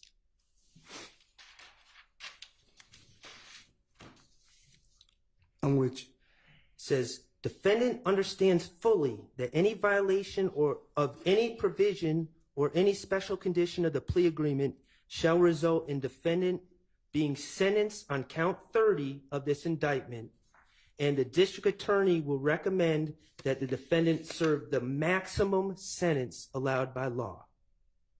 Yes. Okay.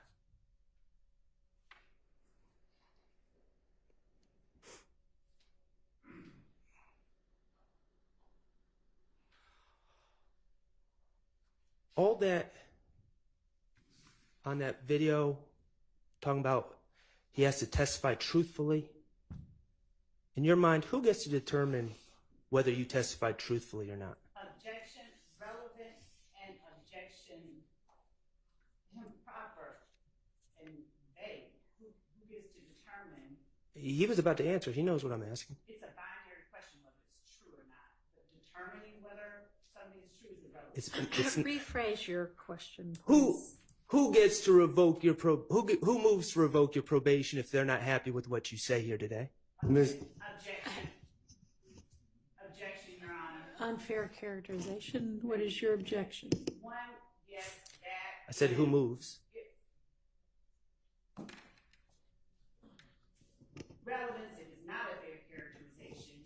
And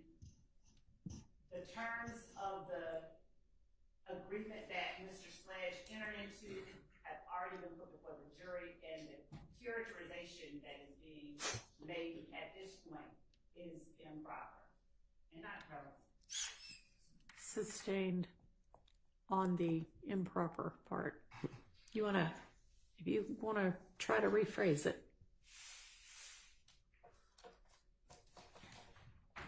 In your life, have you ever seen a defense attorney try to revoke someone's probation? Sustained.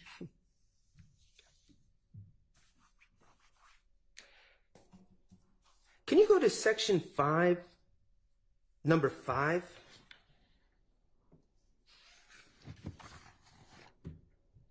On which? Okay, and that's on page 7? Yes. 6, 7. Right.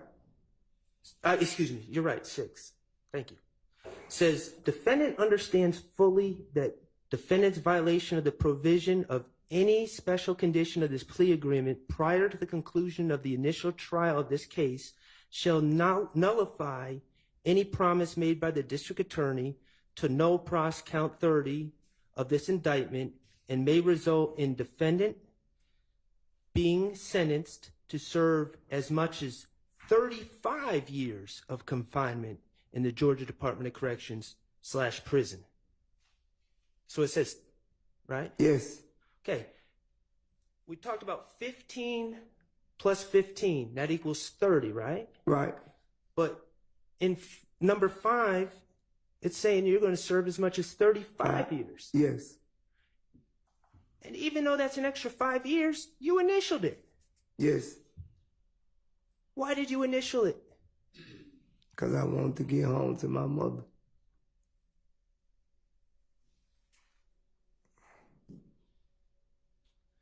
Okay. And I ain't understand whatever the words you've been using. I don't understand that word still. That I'm using or that are in this document? In this document, right.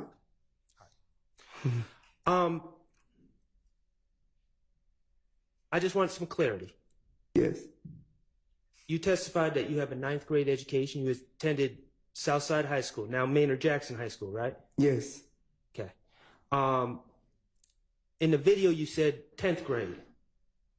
Is it 9th or 10th, or you? I was actually trying to say I completed the 9th, but I was in the 10th grade. Okay. You ever receive any legal training? No.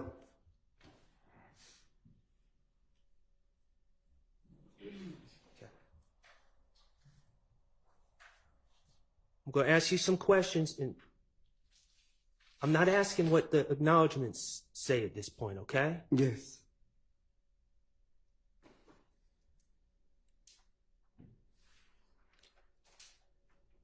Well, let me take that back for a second, okay? Yes. Just to make sure we're on the same page. Yes. Okay. Let's talk about the acknowledgement. Now, number 3 on the factual acknowledgments, that's on page 3.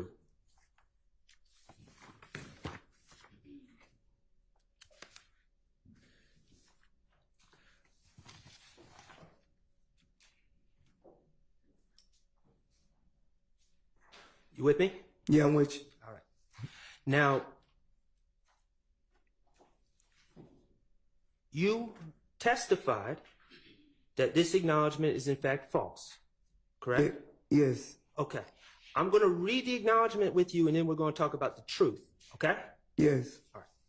The acknowledgement says, while associated with YSL, and to support and express loyalty to YSL, defendant and co-defendant Demekion Garlington and Quindarius Zachary appeared in a video with another person, AS, wherein defendant brandished a weapon used to drive in a drive-by shooting, and wherein, on behalf of YSL, defendant threatened to harm a person named Kel, a rival gang member who had begun a relationship with defendant's ex-paramour, parentheses, girlfriend.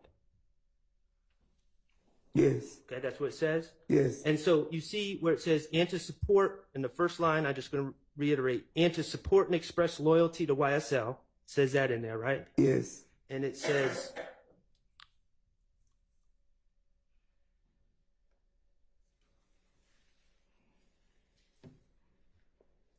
And it says, on behalf of YSL. Yes. Okay. Let's talk about that.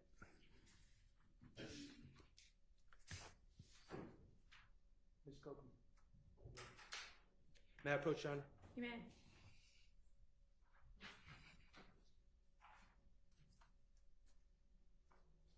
Mr. Sledge, I'm showing you a document marked DS-36. Yes. Okay. Do you see that there's 3 pictures in that document? Yes. Okay. Can you identify the 3 people in those pictures? Me, Antonio Sledge, and Trevor Smith, and what his name, Watson or Kevin Watson, whatever. Kelvin Watts? Yes. Is that also Shell Kel? Shell Kel, yes. You also call him Kel? Yes. Okay. Your Honor, at this point, I would ask to admit DS-36 into evidence. Submitted. Permission to publish, Your Honor. May. Mr. Kokomo, would you please publish DS-36? Okay. Now, Mr. Sledge. Yes. We talked about how you're with a lady with the initials DB now, correct? Yes. Okay. Before DB, back in 2015, was there a young lady that you were involved with? Yes. Okay. And what was that young lady's name? Trevor Smith. Okay.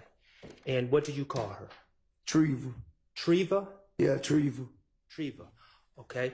Do you see Treva in DS-36? She at the top of the photo. Okay. And do you see yourself in DS-36? Right there to the left. Okay. And who's the other gentleman in the bottom right on DS-36? That's Kel. Okay. Kelvin Watts? Yes. Okay. Do you recall when you started, how would you describe, in respectful terms, your relationship with Miss Entrevia Smith? How did I, at the time? Yes. It was great. You cared about her. Right. Would you call her your girlfriend? Yes. Okay. When did you start dating, we'll say, Miss Smith? I've been knowing her since I've been dating since probably like 2009, but as the relationship, probably like 2013. Okay, so by 2015, you'd been in a relationship with her for at least 2 years, maybe longer. Yes. And you've known her for 8 years at that point. Yes. 9 years. Okay. Yes. At some point, did she start dating another man? From my understanding, yes. Okay, and who is that other man? Kevin Watt. Okay. And do you know, was she dating, and I'm not trying to embarrass you, was she dating you first or Kelvin Watts first? Me. Okay. Do you know from your vantage point when she started dating Kelvin Watts? I don't know at the time when she started dating. Okay. And when you found out that she was dating Kelvin Watts, did you immediately break up with her and say, no, I don't have anything to do with you? Or did you keep having a relationship with her? We kept conversing. Okay. Did the fact that you and Mr. Watts were simultaneously dating Miss Smith, did that create problems between you and Mr. Watts? Yes. Okay. Did that lead to an internet back and forth between you and Mr. Watts? Yes.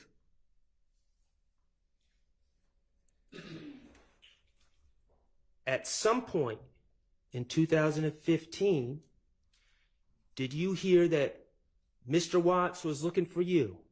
Yes. And was all that revolving around your rivalry over Entrevia Smith? Yes.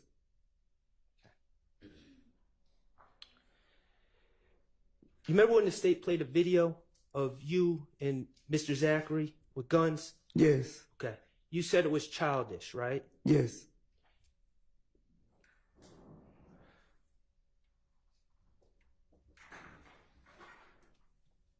And at this point, Your Honor, I would ask for the state to publish what's 441Y. It's either 441Y or 395Y. 441 Yankee, thank you. Could you publish that?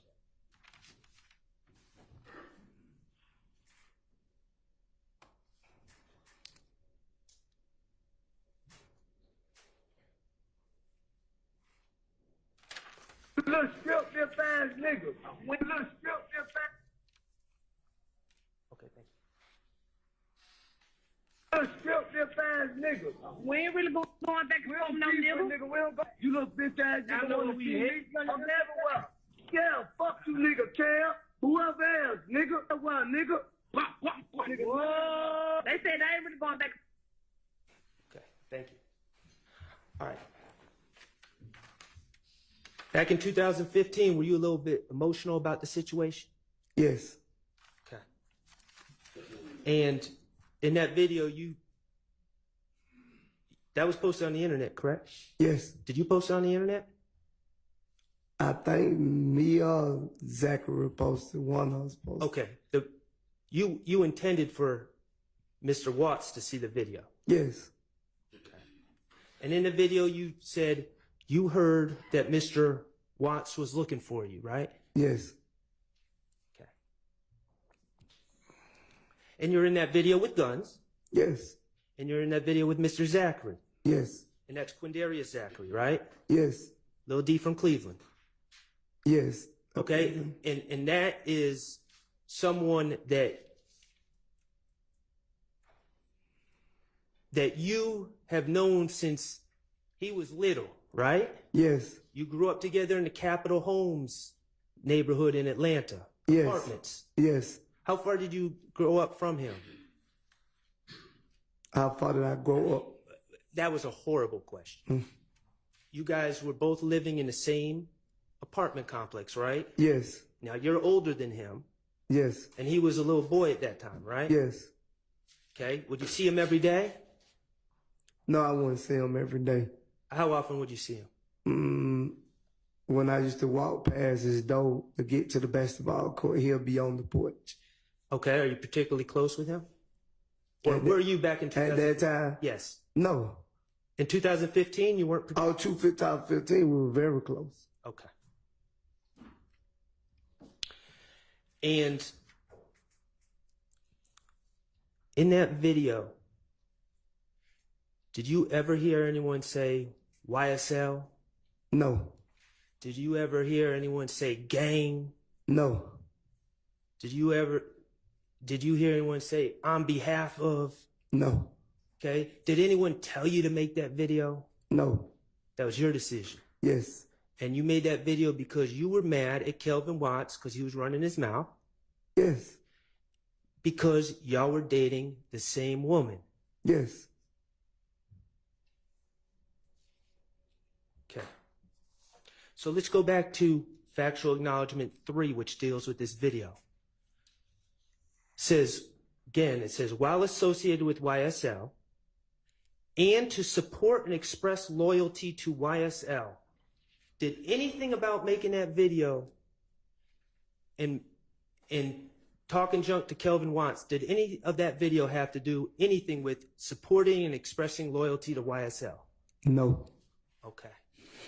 And then later on in factual acknowledgement 3, it says, and wherein, on behalf of YSL, was there anything about that video that was done on behalf of YSL? No. Thank you. Okay. Let's talk about factual acknowledgement 5. It says, okay, let me back up. Factual acknowledgement 4, let's look at that, and that's on page 3. You with me? Yes. All right. says, on or about April 28, 2015, as reflected in Fulton County Indictment 15 SC 138994, defendant, that's you, right? Yes. And fellow YSL associates Demekion Garlington and Quindarius Zachary committed a drive-by shooting using the firearm defendant wielded in the video, referenced in Part 3 of this section, targeting family members of a rival gang. Okay? Yes. All right. And then, on number 5 of the factual acknowledgments, it says, defendant and his fellow YSL associates committed the drive-by shooting referenced in sections 3 and 4. Okay? Above, on behalf of YSL and to increase the notoriety, reputation, and fear of YSL. See where it says that? Yes. Okay. And I'm just reading that. I'm not saying it's true. You okay? Okay. Okay, let's talk about that case. And that was 15 SC 138994. Yes. You were charged in that case, correct? Yes. Mr. Demekion Garlington was charged in that case, correct? Yes. And Mr. Quindarius Zachary was charged in that case, correct? Yes. No one else was charged in that case. No. And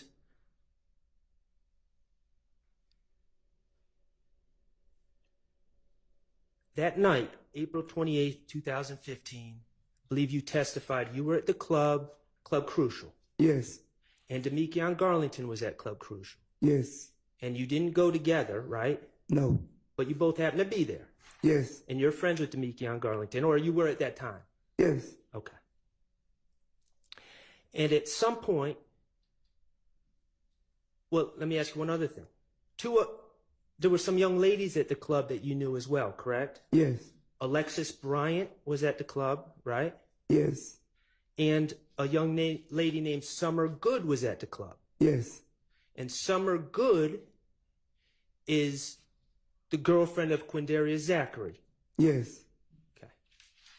Quindarius Zachary was not at the club. No. Okay. But his girlfriend was. Yes. Okay. And you indicated that Demekion Garlington was jumped by certain individuals. Yes. Okay. Did you observe the fight? Not from the beginning, no. Okay. On that date, did you know, while you were at the club, did you know who was jumping Demekion Garlington? No. Okay. Was this a major fight? It was let me ask a better question. Okay. That was vague. Okay. Was this the type of fight where people were punching and kicking Demekion Garlington? Yes. Okay, and there are a lot of people at Club Crucial, right? Yes. A lot of other people you knew. Yes. Okay.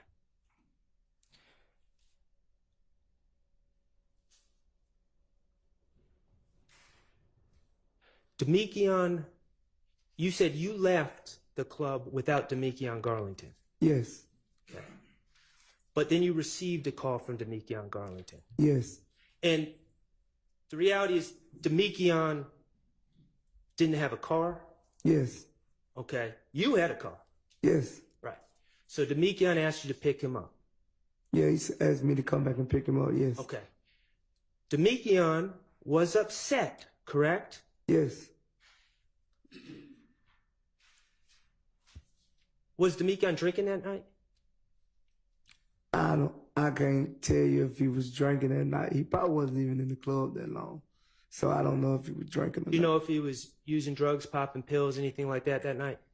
Probably before he got there, but I didn't see him pop any pills. Okay, were you drinking that night? Yeah, I was drunk. You said you were drunk? Yeah, I was drunk. Yeah, drunk, yeah. Okay. So Demekion is upset after getting jumped in the club, and he calls you to come pick him up. And you're drunk, and you think he might have been popping pills and don't know what else, right? Yes. Okay. Demekion had been publicly humiliated, right? Yes.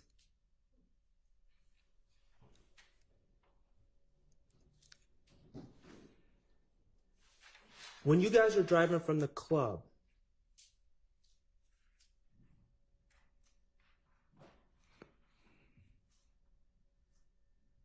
Summer Good and Alexis Bryant were following y'all's car, correct? Yes. They were leaving the club at the same time. Yes. And again, that Summer Good being Quindaria Zachary's girlfriend. Yes. Okay. And to your understanding, Summer Good was scared. Yes. Because people were following her car. Objection, Judge. Calls for speculation. Sustained. Okay. Well, it was your car and Summer's car. Was there another car following behind y'all? Yes. Okay. And when Darius Zachary, who wasn't in the club, was called about the situation, correct? Calls for speculation. Or in hearsay. Well, you went to pick up. Sustained. Okay, you went to pick up Quindarius Zachary, right? Yes. Okay. And the purpose of you picking up Quindarius Zachary was to take him to the house where Summer Good was. Yes. To protect her. Yes.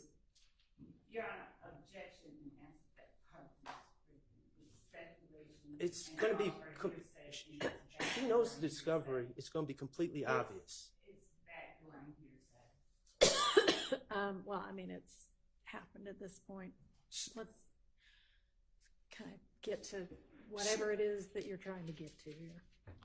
Summer Good was at a house, at Alexis Bryant's house on Landrum Drive, correct? Yes. And you and Demekion Garlington, this is after the fight, picked up Quindarius Zachary and drove to that house on Landrum Drive. Yes. Where Summer Good was. Yes. Okay. And when you all arrived at that house, you saw someone shooting at that house. Yes. Shooting at the house that Summer Good and Alexis Bryant were in. Yes.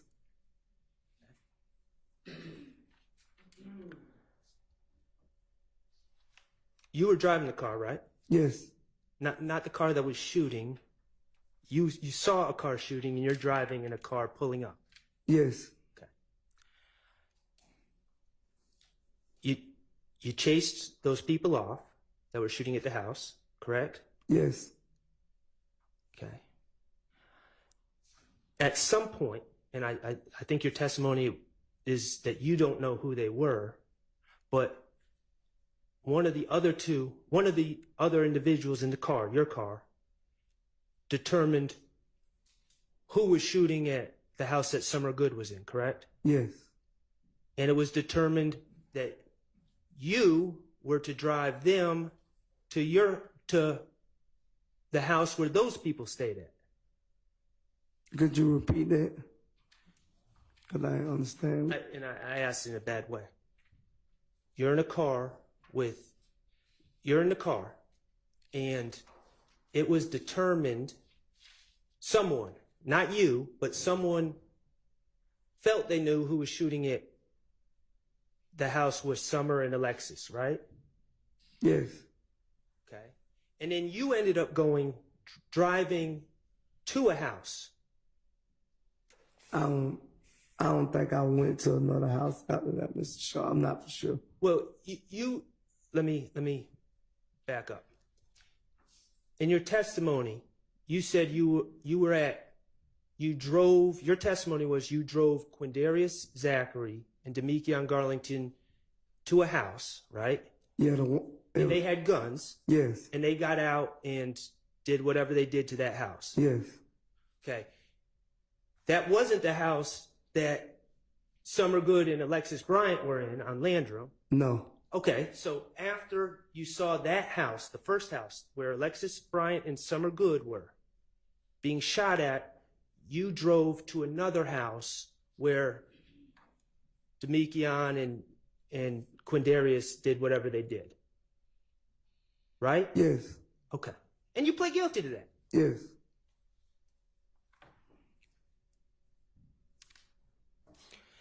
You don't know who jumped Demekion Garlington? No.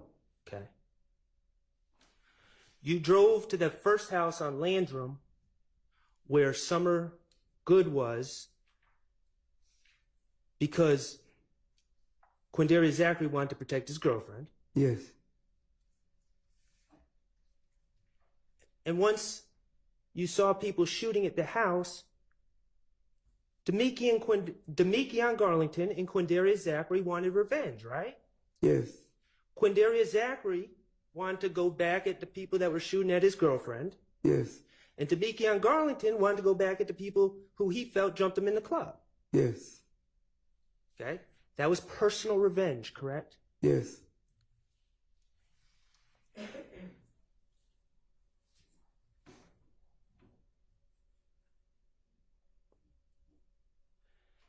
In retrospect, you're 43 years old. Yes. Okay? You know Quindarius Zachary since he was this big. Yes. You know Demikian Garlington, I believe you knew him since he was a baby too, right? Yes. Okay, in retrospect, you were the older person in the situation, correct? Yes. You should have known better than to drive them anywhere, right? Yes. Okay, but you did. Yes. Okay, but the bottom line, and you pled guilty. Yes. And you served your sentence. Yes. The bottom line is Jeffrey Williams didn't instruct you to go drive to any houses that night? No, Jeffrey wouldn't know nothing about it. Okay. Objection as to speculation about what someone else knew. Sustained. Ask that portion be stricken from the record. Okay, you don't know what Jeffrey Williams knew on any given night, but he didn't order you to go to any house. No. No. Okay. And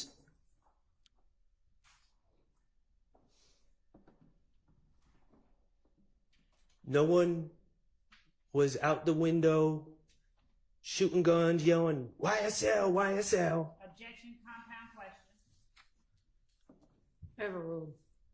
No. The reality, Mr. Sledge, is what happened on April 28, 2015 was done on behalf of Demikian Garlington, who got jumped in the club. Yes. Was done on behalf of Quindarius Zachary, whose girlfriend was getting shot at. Yes. It was not done on behalf of YSL. No. It was not done to increase the notoriety, reputation, or fear of YSL, was it? No.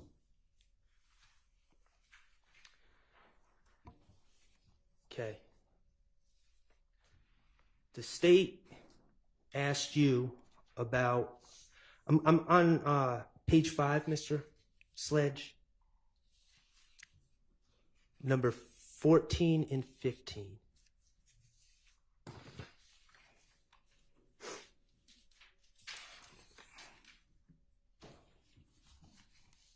Okay. And I'm gonna read those in a second, but I just want to ask you some questions. Okay. We already established it. Did you grow up, Mr. Sledge? Yes.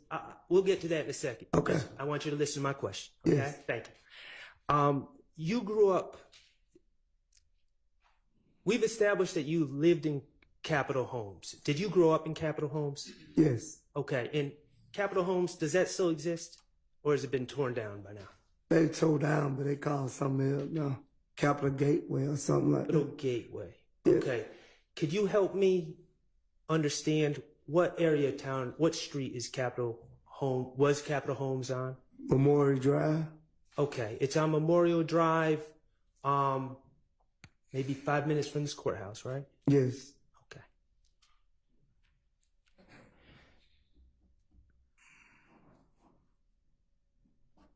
They made it nicer now, Yes. but back then it was rough neighborhood, right? Yes. Okay.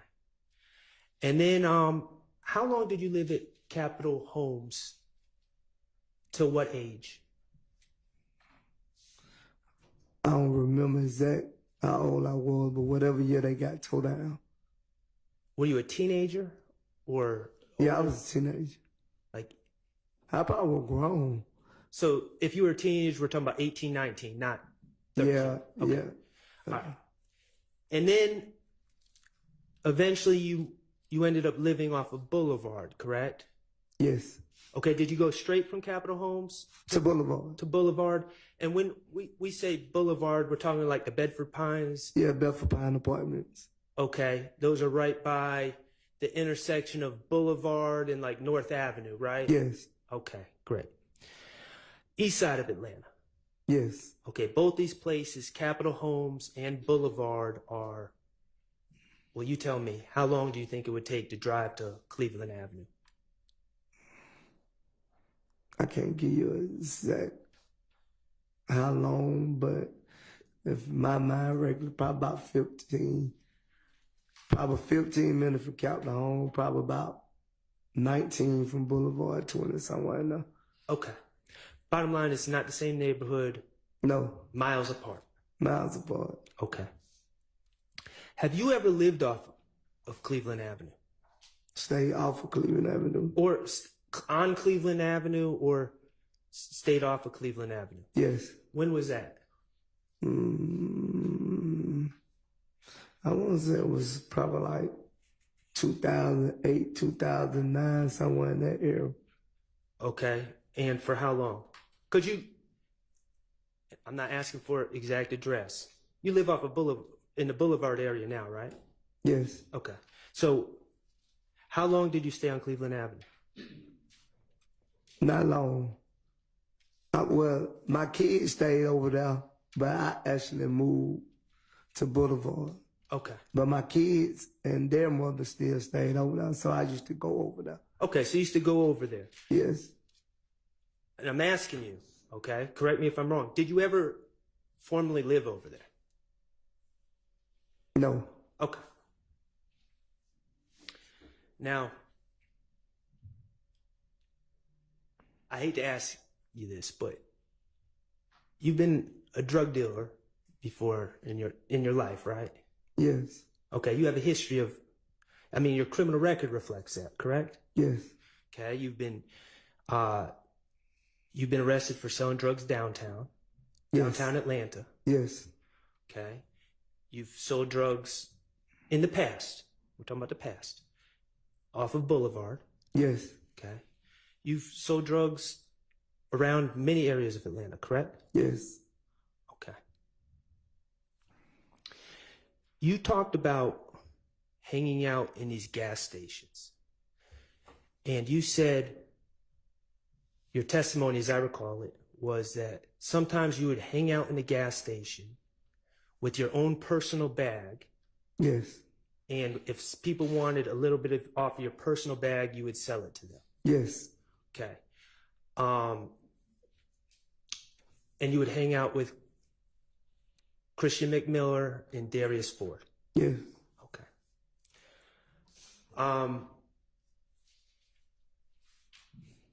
Personal bag, we're talking about bag of marijuana? Yes. Okay. And we're talking about if someone, for me, for instance, asked you, hey, can I buy some of that marijuana off of you? We're talking about $5, $10 type stuff, right? Yeah. Okay. Petty. Petty, yeah, some petty. Okay. Do a lot of people sell drugs out of gas stations in your experience? Has foot traffic, right? Objection, relevance as to whether or not a lot of people. Sustained. Have you sold drugs in gas stations before? Yes. Okay, you sold drugs in gas stations downtown, right? Yes. It's relevant, Your Honor. Overruled. Yes. You sold drugs at gas stations off of Boulevard before, right? Yes. Okay. And your testimony is that you would occasionally hang out at some gas stations on Cleveland Avenue with your personal bag of marijuana. Yes. With your friends, Big and Mac. Yes. Okay. Would you be there 24/7? No. Okay. How many times would you say total that you hung out at these gas stations? Is it more than a dozen? Yes. More than 2 dozen? Yes, probably more, yeah. I pull up and just kick it and then leave. Okay, when you say you would pull up and kick it and then leave, is it fair to say that you were not part of some complex drug distribution network in these gas stations? No. Okay, so when you would just kick it and leave, we're talking about you staying around for how many minutes? Sometime an hour, less. Okay. All right. And you say you thought, I want to get this right, you thought maybe more than a couple dozen, more than 25 times total? Yeah. Sometimes stay for like an hour? Yes. Okay. You'd also hang out at the park? Yes. Hang out at other stores? Yes. That's where the mother of at least one of your children lived? Yes. Okay. That area, not the gas station? Yes, that area. All right. And from your observation, and I know you don't want to speak on the dead, so I'm going to keep it brief. Your two friends would sell drugs at those gas stations. Yes. They'd sell drugs other places too, right? Yes. Okay. Tell me about the time that you and Christian McMiller and Darius Ford pulled out AK-47s and chased everyone out of the parking lot to protect drug turf. Never. Okay. You just observed two people selling weed at a gas station before. Yes. Okay, let's go back to your factual acknowledgments that you signed on December 28, 2022. The gas station at 151 Cleveland Avenue, Atlanta, Georgia, is one of multiple locations where YSL associates sell drugs and do not allow other gangs to operate. Okay? Now, it is true that in your mind, Darius Ford and Christian McMiller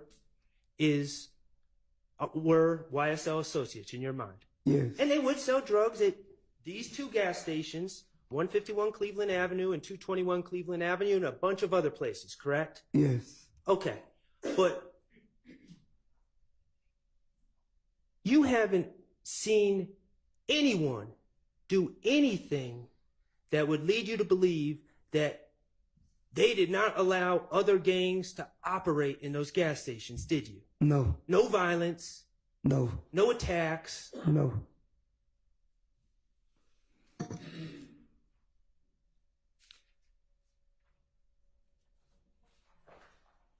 The factual acknowledgement that the video about Shell Kell had something to do with YSL, that was incorrect. Yes. The factual acknowledgement that the shootings on April 28th, 2015 were done on behalf of YSL, that was incorrect. Yes. The factual acknowledgements that YSL or YSL associates do not allow other gangs to operate at these two gas stations, those were incorrect. Yes.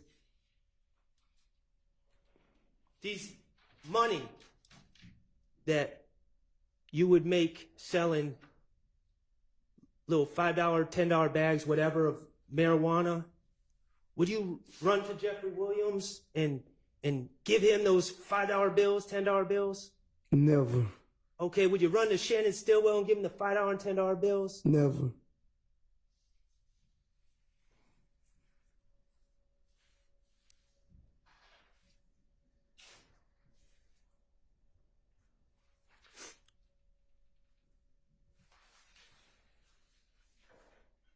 Mr. Sledge, I'm going to ask you to go to page 6 or 7 again.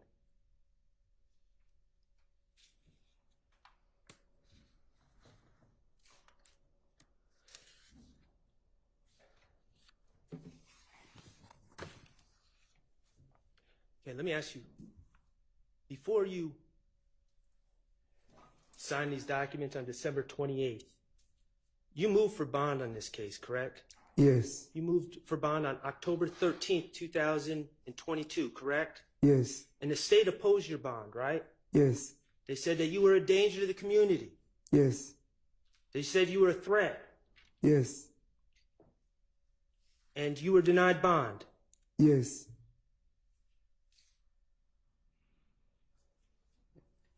That kept you away from your family. Yes. On the bottom of page 6, it says, the last sentence. I freely, knowingly, and voluntarily entered into this agreement without force, threat, or coercion. And we already said you didn't know what coercion meant. Yes. Let's just say pressure. Yes. That's not true, is it? You were pressured. Yes, I was pressured. In fact, you were pressured into signing a document that claims that you're entering the agreement without pressure. Yes.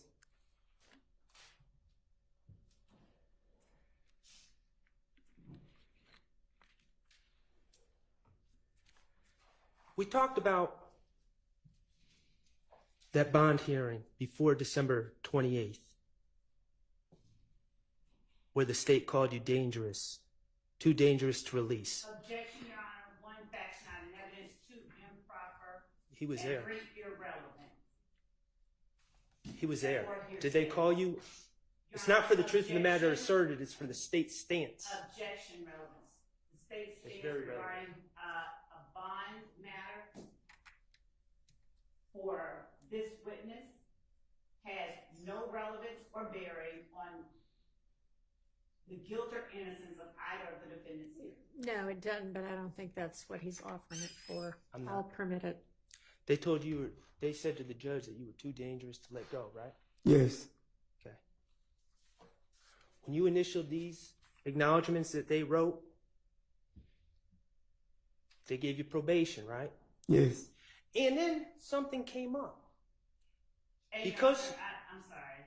I know that the objection needs to be at the same time, but as I thought about it, that was hearsay as well. What the state told him about his dangerousness or whatever being too dangerous. I'm not saying to it's let go. dangerous. Literally, the question was, did the state say that you were too dangerous to let go?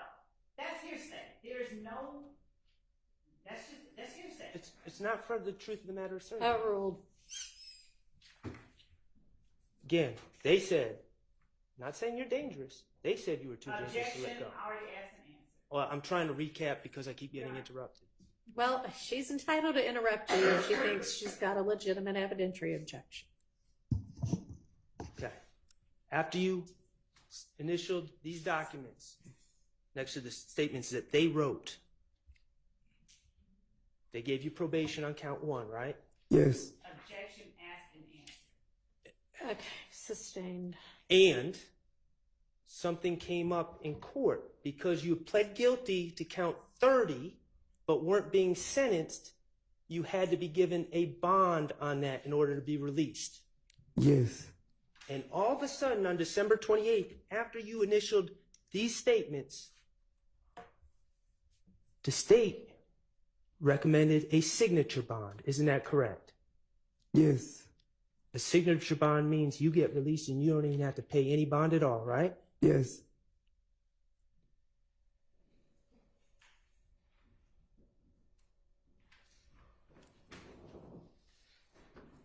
Have you ever been able to figure out what made you so dangerous before December 28th? Sustained. I have no further questions. Thank you. All right. Charity, I'll need a break before we move on to the next cross. Okay, let's take a 10-minute or so break.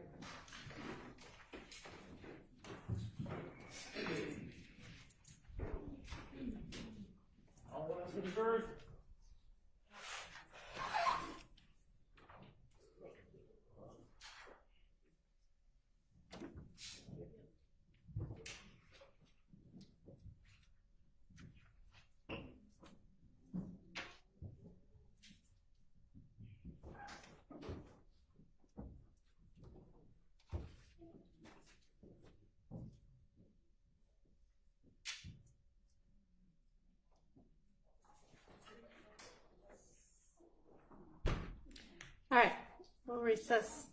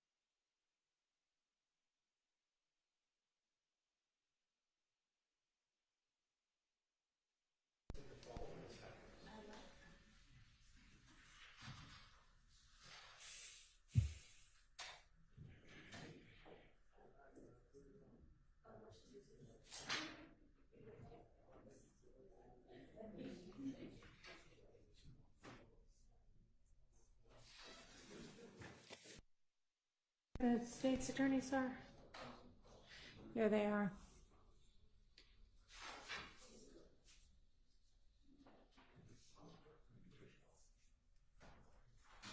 All right, we ready for the witness and the jury?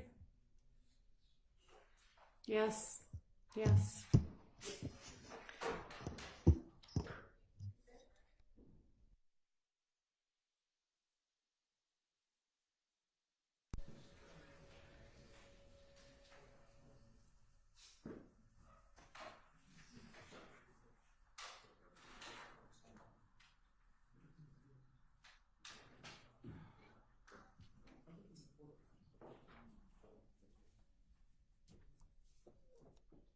All right, can somebody get the jury for us? Thank you.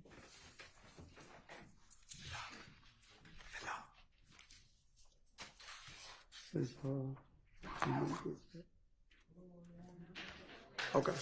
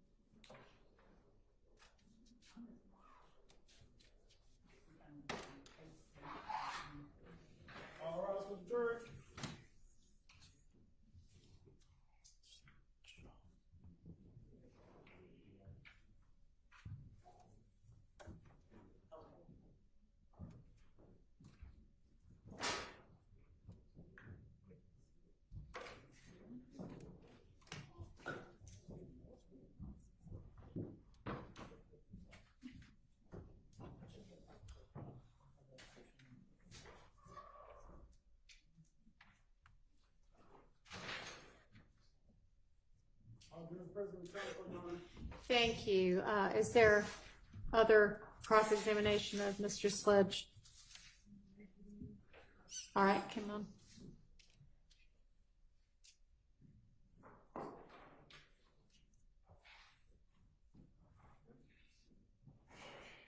Good afternoon, sir. Good afternoon. I'd like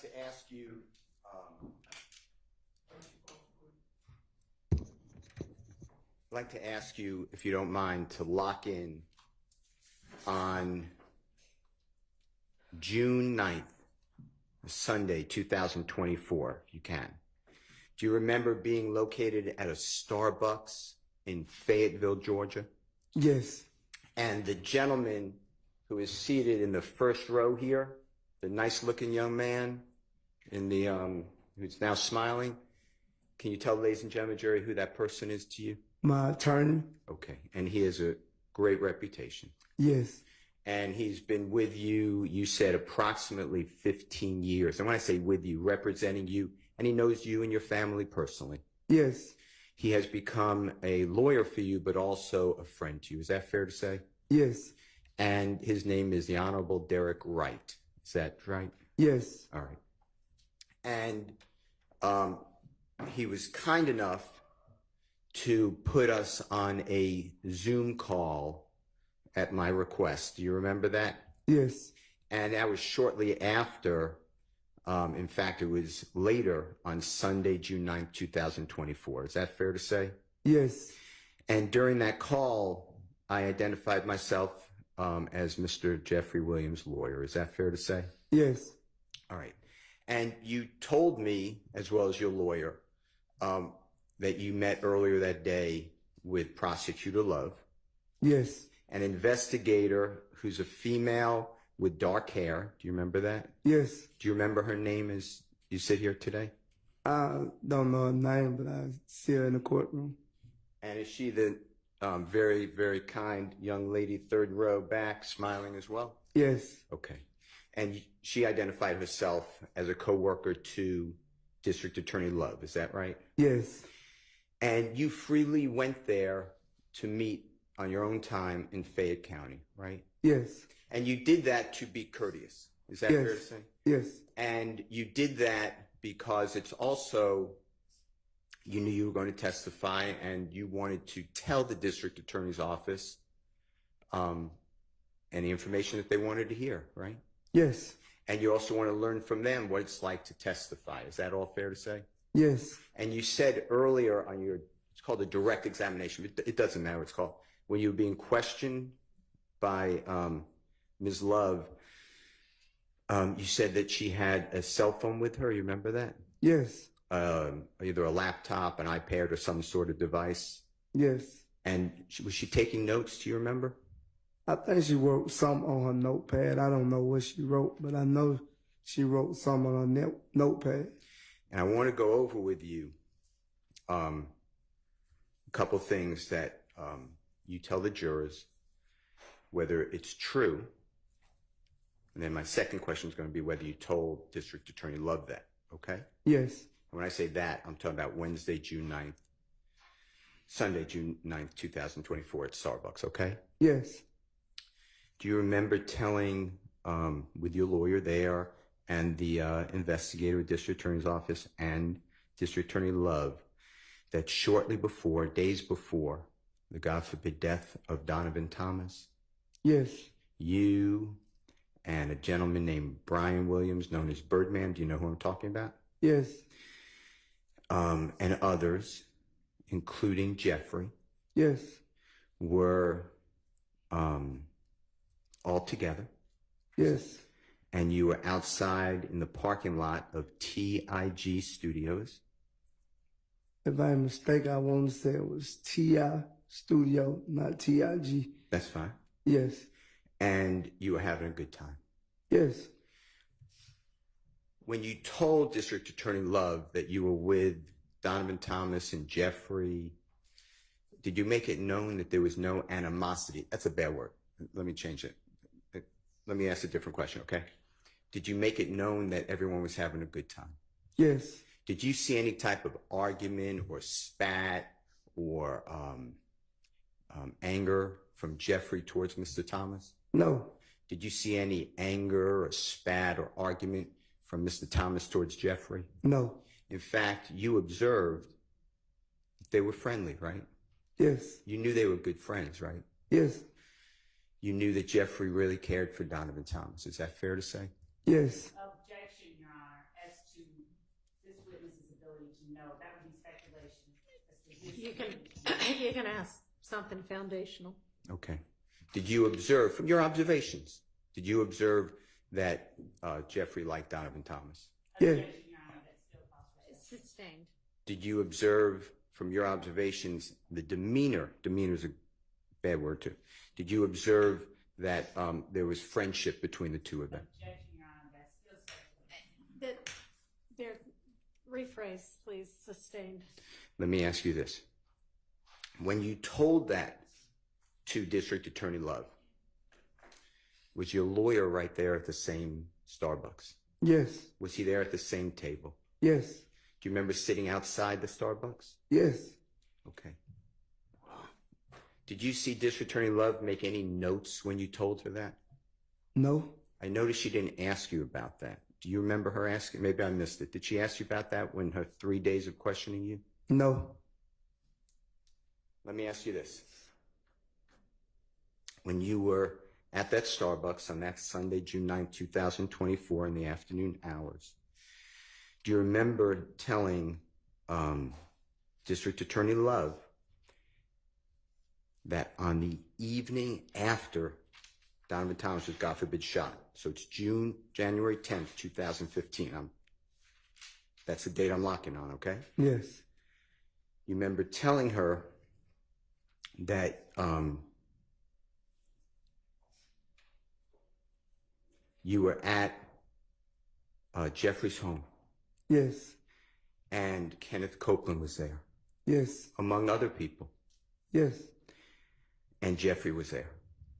Yes. And at some time, Kenneth Copeland was receiving calls, or received a call from the police saying that he was the suspect in this murder, or the shooting of Donovan Thomas. Is that fair to say? Yes. And that Jeffrey, or Mr.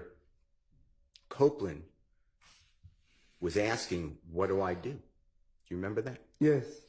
And Jeffrey said to Mr. Copeland, if you had nothing to do with the killing, you should go and talk to the police. Yes. And you told District Attorney Love that, right? Yes. In front of the Honorable Derek Wright, your lawyer. Yes. In front of, or I don't know if she's paying attention, I'm not saying she was, but the investigator was around. She was there. And do you remember District Attorney Love telling you that she would prefer if you don't state to the jury that Jeffrey told you to take Mr. Copeland to the police department if he was not involved in the murder? Yes. Did you ask why? No, I never asked why. Now, you also said, and it's the truth, and if it's not, you correct it, that you were very close with Donovan Thomas. Yes. In fact, your relative, I think cousin, but tell the jurors if I'm wrong, dated Donovan Thomas's relative. Yes. And Donovan Thomas is close with your mother. Yes. And you told District Attorney Love that? Yes.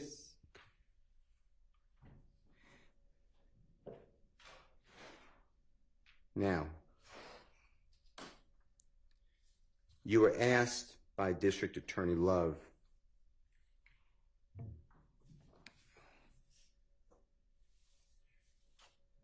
whether you remember anything else anyone said regarding the murder of Donovan Thomas on the night of January 10, 2015, going into January 11, 2015. Do you remember that question by any chance? No, not actually. I don't remember that question. Okay.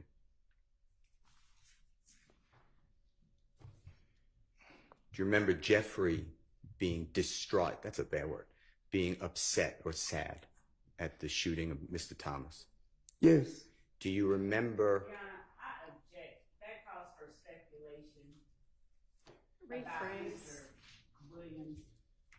Do you remember ever seeing Jeffrey put out a post, rest in peace, about Mr. Donovan Thomas's death? When I ask for an objection, I'm saying to stop an improper question about putting facts not in evidence. Mr. Steele knew that that is putting facts not in evidence.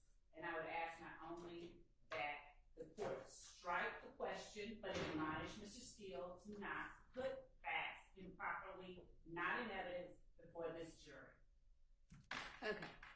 Can you ask some foundational questions, please? Sure. And Your Honor, any post made by defendant Williams. So you're not talking about that evening, are you? Yes, ma'am. I'm talking about the morning hours of January 11, 2015. All The right, gentleman. we might need to take this up outside the presence of the jury. Well, I'll come back to it then. All right. Let me ask you some questions. In front of you, is State's Exhibit number 444Y there by any chance? It is it's entitled, it's on the letterhead of the Office of the Fulton County District Attorney. It's dated December 27, 2022. Do you see that document? Yes. And it should be 7 pages long? Yes. Okay. If you can turn to page 3 of 7, I want to ask you some questions about this document. And this is the same document that you've been asked about by Ms. Love, by the Honorable Attorney Sharp, right? Yes. Okay. Now,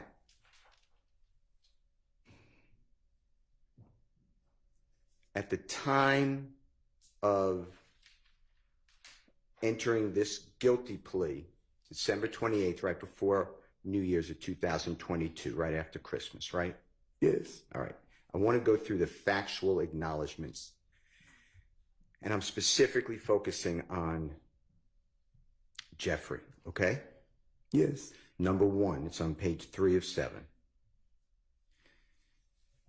Do you remember acknowledging and signing, and the jurors heard and watched your guilty plea before Judge Glanville?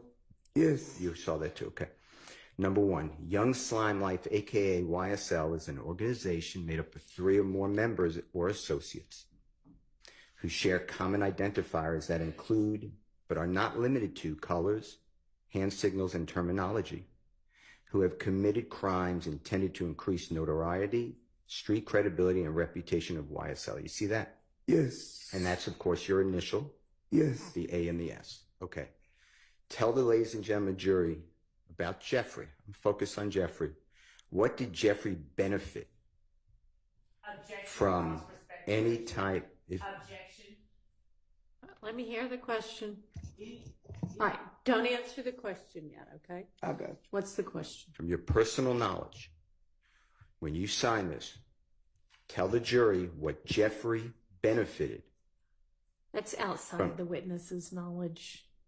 from his personal observation. It's his acknowledgement that the state introduced. Well, that actually did not introduce these parts. They read this. They did. Rephrase your question. Okay. When you sign that, do you have any evidence to share with this jury No. that Jeffrey, No. Rephrase your question. did Jeffrey, when you signed that, were you talking about Jeffrey Williams? No. Okay. Number 1. I'm still on number 1. I just read, okay? When you were sworn before Judge Glanville, sworn means you take an oath to tell the truth, okay? Remember Yes. that? Yes. You were asked questions, right? Yes. Did Prosecutor Love ever ask you, tell us what Jeffrey Williams did? No. At that point in time, you wanted to go home, right? Yes. You would have answered all questions. Objection. Right. 1 calls for speculation. Sustained. Number 2, on page 3 of 7, Yes. states 444Y. It reads that you have been a member or, it says, and/or associate of YSL since 2012, right? Yes. Now, you told the jury that anyone can join YSL. Is that true? Yes. I mean, if I just today said I want to get a tattoo of YSL on my face, is that a problem? No. Objection made, whether or not it's a problem. Is there any type that you know about, like beat-in or initiation to say I'm with YSL? No. Do you know personally from your travels, from going to shows and concerts and tours, are people from all over America and throughout the world having tattoos of YSL? I seen a couple of fans, yes. Wearing shirts YSL? Yes. Hats? Yes. Tattoos of Jeffrey on their person? Yes.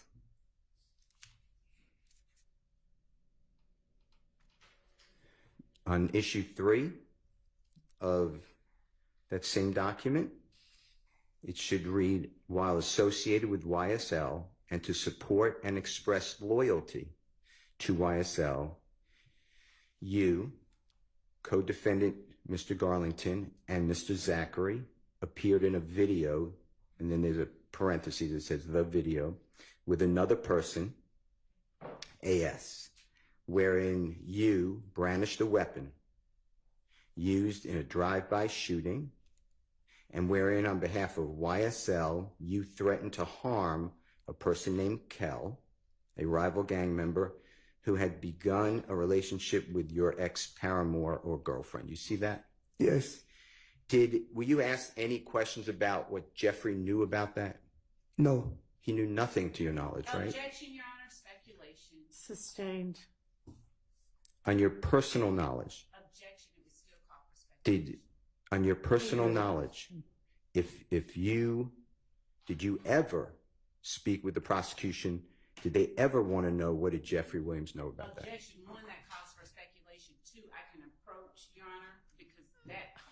Okay, I mean, it doesn't, that one does not call for speculation, but if you have some other issue, then I don't need I'll to go approach, ahead. Your Honor. I'm going to continue. Approach, Your Honor, because I have an objection that I need to put on the record. Okay. I would rather not stop, because that's all Ms. Love does. I'd rather continue. I'll waive that. Well, we're gonna approach.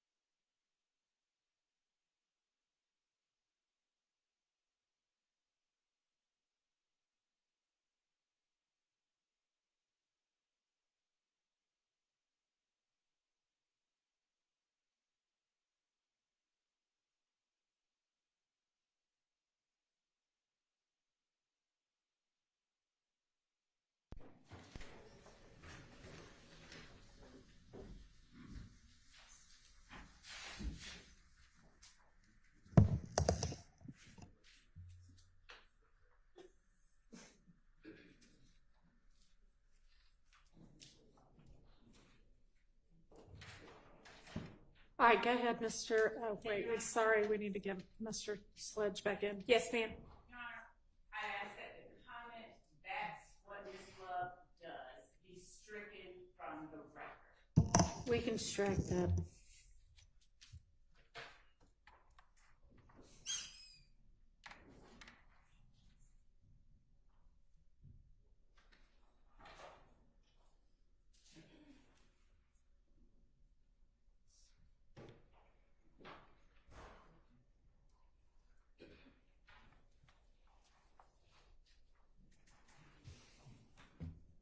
All right, go ahead, Mr. Steele. Mr. Sledge, on number 3 that we were just talking about, Yes. on the same document, Yes. during your time before Judge Glanville entering the plea and Miss Love was asking you questions? Yes. You saw the video, audio of that as well? Yes. Did Miss Love ever ask you anything about Jeffrey at that point? No.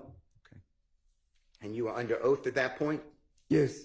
And you were going to answer questions if asked, right? Yes. I'd like to go to number 4, same page. Yes. On or about April 28th, 2015, as reflected in Fulton County indictment number, and I'm not going to read it, but it ends in 8994. You know what you see what I did? Yes. I just skipped the first bunch of numbers and letters.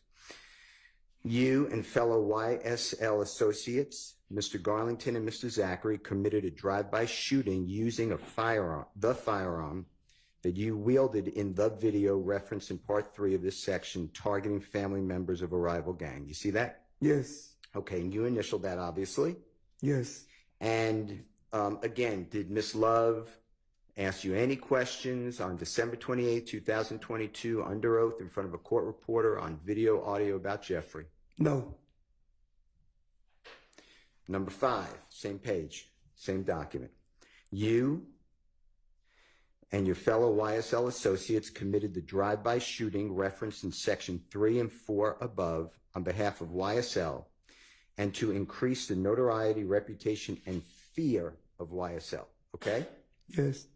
Were you asked anything on December 28, 2022 about Jeffrey? No. You would have answered questions asked, right? Yes.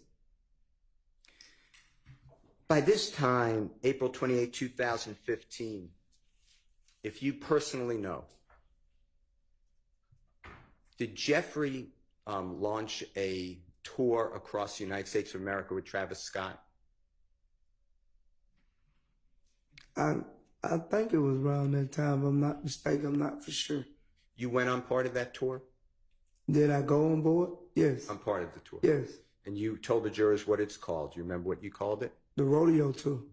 With the court's permission and your permission, I'd like to approach you with a document, okay? Yes. Your Honor, may I approach? You may. Ms. Winfrey, may I approach and get that document? I would like to know what document it is. I'm sure he'll show you. Your Honor, this has already been shown to the state. It's been previously marked, partially admitted as on 1/8/24, so that'll be January 8th, 2024. It's Mr. Williams, exhibit number 19. All right, I'm not sure what you mean by partially admitted. Parts of it were admitted. Okay, are you Nine. going to admit Yes. for the admission of the rest of it? Yes, I'm going to see if Mr. Sledge can identify it. All right.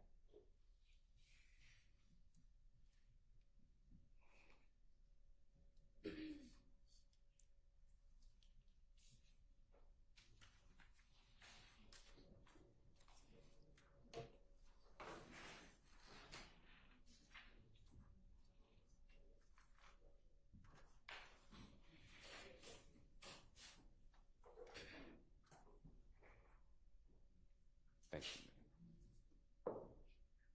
You may. Approach you? Yes. I'm going to show you an item, and I added that earlier, so that's just called an exhibit sticker. Yeah. But if you can look at that, you can open it up. Just tell me if you recognize it, and if it is accurate. If you don't recognize it, that's fine, and we will. We're going to put it aside, okay?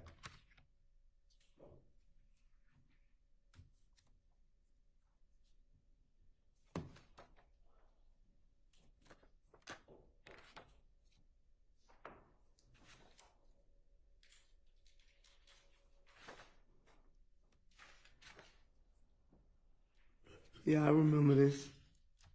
And what is that document, which I believe is number 19 of Jeffrey Williams? This is the Put booklet. it down until it's admitted. Okay, I'm sorry. No, that's okay. This the booklet of the tour on what days and what areas that we was in. Okay. And is it look to your memory to be accurate? Meaning, has it been changed in any way? Has it been altered? Or does it look similar to the way that you saw it when you went on that tour? It looked the same. Your Honor, I move for the admission of Mr. Williams. It's number 19. Your Honor, pursuant to 21-8-801,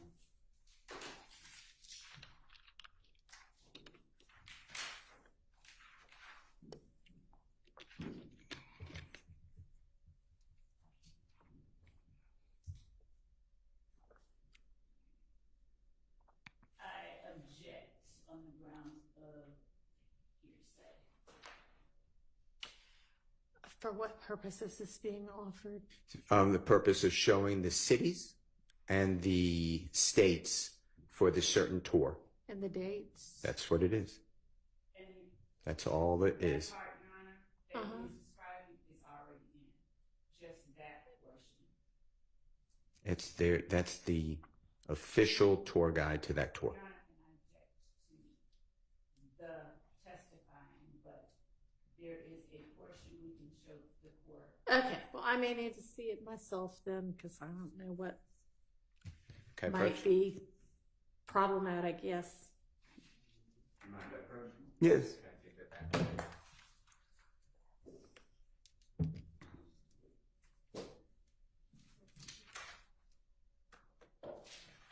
Can you hand it to me? Do I need to? I think Mr. Steele should probably come up also. Do I need to step out? Yes.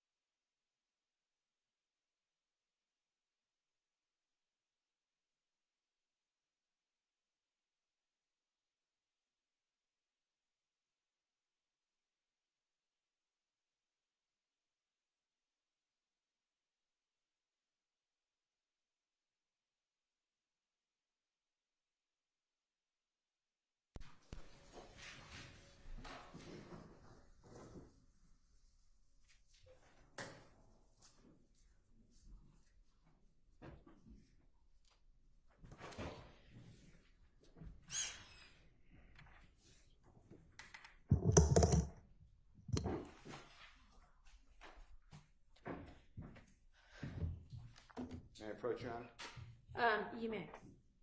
So the portion for the ruling is that it was already in, is in.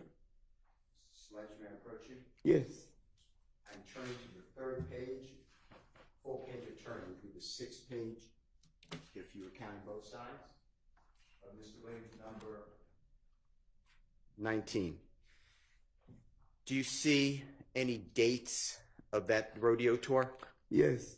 And can you tell the ladies and gentlemen jury, just read it to them, if you don't mind, the date and the city of the tour? I'll wait from the top to the bottom. Entirety of the tour dates? Sure. Do you want to just post that page? I don't have it on. Okay. Your Honor, also, this witness's basis for knowledge of the specific dates, we would object unless there is a foundation laid for that. Okay. Well, he said he went on parts of this tour and was familiar with the tour. Mr. So Slade, overruled. do you feel comfortable doing that? And if not, just Yes, I can read you the dates and.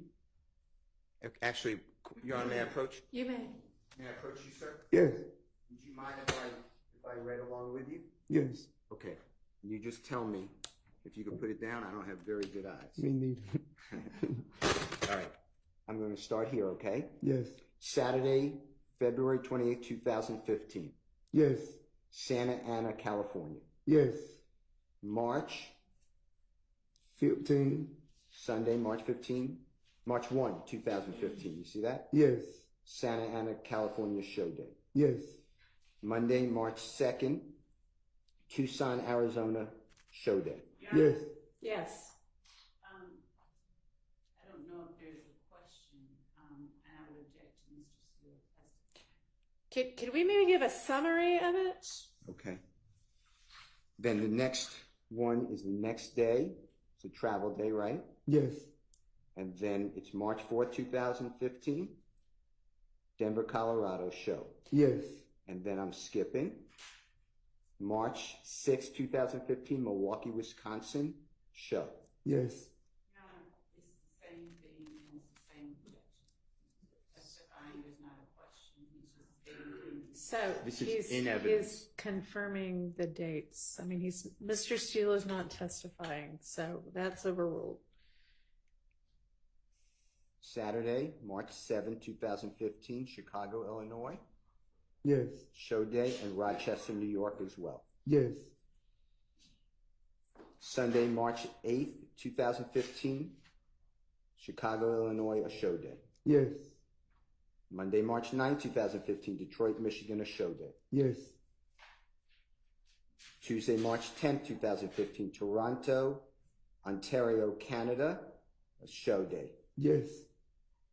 Wednesday, March 11th, 2015, Buffalo, New York, a show. Yes. Thursday, March 12th, 2015, New York, a show Yes. or a concert. What month are you going to get to before the list is over with? I mean, can we just say there were show dates pretty much constantly between X date and Y date? Sure. It goes up to, is it fair to say, consistently through April 3, 2015. Is that true? Yes. And the cities that we left off at include Philadelphia, Pennsylvania, Yes. Washington, D.C., Yes. Norfolk, Virginia, Yes. Charlotte, North Carolina, Yes. the great city of Atlanta, great state of Georgia, Yes. New Orleans, Louisiana, Yes. Austin, Texas, Yes. San Marcos, Texas, Yes. Houston, Texas, Yes. Dallas, Texas, Yes. Phoenix, Arizona, Yes. San Diego, California, Yes. Los Angeles, California, Yes. San Francisco, California, Yes. Seattle, Washington, Yes. Portland, Oregon, Yes. Boise, Idaho, Yes. travel home. Yes. Okay. Now, and if you need to see it, just let us know. Madam Court Reporter.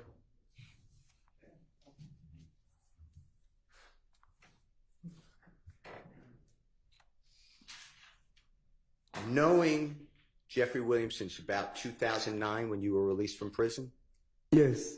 and seeing him on tour throughout our country,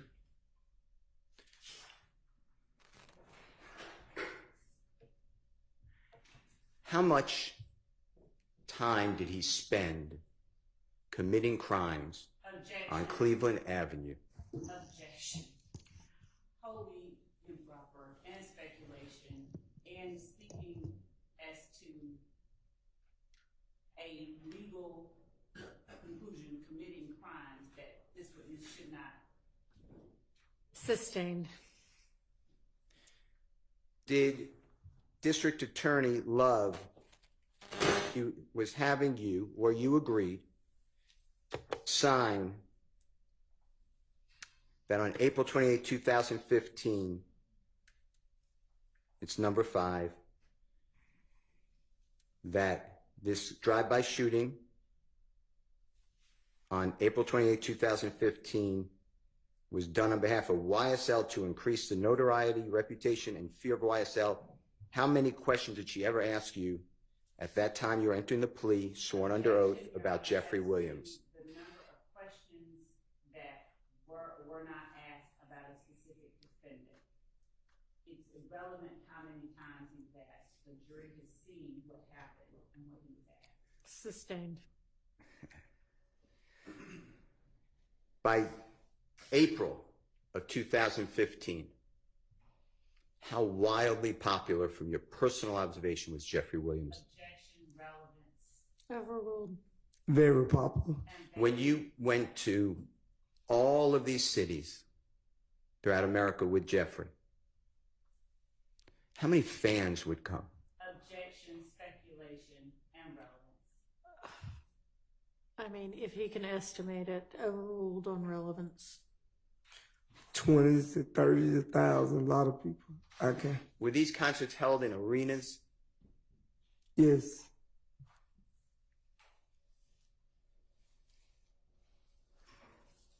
Number 6, it's on page 3, it goes into page 4, okay? Same document. Page 6. Going into, it's number 6. It's on the bottom of page 3, okay, yeah. Same document. It's Yes. going to go into the next page, okay? Yes. You admitted committing and was convicted of aggravated assault and participation in criminal street gang activity, among other charges, and it goes on to the next page, for your participation in the drive-by shooting, and it says reference in 3, 4, and 5 above, meaning the April 28, 2015, right? Yes. Okay. Number 7, it says that you were told by another YSL associate that immediately after the murder of Donovan Thomas Jr., YSL associates met at the McDonald's on Cleveland Avenue in Atlanta, Georgia to discuss the murder, right? Yes. Did anyone ever ask you any evidence that Jeffrey was at the McDonald's? Objection, improper question as to evidence. Did anyone ever ask? Sustained. Did Miss Love on December 28th of 2022 ask you, was Jeffrey at the McDonald's? Objection, again, one relevance. The jury has heard and seen what was asked, and it's not relevant, and an improper question. Oh, that's overruled. So Okay, so the entirety of the plea transcript is not actually in there. I don't know. What number are we on right now? 6? 7? Yes. So, 7 is in there. okay, but we don't have the entirety of it. Overruled. Did District Attorney Love ask you on December 28th of 2002, was Jeffrey at the McDonald's? No. You have any evidence that Jeffrey was at this McDonald's? Objection as to that question. Sustained. Do you know personally, or what you were told is reference in number 7, was Jeffrey at this McDonald's? No. Number 8, you personally know that one or more YSL associates committed the murder of Donovan Thomas on behalf of Jeffrey. That's what you signed, right? Yes. Okay. Do you have any personal knowledge that Jeffrey Williams committed the murder of Donovan Thomas Jr.? No. In any fashion? No. You know what a party to a crime is? You know what that means? Overruled. Yes. Was Jeffrey, Overruled. do you have any information? I mean, I'm sorry, sustained. Sorry. You may not ask that question. Mr. Steele's like, yes. Sorry, my bad. He said overruled. Sorry. All right, number 9. You see where I am, number 9? Yes. January 10th, 2015. After the murder of Donovan Thomas Jr., you and other YSL associates gathered at the home of Jeffrey Williams, a.k.a. Young Thug, who gave you and other YSL associates cash money to lay low. You see that? Yes. You already told the jury, you made it clear that Jeffrey did give you $300. True? Yes. Because you feared for the safety of yourself and your family, right? Yes. Did anybody fire weapons, bullets into your home where you were living on June 10th, 2015, or the 11th, or the 12th, or the 13th? No. And then even after you received these, I think you called it anonymous statements that you and Mr. Copeland killed Donovan Thomas? You used some word. It was from an account on social media. Yes. What was your word? The DM. Yeah. Was it from what'd you say? A fake page. Fake page. Okay. When you got that though, you made it clear that bothered you because you didn't want anything to happen to your significant other or your child or anybody, right? Yes. Including yourself. Yes. And you didn't have money at that time because you lost money gambling. Is that true? Yes. And you asked Jeffrey and he gave you money for a hotel, right? Yes. And the expression lay low, I know you said it was to get your family members out of harm's way. I think that's what you said. Yes. But lay low could mean the same, doesn't it? Yes. It wasn't any type of lay low from the police or anything, right? No. It was be safe. Yes.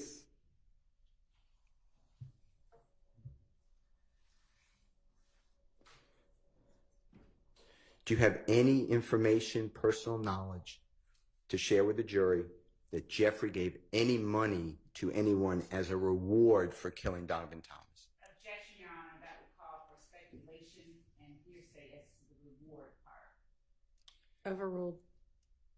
And I actually mean overruled. No. I'm going to go to number 10, if you don't mind. Same document, page 4. That you have personal knowledge that on January 10, 2015, after the murder of Donovan Thomas, YSL associates traveled to Miami, Florida, with co-defendant and YSL founder Jeffrey Williams, a.k.a. Young Thug. I want to talk to you about that, okay?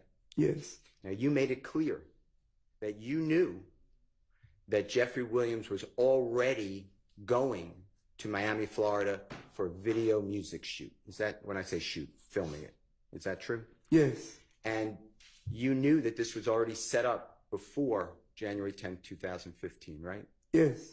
And you knew other people were allowed to go if they wanted to. Yes. That Jeffrey was generous. He would take people outside of that. Objection, Your Honor, as to character evidence that is going to... Sustained. Rephrase. Jeffrey Williams gave people the opportunity to leave Cleveland Avenue area and see other parts of America. Is that true? As to relevance of whether or not Mr. Williams gave anybody else an opportunity to do something. Sustained. Mr. Williams gave you opportunity to go, right? Yes. Okay. And others. Yes. Objection, Your Honor. Was there anything that on the 28th day of December 2022 that you were asked as to why this was somehow criminal, that Jeffrey had this meeting, this work in Miami, Florida? Objection, Your Honor. Sustained. Were you asked? Were you asked any questions by District Attorney Love, Judge Glanville, or anyone, whether that going down to Miami, Florida, was not pre-planned? No. Okay.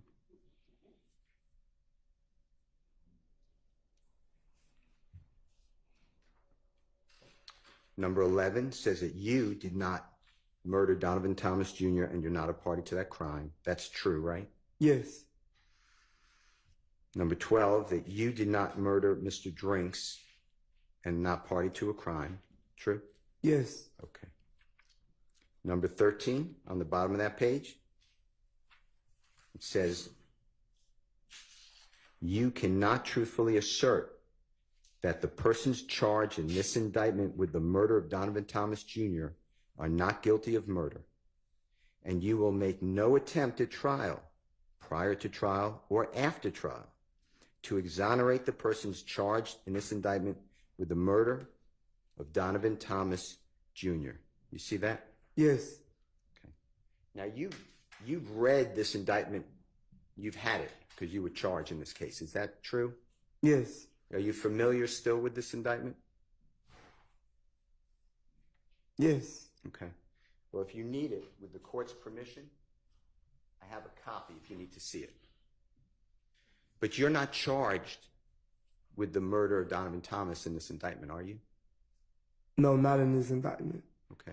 And Jeffrey's not charged with the murder of Donovan Thomas in this indictment, right? No.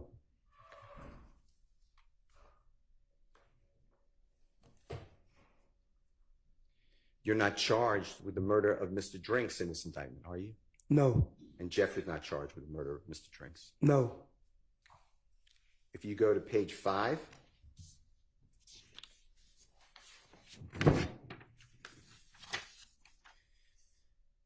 it's the top of page number 14. The gas station at 151 Cleveland Avenue, Atlanta, Georgia, is one of multiple locations where YSL associates sell drugs and do not allow other gangs to operate. You see that?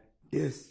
And then I'm just grouping it together because they look similar to me. So if they're not, you just correct me.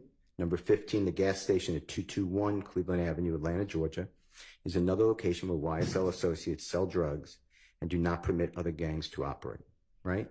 Yes. Were you ever asked any questions about Jeffrey selling drugs at either of these items? I object on the grounds that Mr. Steele has no good faith basis for asking that question, given the fact that he does have the entirety of what was asked, and he does know the entirety of what was asked.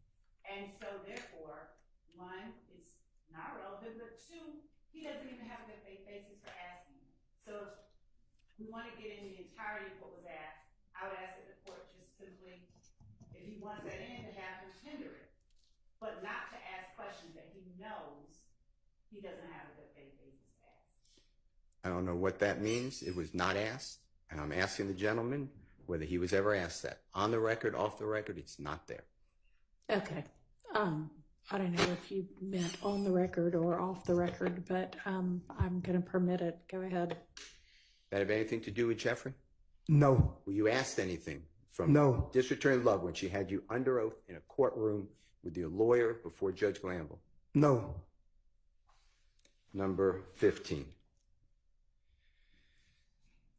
You have personal knowledge that you and other members of YSL have either participated in, directly committed, or at least one of the following crimes in order to increase notoriety and reputation of YSL: murder, armed robbery, aggravated assault, attempted murder, theft, illegal gun possession, and illegal drug and sales. Were you ever asked anything about Jeffrey on December 28th, 2022 when you entered this plea?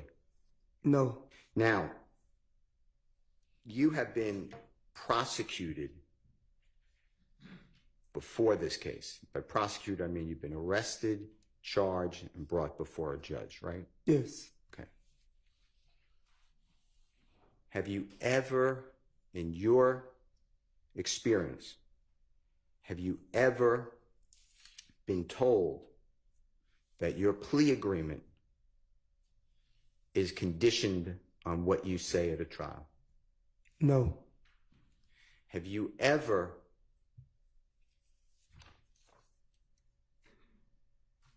been told by a prosecutor that she'd prefer you not say things in front of a jury? Your Honor, I object on the basis of relevance and Relevance in what? I'm sorry, did you say something else? Yes. The question was, have you ever been told by a prosecutor something? So I object on the basis of relevance. I'll stop at relevance. Mr. Steele, would you like to address that? Sure. Goes to the motivation, interest, and bias of the district attorney in this case. Well, that's not an issue. It always is an issue. Telling a witness The not bias to of do this something. witness, maybe. Is that what you mean to say? It's a party opponent. No, sir. That's not how that works. Okay. So if that's your only justification for it, then granted. I mean, sustained. Okay. I want to talk with you about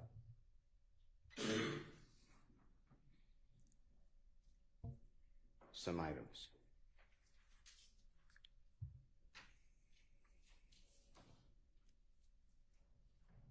when you met Jeffrey, he was approximately 17 years of age. Is that fair to say? Yes. And it's about 2009. Yes. And the way you remember 2009 is because you were in prison and then was released in about 2009. Is that true? Yes. And then you went over and found a place to live on Cleveland Avenue. Yes. So you met people who were in that area. Is that fair to say? Yes. And Jeffrey was at times in that area, right? Yes. Did you observe Jeffrey working hard? Objection paid. Okay. Sustained.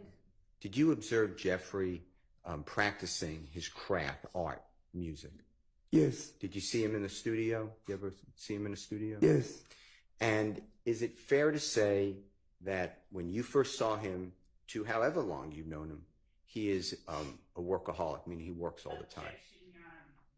Vague speculation, workaholic, that whole characterization. So objection on the basis of relevance, vague speculation. I think on relevance, sustained.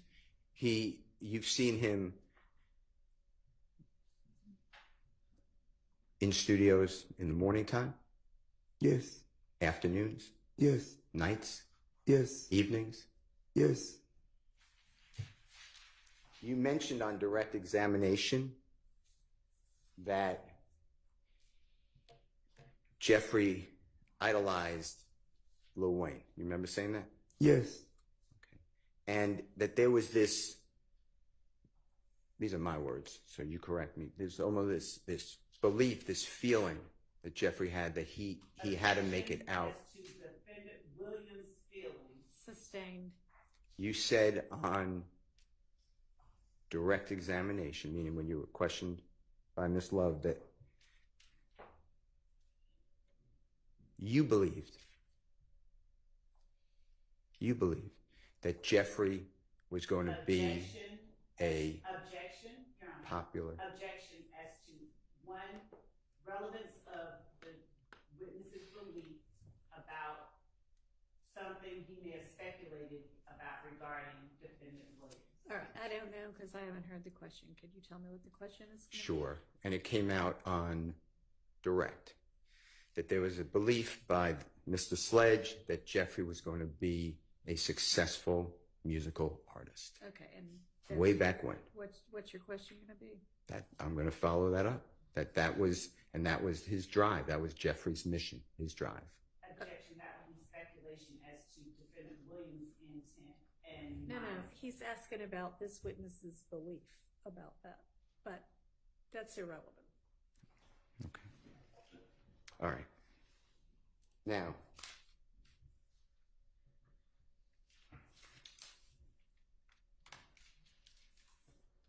have you ever observed anyone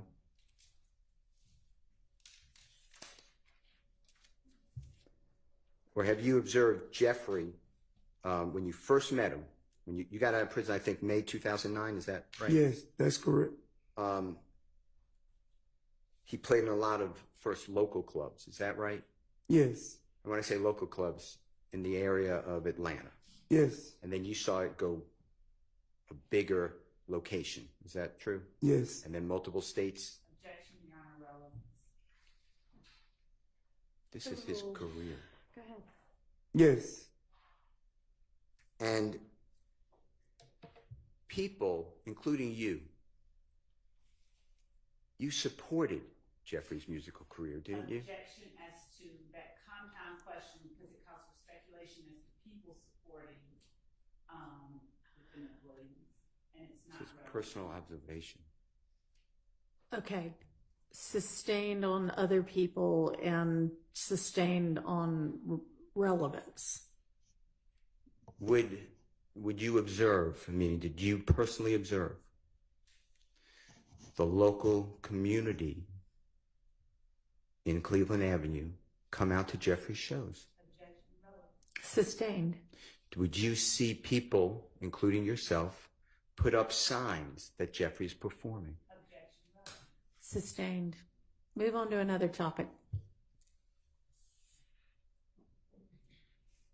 All the people that you were asked about, remember being asked about Trontavious Stevens?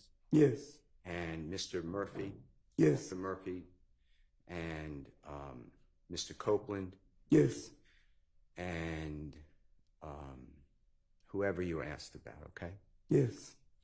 All those people were in poverty at the same time you and Jeffrey were, right? Objection calls for speculation, and it is irrelevant, and it is compound as it relates to, at the same time, you and Jeffrey, and it assumes facts that are not in evidence. Sustained.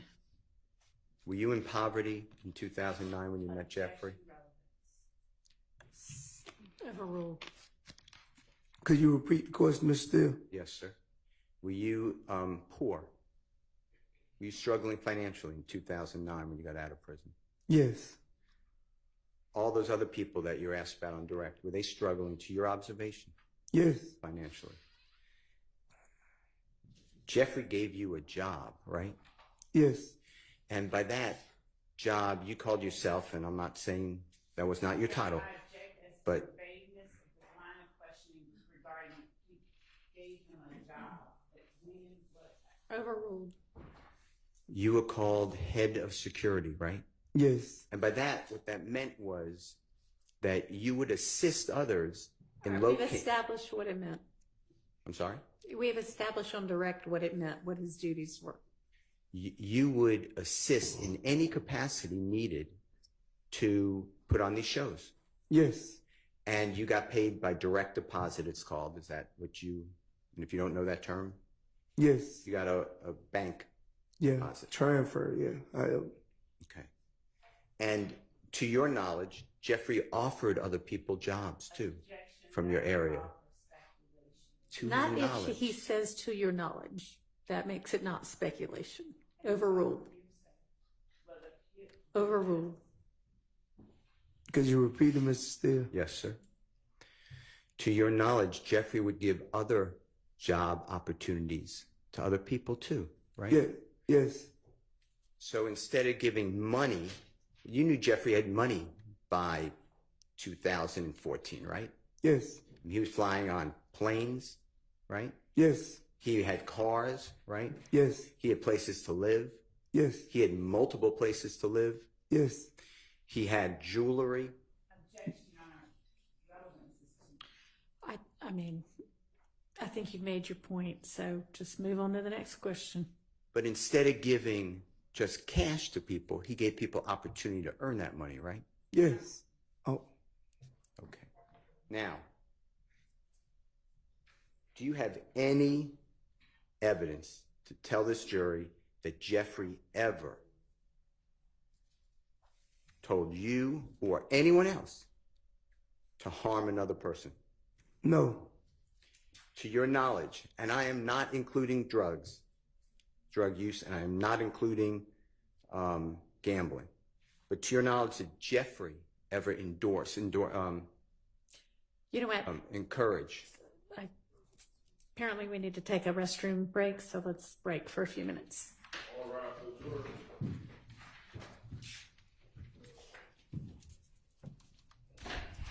Let's try to keep this one to 10 minutes or so.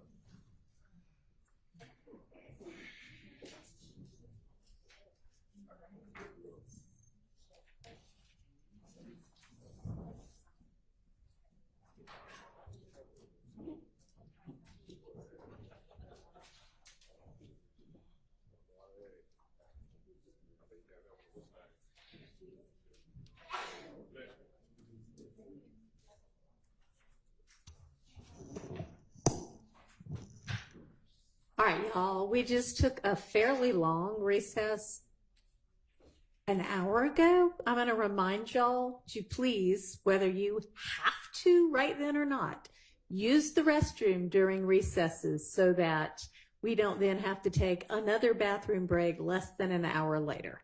Okay, I'm going to just start making y'all hold it if you can't do that, because we take plenty of breaks without interrupting the middle of somebody's testimony. Okay, so keep that in mind for the future, please. Go ahead and go if you need to.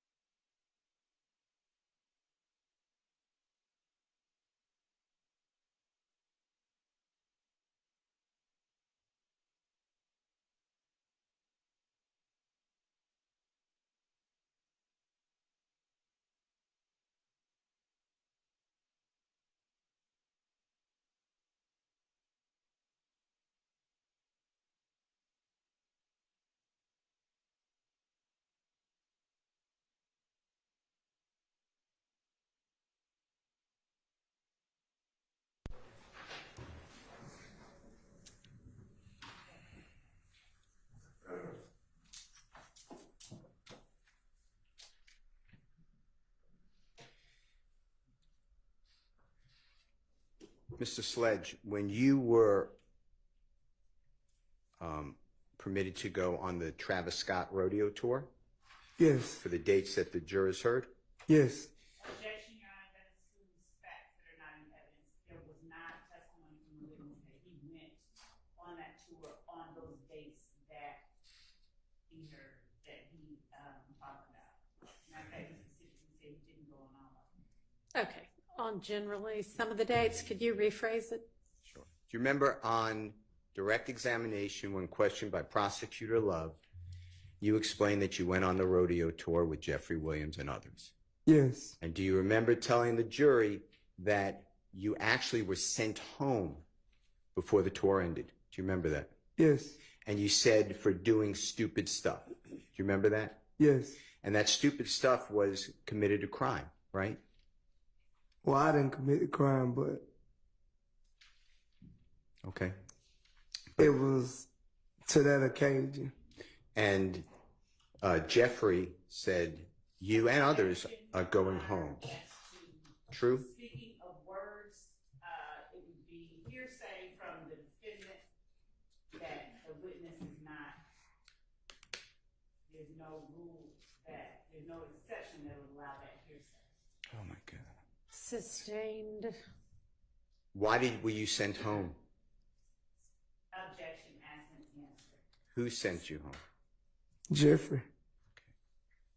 I'd like to show you, with the court's permission, I'd like to approach and show you what I've marked as Jeffrey Williams exhibit number 220A. And it's consecutive, meaning it goes then 220B. Yeah. But it goes up to JW exhibit 220XX. Yes. Your Honor, may I approach? You may. Your Honor, these are the ones that the court, I think, can rule a smattering. No, he's gonna. No. That's, yeah. May I approach? You may.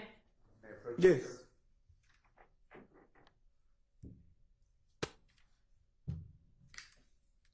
Do you mind if I just move this?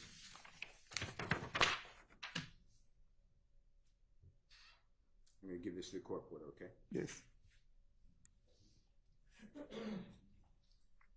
So it says JW, Jeffrey Williams, EXH is exhibit, and then you'll see the numbers followed by a letter. Do me a favor, flip through these. If you've seen these before with your lawyer and you recognize them, just tell us that as well. If you don't recognize some, put it to one side. If you recognize others, put it to a separate pile, okay? Your Honor, and the question was if you've seen them before with your lawyer. That wasn't, I thought, the question that the court required. If you've seen him before today. If I seen them before today, Yeah, you may have seen them today. So if the only time you ever saw them was today, then put it aside as something you've never seen. What he means is if you saw it before today. Is that right, Mr. Steele? Yeah, yesterday, Your Honor. If you saw it before yesterday, that's when he gave it to him. Okay. Yes, sir. Before yesterday. If you saw it before yesterday.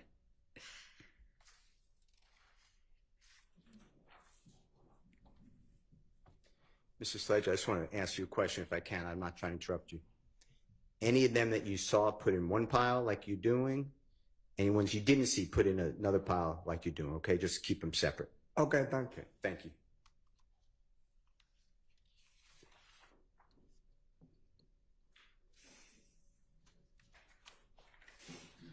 And then I know where you might be confused. It's going to be a composite exhibit, and he will publish, to the extent this witness says he recognizes any of them, a smattering of those, not the entirety of them.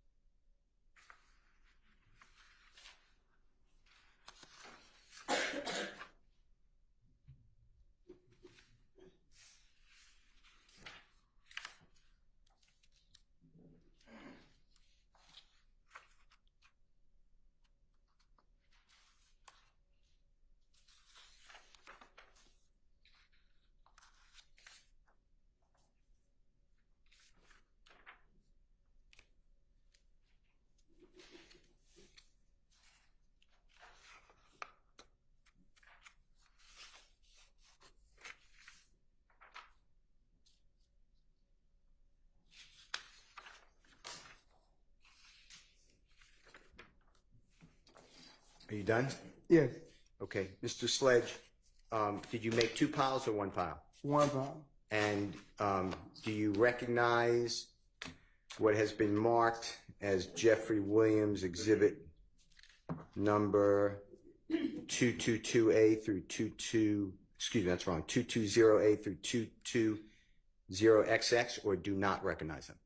I recognize. Your Honor, the question was whether or not he saw them before yesterday, and that was not asked, so I would ask that that be inquired. Let's clarify, please. Have you seen those items, all of them, in that package prior to seeing them with your lawyer yesterday? I didn't see these with my lawyer yesterday, but I have seen these before. In the past? Yes. Before yesterday? Before yesterday, yes. And are they true and accurate? That's just saying, do they look the way that you remember them when you first saw them? Yes. Did you see them, those items contemporaneously? That's a bad word. Did you see them at the time that these items were going on? Yes. Okay. Your Honor, I move for the admission of Mr. Williams, and that would be, Your Honor, 2220A, as in Elisa, through 220, then double X. All right, that's admitted. Okay. Mr. Sledge, may I, with the court's permission, may I just approach you? And I'm just going to show a couple Yes. to the jurors as a sample. Yes. May I approach, Your Honor? Yes. Thank you, sir.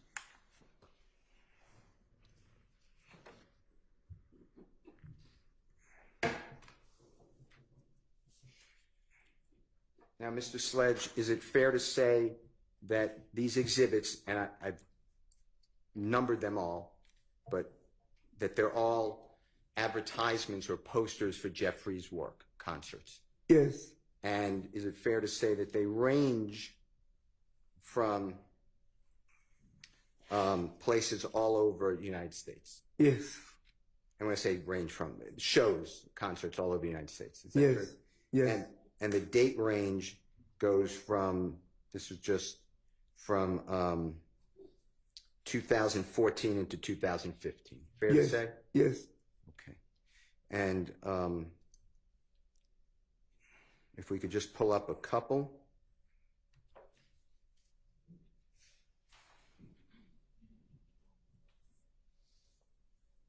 And this would be, with Mr. Kokomo's and the court's permission, Jeffrey Williams exhibit number 220DD.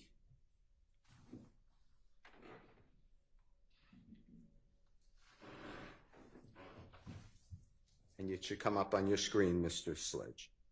Could be, or it's maybe to your left, but yes, it's above you too. Yeah, I think that one might be out of batteries. That's on the. Yeah, that's indeed. Mr. Kokomo, can you clear the items on the middle of the screen? It appears that there's some encryption, Fulton County, on all of the computers, so I'm not sure if it's anything that can be done. Okay, that's fine. That's fine. May I approach, Your Honor? You may. Let me just show you this to you. Mr. Sledge, may I approach you? Yes. I'm going to show you what's been admitted, Mr. Williams, or JW Exhibit 220DD. Take a peek at that. And is this a performance in Chicago, Illinois? Yes. And is it, do you recognize those performers? Yes. Tell the jurors who they are. Birdman and Rich Homie Quan. And anybody else? Jeffrey Williams. Okay. And this is the date. Do you see the date? Yes, December 26th. And Christmas time? Yes. 2015? Yes. All right. To your knowledge and observation, and if you don't have one. Yes. I do not see, and so I would ask for clarification if the testimony is that there is a 2015 on this exhibit that I'm looking at, because there is no year of 2015 as Mr. Still has suggested, unless I'm missing it. If you could just show me, I'd be okay. First of all, Yes. it comes from the state of Georgia when they subpoenaed Mr. Williams' Twitter account for 2014 and 15, A and B. Your Honor. If I go through all of them, you can see the dates in order. Your Honor, there is no.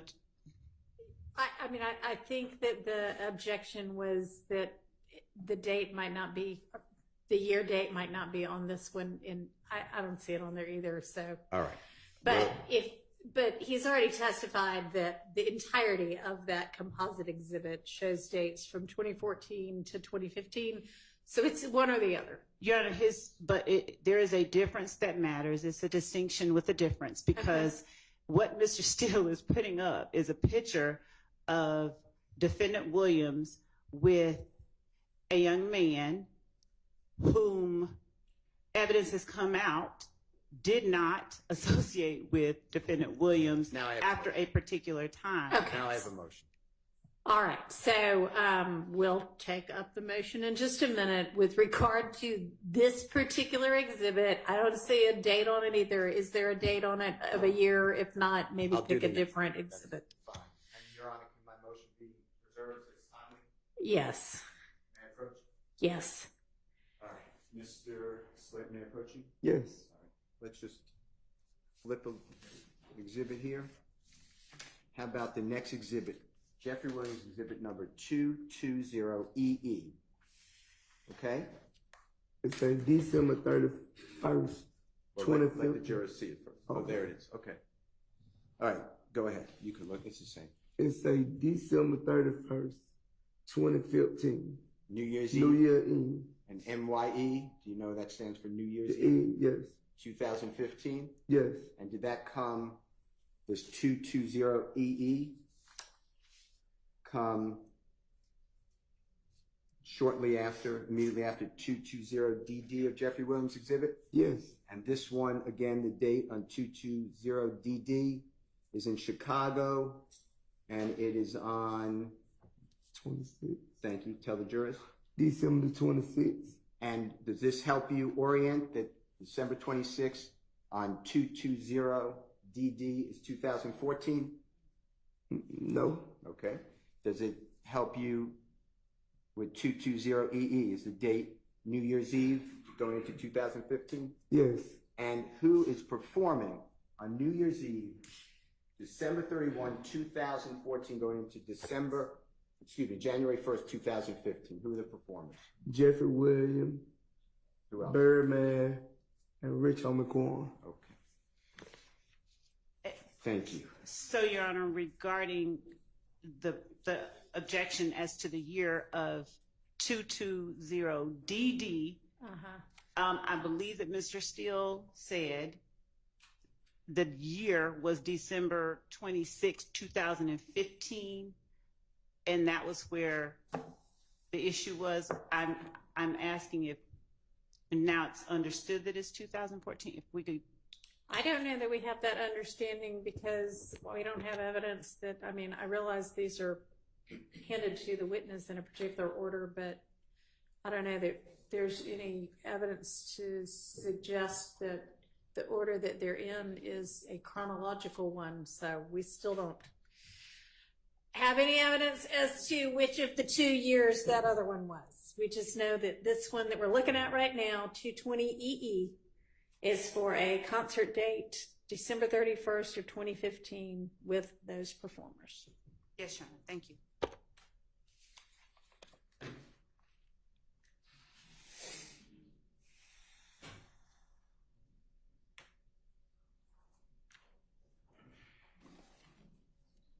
Did you want to ask him about another? Yes, Your Honor.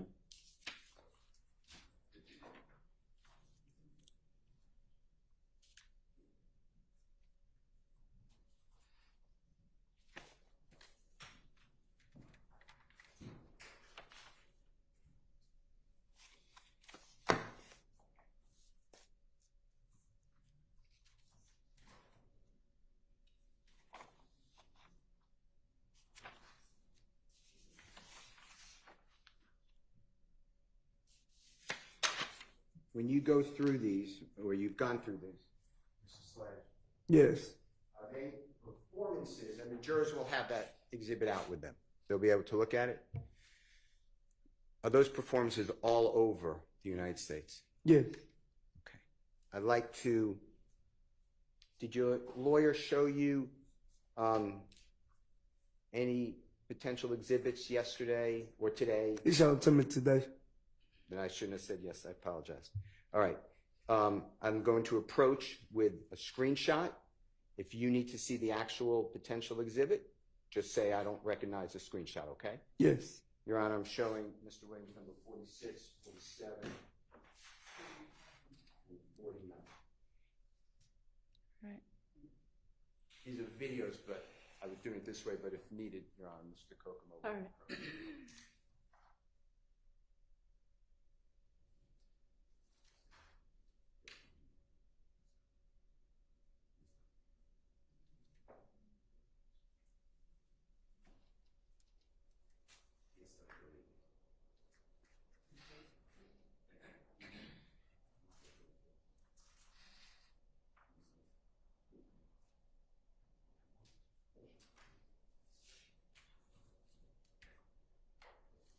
May I approach? You may. May I approach you, sir? Yes. Please take a look at Mr. Williams 49, 47, and 46. And if you need to see the actual item, there's no problem with the court's permission.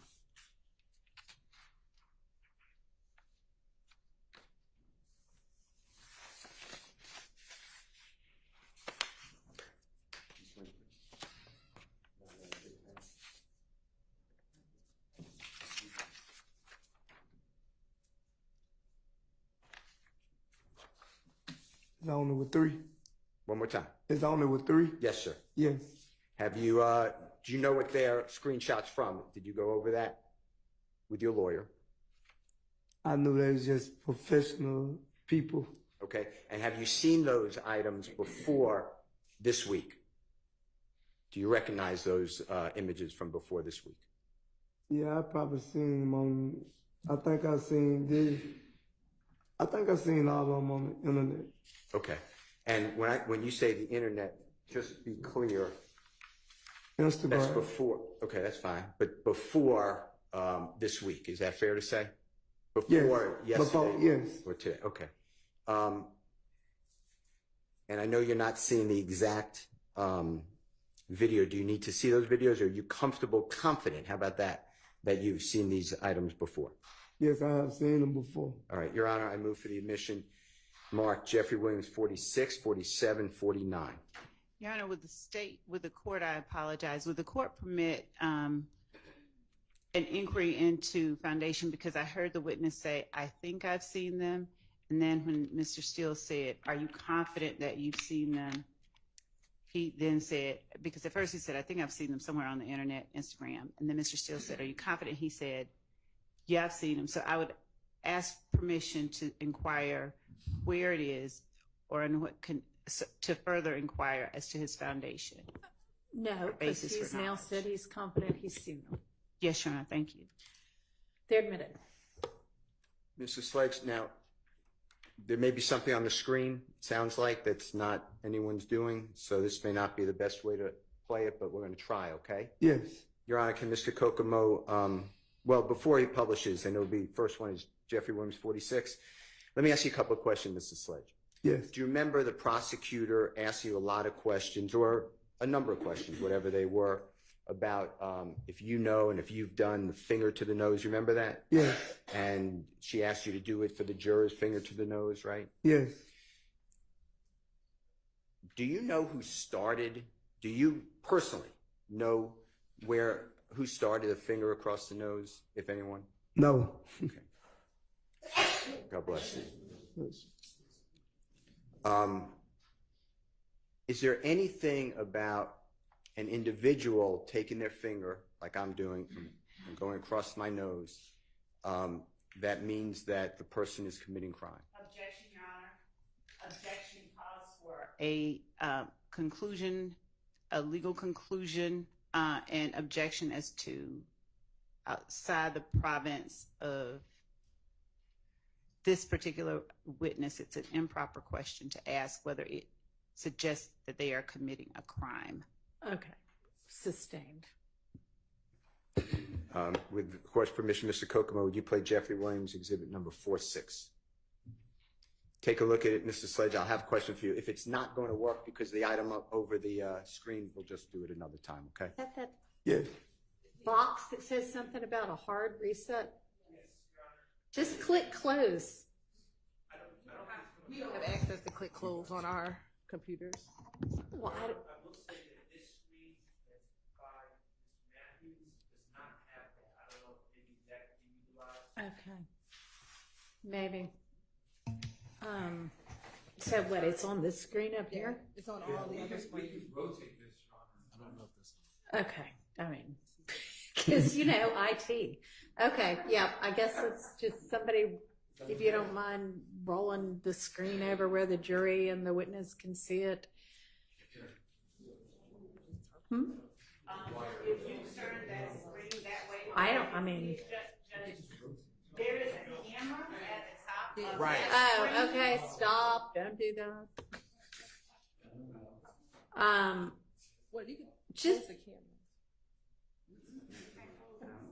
That one don't have a class. I don't know the answer to, if y'all are screen sharing from your laptops. It's on the. Oh, okay, I don't know. Believe me, I do not know the solution to the IT issue.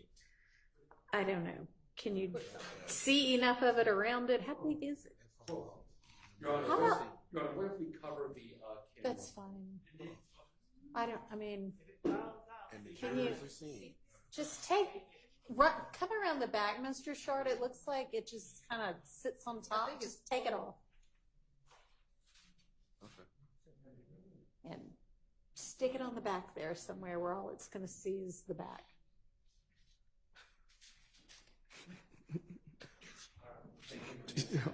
No back. It rolls, right?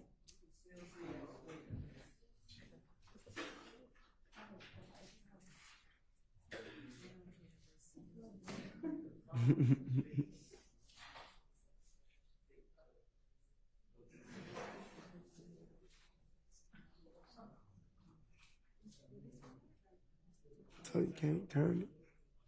You're right here.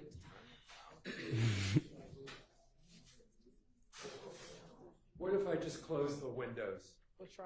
I can. There we go. There you go, Mr. Look at you. That's the end of my. So that was, yes, okay, good job. Just said that. So it was that one that was, okay. Thank you. Yeah. Embarrassment, a broken toe, who knows what else. All right, you may take the IT crown away from Miss Persifield since she's not here this week. We can worry about that later. All right, we now have the ability to see on a screen that is not covered by some strange IT notification.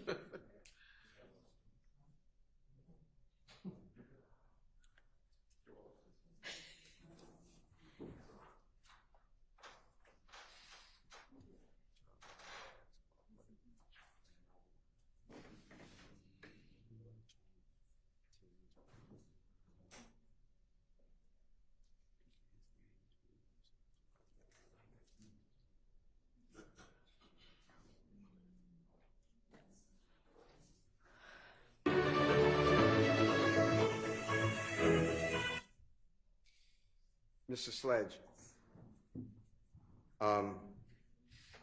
did you note the two basketball players in that screenshot? Yes. And do you know them to be professional players? Yes. And were they doing something similar to what you were asked to show the jurors? Yes. I'd like to show you Mr. Williams, number 47.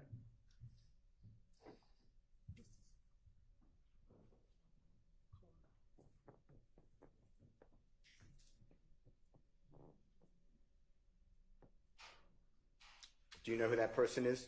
Broadway. Can you tell the jurors, please, into the microphone?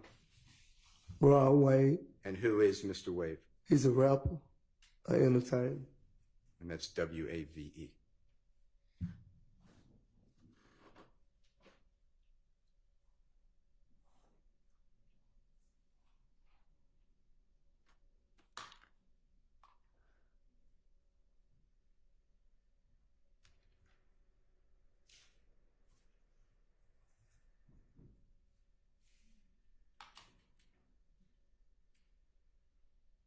at the beginning, did you notice that young lady behind Mr. Wave? No. Okay. Look at the young lady right behind her, right there. Oh, yeah, I see it right there now. And is that similar to what you showed the jurors? Yes. And then 49, Mr. Williams, 49? Do you remember discussing with the jurors that you've seen Nickelodeon slime? Do you remember that? Yes. Okay. This is going to be Jeffrey Williams, number 49.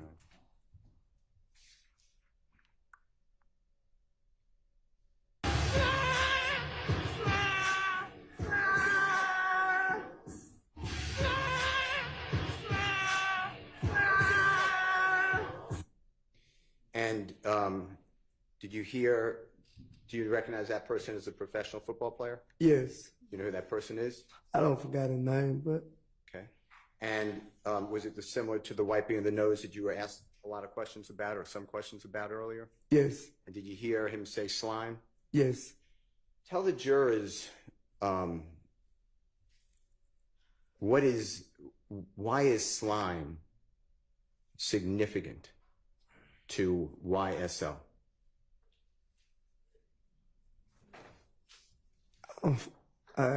Could you? Is it evil? No. Okay. And the wiping of the nose, is that evil? No.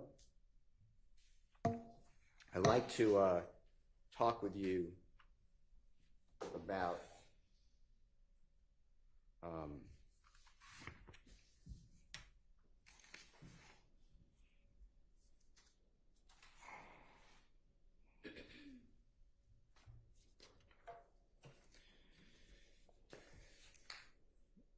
a posting that you were shown, and I forget the state's exhibit number. Give me 1 second.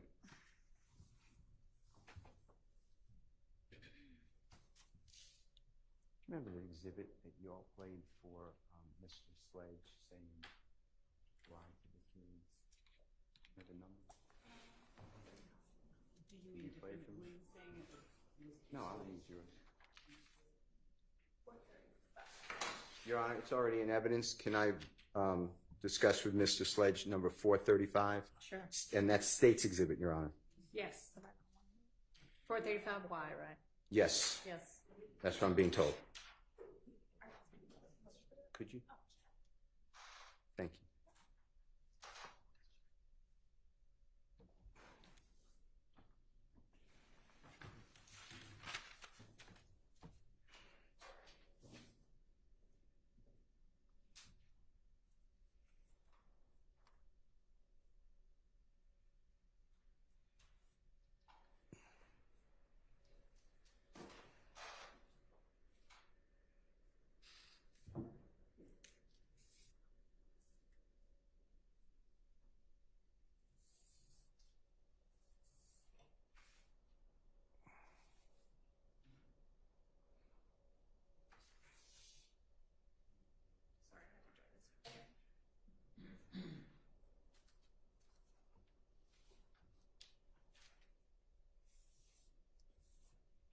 Do you remember this, Mr. Sledge, being played this?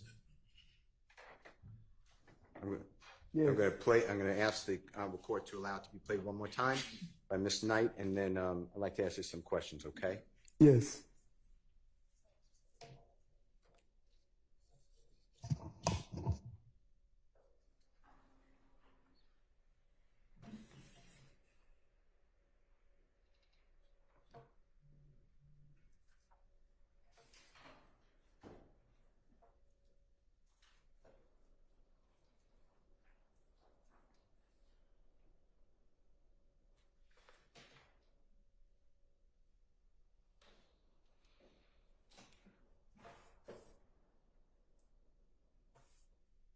You lie to your kids, you lie to your mama, but you get in the courtroom and in the investigation room and tell them punk ass people the God honest motherfucking truth. Pussy ass. Now, Mr. Sledge, you told the district attorney when questioning that this is not a new statement. Do you remember something like that? Yes. And Had you heard this before from growing up? From where? Growing up, I have heard it before though. Okay. Have you seen it and listened to it or read it on the internet? I think I have seen it on the internet. And you related this and you made this statement which is now memorialized as State's Exhibit 435Y. Do you remember what was going on at that moment? No. Okay. I'd like to show you what's already in evidence, and it's the State's Exhibit number. Do you have Jeffrey Williams making, what number is that? I'd like to show you 447Y. Your Honor, it's already in evidence. All right. May we publish it? You may. Thank you.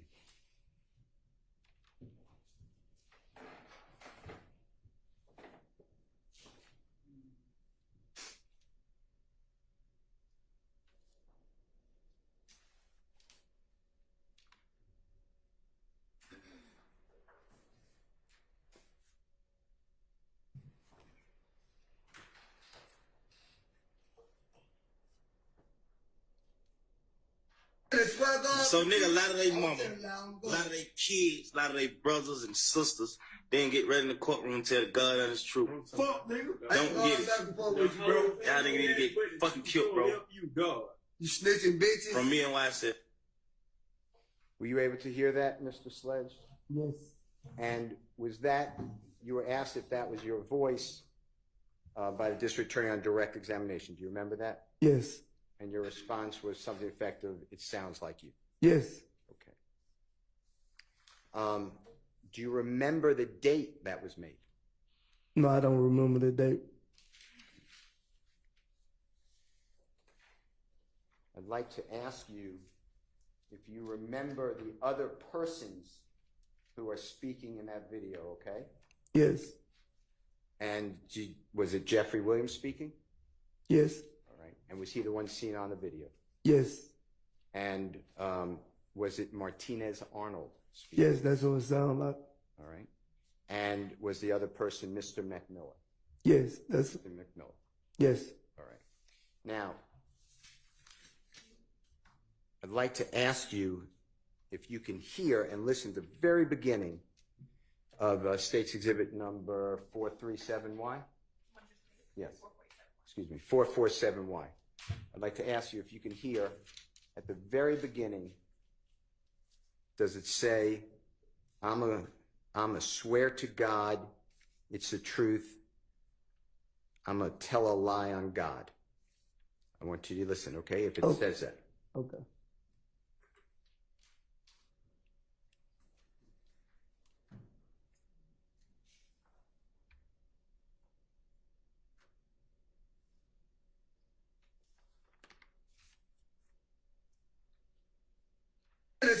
So nigga, a lot of they mama, a lot of they kids, a lot of they brothers and sisters. Did you hear the beginning of that? Yes. Okay. And if you want headphones, the judge may allow that. The Honorable Judge Whitaker may allow that. But were you able to hear the person speaking? Yes. That beginning part? And did they say, I'm a swear to God, it's the truth, I'm going to tell a lie on God? Yes. Who said that? Hang on. Never mind. Yes, no. Okay. Who said that? I think that it sounded like my voice. But yes. Okay. So at the beginning of this video, audio, is it fair to say that you're talking about going to swear to God, to tell the truth, and then tell a lie on God? Yes. Was this video something about people who lie? Yes. Even though they're under oath? They don't have to be on an oath to tell a lie. Okay. Now, the next part that I'd ask Miss Knight, the Honorable Miss Knight, to play should be Jeffrey speaking, and it's similar to what you said in the video we just saw. Okay. There's Jeffrey saying, listen to this, okay? So, and I'm just saying N, lie to their mama, lie to their kids. lie to their brothers and sisters, and get right in the courtroom to tell the God's honest truth. If you can just listen to that and tell me if that's what you hear Jeffrey say. Okay? Yes. One more time. You can start beginning. I mean, it's so short. But can you stop it when that part ends? Yeah. Thank you. You listen for my cue? Okay. So nigga, a lot of they mama, a lot of they kids, a lot of they brothers and sisters, then get ready in the courtroom and tell the God honest truth. Fuck, nigga. Was that Jeffrey speaking? Yes. And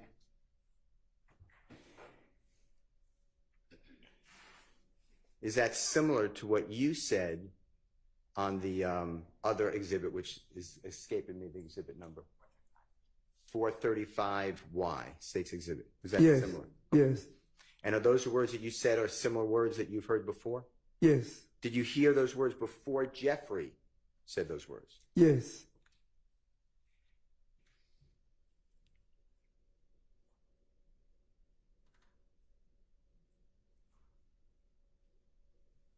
And then on the next part of it, I'm not going to say it, but it's FN. Ain't going back and forth with you, bro. And then Jeffrey saying, or then another person saying, tell nothing but the truth, so help you God. If you can listen to that, okay? Yes. And tell the jurors who's saying that. Yes. Don't get it. Y'all niggas need to get fucking killed, bro. You snitching bitches. It's true. Fuck. Thank you. God honest truth. Fuck, nigga. Don't get it. Y'all niggas need to get fucking killed, bro. You snitching bitches. From me and YSF. Okay. Did you hear that? Yeah. Tell nothing but the truth, so help you God. Yes. Is it accurate to say that in the criminal justice system, from your upbringing and your observation, people come in and lie under oath? Objection, Your Honor. That would call for speculation about other. He says from your observation. Of course, I don't know how he can know that. You can know it from personal experience. So speculation until there's a foundation established for his ability to answer that. A basis for knowledge. Just speculation about other people lying. You can try to lay a foundation. When you said this, when you were part of this, and when I say this, I'm talking about States 447Y, what's up there right now? Yes. Tell the jurors what you were talking about. Talking about people lying. Okay. Now, I want to show you. Y'all may have one moment. You may.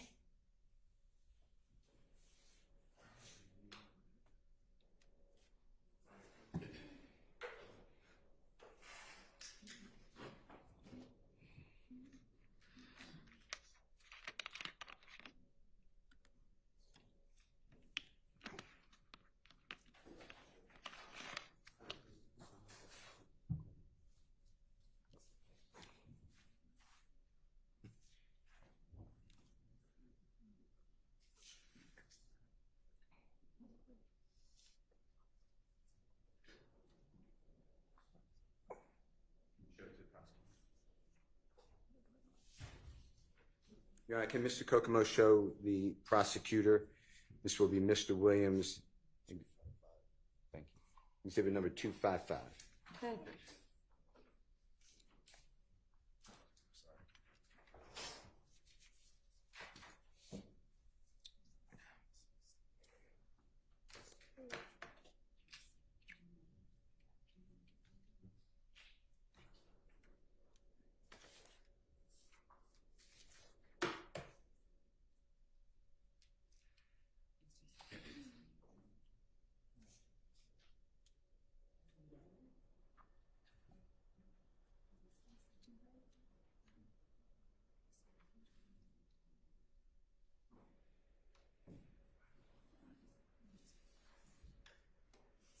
I'm looking at 62 pages. Are we talking about 62 pages?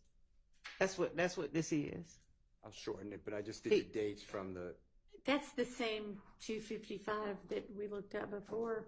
No, we cut No, out. it's a different. Yeah, we stopped in July 2015.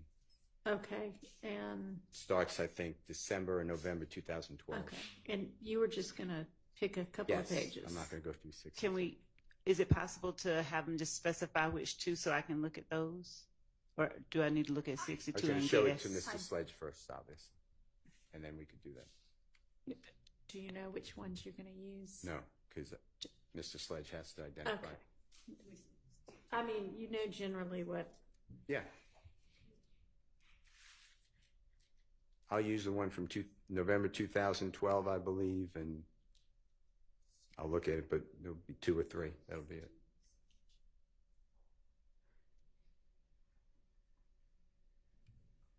I mean, this is the same thing we looked at over lunch. It appears to be all 62 pages. Yeah, no, I know. Well, it's not. I'm- It's not accurate. It took out after July 15th. Okay, well. That's what. But I didn't want to cut it short for the Mr. Sledge to look at. But then I was going to just once he identifies a few, I was going to stop. So. Okay, so can you come up here for a minute?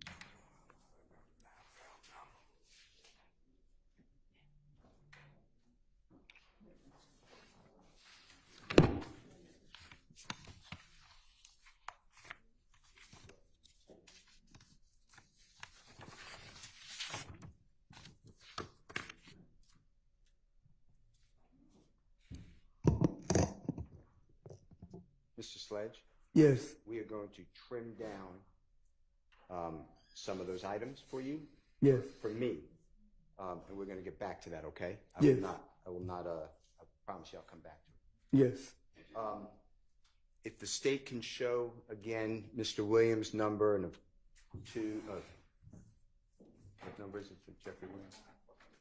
447Y. And if you can just look at it with me for a moment, if you don't mind. Now, do you see at the bottom, if any way to clear the, thank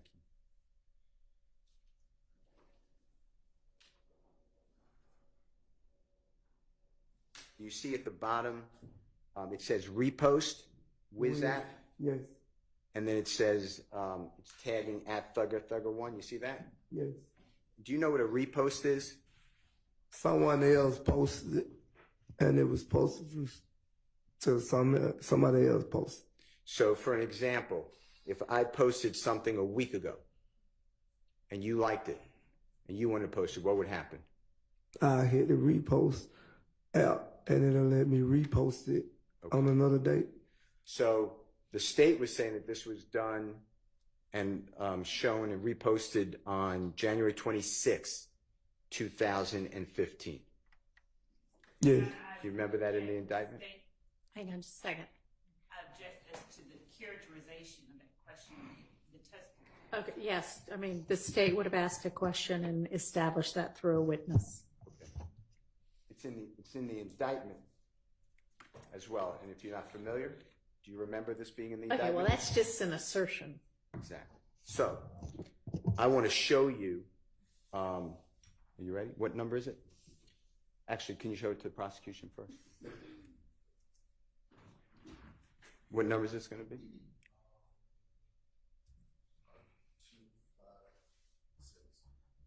It's going to be Jeffrey Williams, number 256.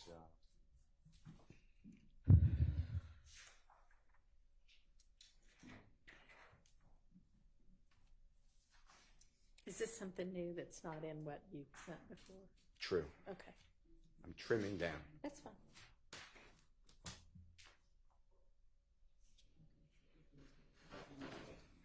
Oh, I got you. Okay.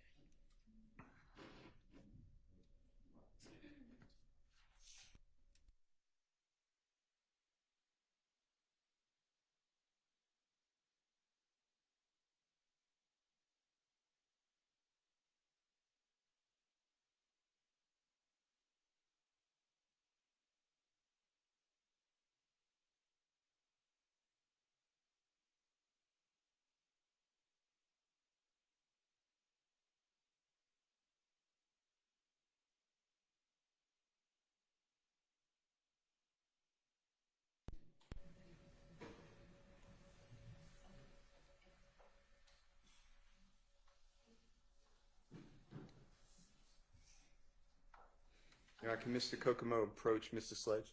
Yes, you may. Mr. Sledge, is that okay? Yes. Just take a look at this, telling me whether you can recognize it and you could hear it as well, just to make sure, but don't make it loud enough for the jurors yet.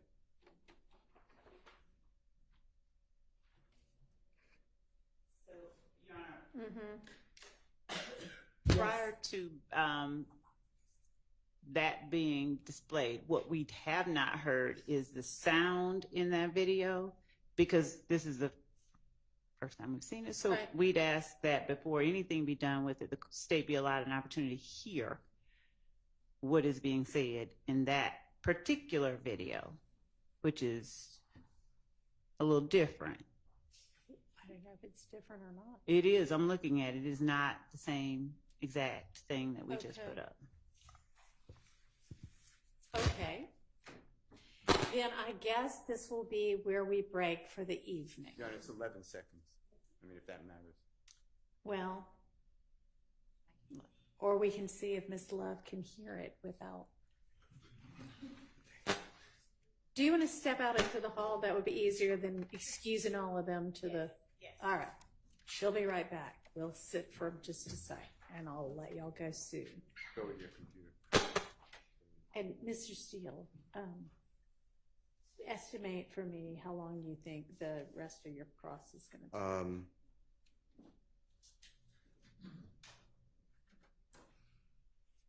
30 minutes. Do y'all want to stay for, who else has, if anybody, has going to have cross for this witness? Anybody? Okay. Okay. Do y'all want to just, well, do y'all want to stay 30 more minutes? Although we'll have a redirect on Monday, but yes, I have some thumbs up for 30 minutes. Lots of nods for 30. Okay. The only issue I just want to make the court on the on the 62 Yeah. item. That's the only thing I have to go over, which is going to take a little more time. So I just want you to. I won't finish. Is my All point. right. Yeah. We'll get 30 more minutes and then we'll see where we are. Okay. All right. Then I guess he's already seen it. Yes. So go ahead and ask whatever you need to ask. Mr. Sledge, have you seen what is now marked as Mr. Williams number 256? Have you seen that before? Yes. And is it accurate? And does it depict the way it was when it was first filmed, or filmed and audioed? Yes. And Your Honor, two things. I object on the basis of the vagueness of the question. Have you seen it before? I don't know if that means before he was shown by a Well, lawyer. can you clarify that? Were you present when that was made? Yes, I was present. Is your voice on there? Yes, my voice is on there. Is it the same as, and I always forget, 447? Oh. 447Y that was shown to the jurors, the repost? Yes, my voice on there. Okay. Okay. So on 256, JW 256 is that what you were just asking the questions about? He was present for? Okay. All right. With Are that, there- I have no objection if he's saying he was there. All right. Go ahead. Your Honor, with the court's permission, Mr. Kokomo will publish Mr. Williams number 256. All right.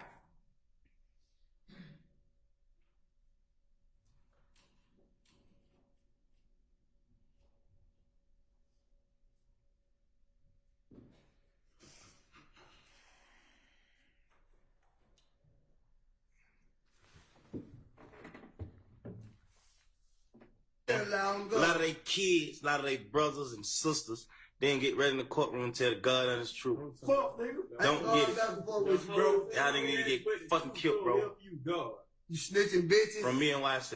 Swear to God. So nigga, a lot of they mama, Go. a lot of they kids, a lot of they brothers and sisters, they didn't get ready in the courtroom and tell the God honest truth. Fuck, nigga. Don't get it. Fuck with you, bro. Y'all niggas need to get fucking killed, bro. You snitching bitches. From me and YC. Mr. Sledge, did you hear your voice? Yes. The voice of Mr. Jeffrey Williams and the face of Mr. Jeffrey Williams? Yes. Did you hear the voice of Mr. McMiller?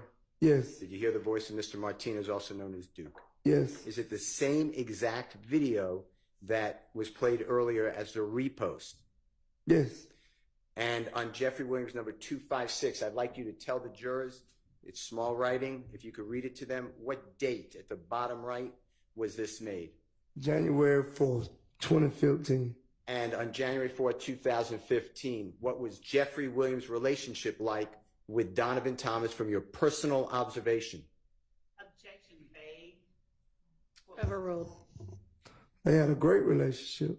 And does this video on January 4th, 2015 have anything to do, from your own personal knowledge from being in it, about Donovan Thomas or threatening some witness or anything?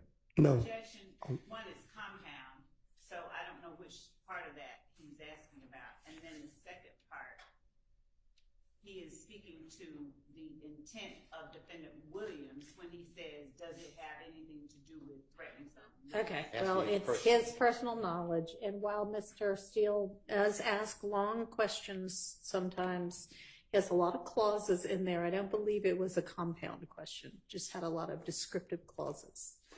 So overruled. So the indictment, and if you don't remember, we'll show it to you. No one's trying to keep anything from you. Says that this was done 16 days after the killing of Mr. Williams, that it was reposted. But this was made 6 days before, God forbid, the killing of Mr. Thomas, right? Yes. Now, if you can look at the very top right-hand side, you see where it says watch your post? You see that at the top? Yes. And then underneath it, it says watch your post, and then it says best said at MPA Duke, D-U-K-E 1, the number 1, said it first, 3 exclamation points. You see that? Yes. Who, to your knowledge, is MPA Duke 1? Mr. Arnold. Martinez Arnold? Yes. And then it says video by at Thugger1 pound YouTube pound Young Thug pound Thugger1 pound Urban Post. You see all that? Yes. Okay.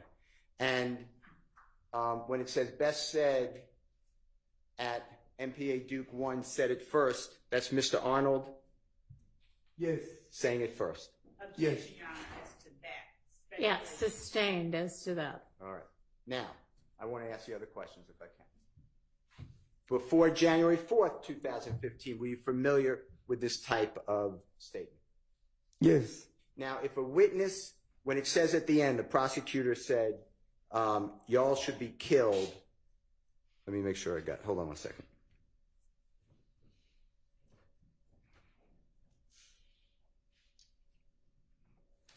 Y'all should be killed, and that's from me and YSL. Do you remember that? Yes. If I didn't quote it perfectly, something to that effect? Yes. Okay.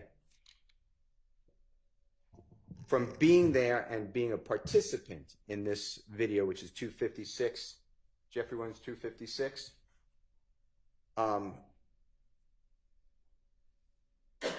what do you believe should happen to a witness who lies about someone in trial? Sustained. Okay. All right. Let me ask you this. You were released from prison from the drive-by shooting. Remember, the jurors heard a lot about that, April of 2015? Yes. And is it fair to say you were released in the year 2019? Yes. And when you were released from prison, you needed a job, didn't you? Yes. Okay. You were financially depleted. You didn't have much money? No. All right. And is it fair to say that Jeffrey at that time was even more popular than he was in 2015? Yes. And did Jeffrey offer you a job? Yes. Was it conditional? Did you have to promise something? No.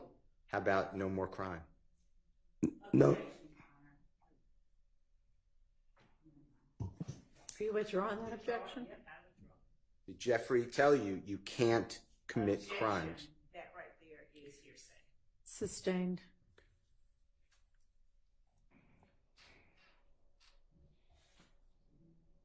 When you were on tour with Jeffrey, and from your personal observations, so I'm not asking you what other people said or anything, did you ever observe people who would steal from other people, from stores or anything like that, and Jeffrey would find out about it and repay those people? Yeah. Objection, Your Honor. Relevance. Sustained. Well, I think it's relevant. You're the leader of a supposed organization. Your Honor, I object on the basis of whatever the speaking objection is about to be. I think it's relevant, more than relevant, Your Honor, to the conduct after this trial. his character. He's trying That's to not- get into character. Sustained. evidence. All right.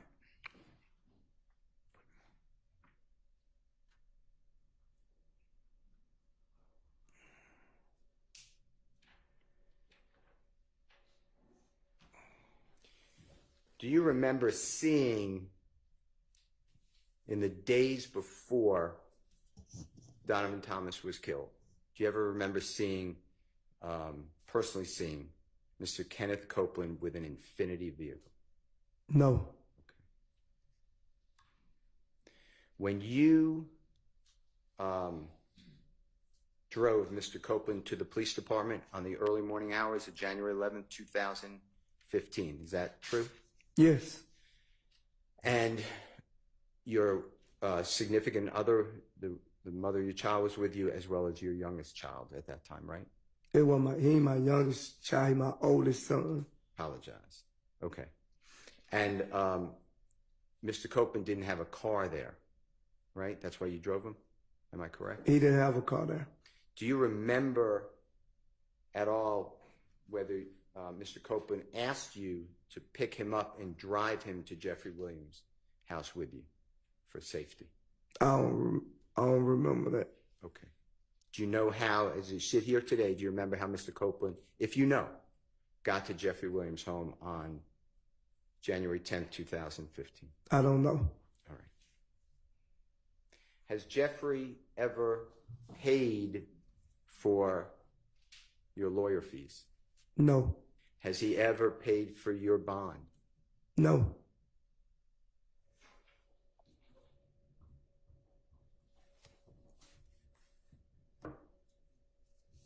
Your Honor?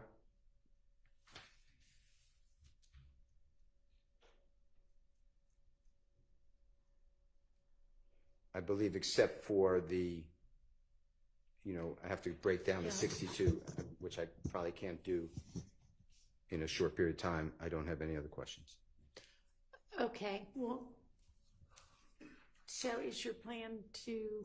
I'll try to do it, with the court's permission, I'll try to do it Mr. Wright and figure out if there's a quick way to get it through. I'm not going to speak with Mr. Slade. I don't mean any disrespect, but I'll go through his law. Your Honor, would the court permit outside of the jury's presence for the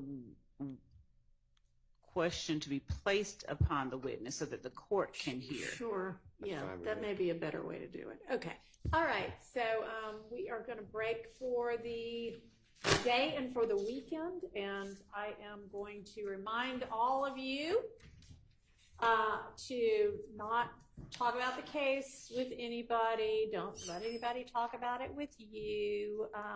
You are only supposed to decide this case based on the evidence admitted inside this courtroom, so don't conduct any research on your own.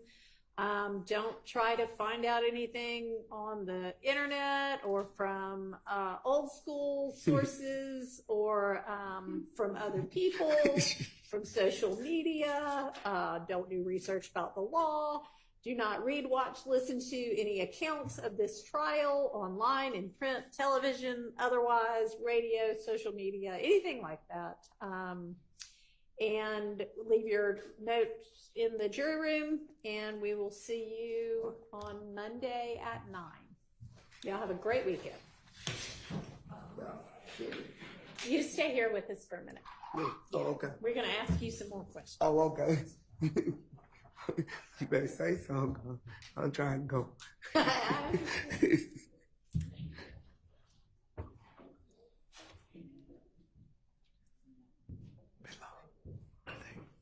They charged it for Monday. It need to be charged. All right, good.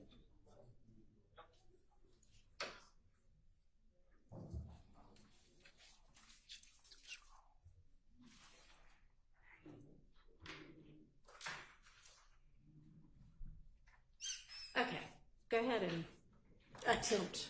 Okay, Mr.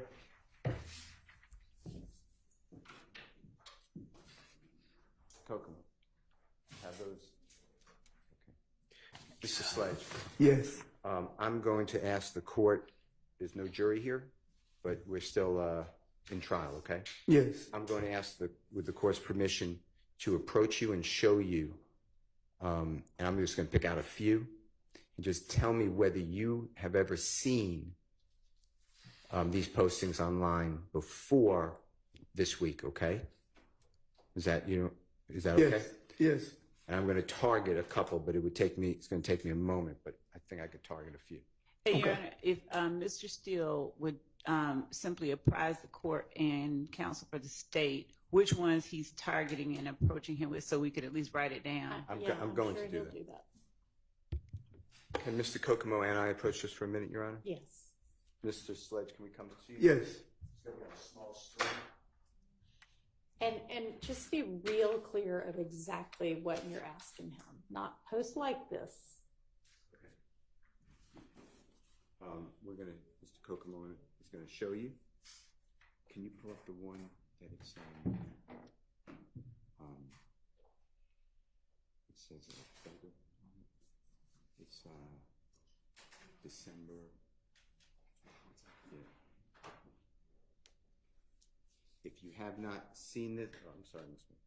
Okay. And If you have not seen this before, you'll just tell us I haven't read it, I haven't seen it, okay? Yeah. If you have seen it and read it, just tell us I have seen and read it. Your Honor, could Mr. Steele place just on the record the one he just identified for Mr. Kokomo, but I could barely hear. Way. Or just say spin it. around and show Miss Yeah, Love. if I could see it. This is DMAC. Just spin around and show Miss Love. Will be easier than trying to. Some people's names or tags or whatever are kind of hard to read out.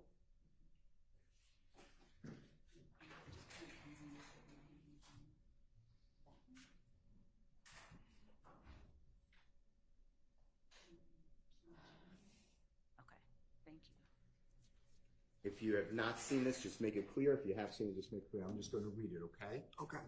And it is, I'm just orienting myself. This is Mr. Williams' exhibit number. We can call it 255A. 255A. And it's down here, and it says, DMAC got me to banging at DMAC to banging. And you see the date? Yes. December 27, 2014. Yes. And this is me, I'm not reading it verbatim, okay? And AN lie to they mama, brother, sister, and kids, but get to the courtroom and tell the God's honest truth, question mark, question mark, question mark. I don't get it. Or ION get it, hyphen at Young Thug. You see that? Yes. If you can remember it, if you can, it's fine, and just tell us, have you seen that before this week? Have I seen it That particular post. this week? No. Anytime. This week. I can't even remember exactly what day I seen it, but I don't seen this before. You have seen it before. Yes. Have you seen Judge, it before? is he talking about that? This Have you specific seen post. DMAC got to me to banging on December 27th? That post. You Yes. saw that post. I don't saw this post All right. before. Have you seen it before this week, just to make sure? Yes. Yes. Okay. We're going to have to mark that.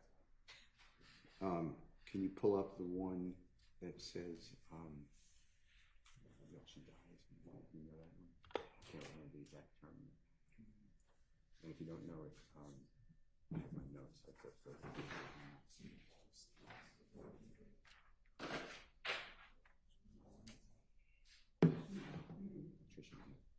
Can I step back just 1 second here? No.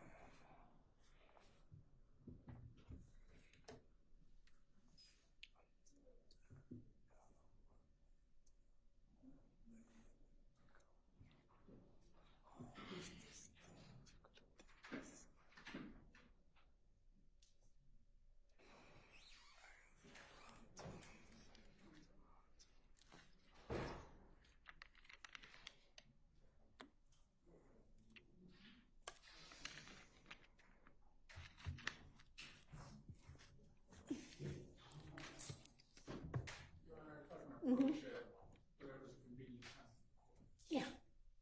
This seems to be a convenient time.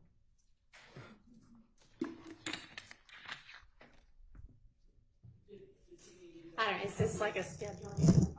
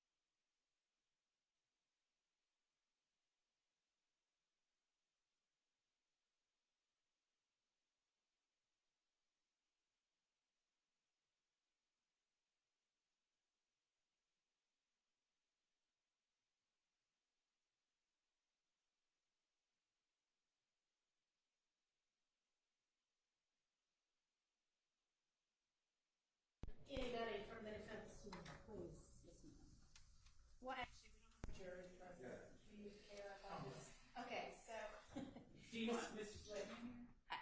I don't think that matters. Mr. Wright has brought it to my attention that he's now under subpoena, a state subpoena.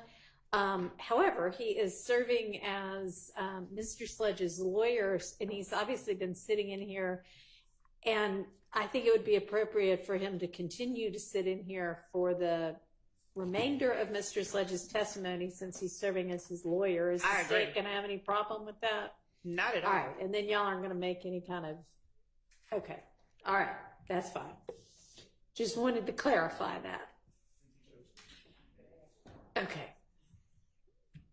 And is this like a cautionary potential subpoena, or is he gonna, are you gonna let him know when you expect him to, he's got other business, obviously, after he finishes as his attorney role. Will you let him know when he needs to be back? Yes. Okay. Yes. All right. That's the only reason I'm asking. Okay. All right. Are y'all ready with your next one?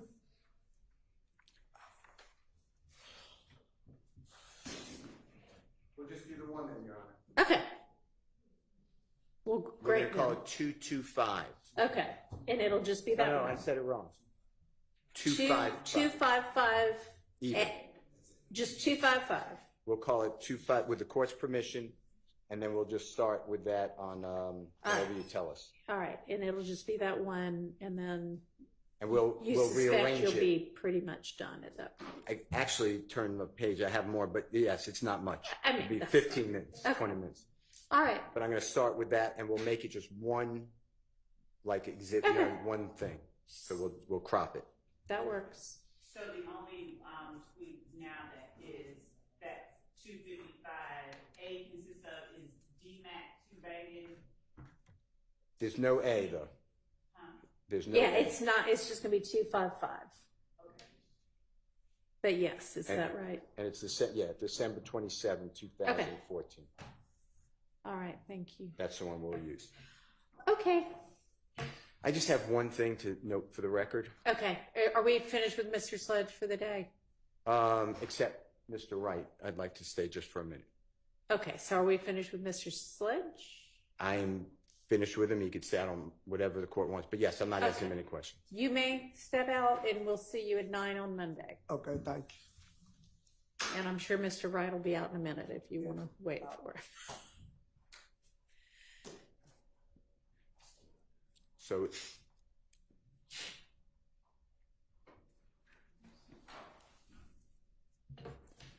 So it's not my desire to say that a prosecutor or any lawyer or anybody told someone don't say something in front of the jury. Yeah. But I cleared that with Mr. Wright, and I want the court to note that the state never put us on notice. It's not Brady, because with due diligence, I found out about it.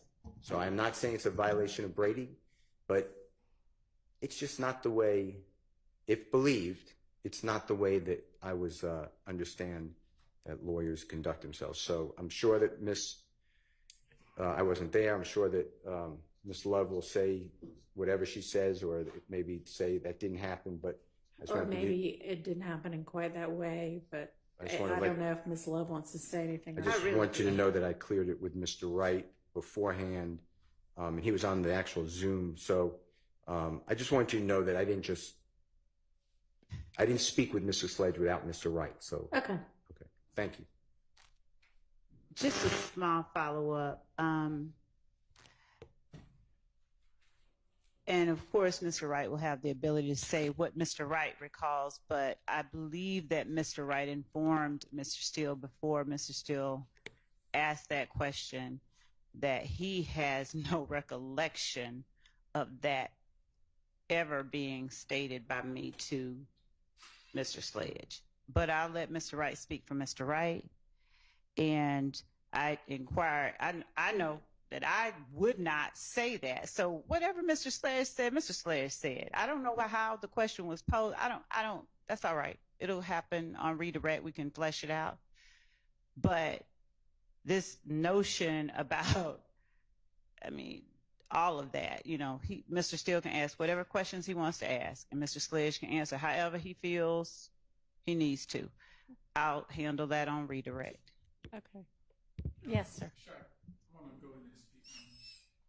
I have indicated to both sides as I'm trying to stay calling this balls and strikes and stay neutral, but my client has repeated to me that that's how he heard it.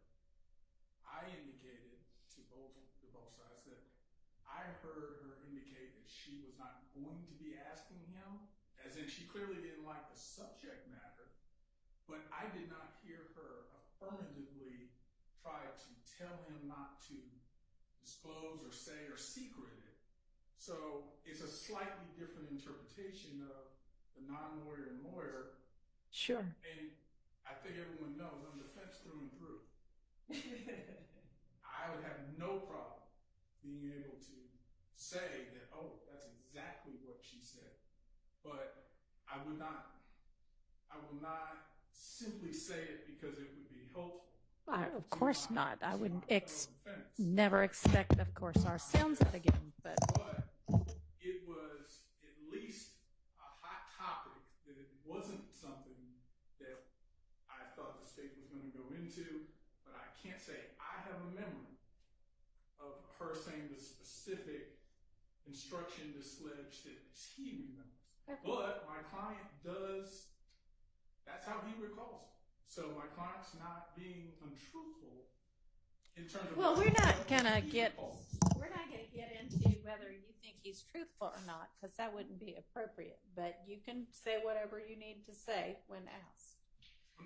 I appreciate you letting the court know and letting both sides know what it is that your recollection is. Yes, Your Honor. All right. So, do you think that Mr. Wright will be shortly on the heels of Mr. Sledge? Right on the heels. All right. So, you should just plan to stick around then, and then hopefully we'll be able to release you after that. I will not keep Mr. Wright on. I respect. Okay. Hopefully I'm here 3 to 4. All right. Anything else? Sounds out again. Maybe it's back. Is it back? Allegedly, y'all, they are coming early on Monday morning to replace either the entirety or something in this box. I think they've already tried several things. This is some new thing. We'll see, but. If I buy anything, will they reimburse me? What you mean? If I buy some. Who is we? Court administration? Yeah, they, the people that are responsible for this, will they reimburse me if I buy some? Miss Love, I cannot guarantee anything like that. I am still trying to get reimbursed for stuff from like 2 years ago. So, I mean, I wouldn't hold your breath. I wouldn't do that. If you plan to buy something, it'll just be for the good of this trial. It won't be. No. Your Honor, all right. You Yes. allowed me to continue, so I don't have to ask the jurors to leave. But I made a motion, Oh, yes. Yes. and Mr. Thank Matthews you for reminded reminding me of that. And what happened was, and please check the record, but what I remember happening was Ms. Love makes a speaking objection, comments, puts her own testimony before the jury, and states that the testimony, that there's no evidence, and it's already been proven, and I know that there's a strained relationship between Jeffrey Williams and Rich Homie Quan. That is wrong. Rich Homie Quan has given interviews shortly after January 10, 2015, all the way up to 2024, consistently how close he and Jeffrey Williams are. The prosecution said that Rich Homie Quan, his real name is Mr. Lamar, that he was coming to court and he would be testifying, and the prosecution did not call him. He was on a short list. He was under subpoena. They did not call him. I have a good faith belief. They didn't call him because, what? I'm sorry? Yeah, you need to. I have a good faith belief that the state did not call him because he gave exculpatory information about his relationship with Jeffrey Williams. So for the prosecutor to then say in front of the jury, and please check the record to make sure that what I'm saying is what was said by Ms. Love, but I immediately would have made this motion if you did not allow me to preserve it. And a lawyer can't tell the testimony. This is what happened. Brian Steele knows this. That is untruthful. In fact, I know the opposite. All right. So my recollection is that Miss Love said that the evidence shows that after a certain date, one of the people in this picture no longer hung around Mr. Williams. Okay, good. That's a closer. That is not true. Account. What the state was trying, their crazy theory, in my opinion, is that in the fall of 2014, Mr. Williams somehow cared about Rich Homie Quan signing with a third party. His name is Mr. Brian Williams, which is Birdman. Right. And somehow that because Donovan Thomas said, no, Mr. Rich Homie Quan, don't sign with Birdman, that Jeffrey Williams has now a motivation to kill Donovan Thomas. None of that comes out. And it's untruthful. As you saw, they are playing together, they being Jeffrey Williams and Rich Homie Quan, on New Year's of Well, you know what? 2014. There are plenty of band members who play together and hate each other. So them playing together doesn't establish anything. But so Miss Love, you maintain that it is in evidence. So can you That there was. what part of the evidence and who said it? Yes, and I would ask if the court has in front of it my exact words, or if there's a way I to don't grab. have Okay. your exact words in front of me, but I'm sure we can get them by Monday. Okay. But it was So what I was referring to was the testimony that has been given that after a certain date, at least one witness, there may have been two, testified that the relationship between one person in that photograph and defendant Williams changed. I can definitely say that I can definitely say that apart from that testimony that the jury has already heard, personally, I definitely have a great faith basis but that's for not saying what it, but that is not what I said. I said what I was referring to the second part of what was asserted by counsel. Do you know which witness or witnesses it would have been? Because I think Miss Weaver's probably transcribed a good bit of this, and she's pretty fast. I'm happy to ask her to. I believe it would have been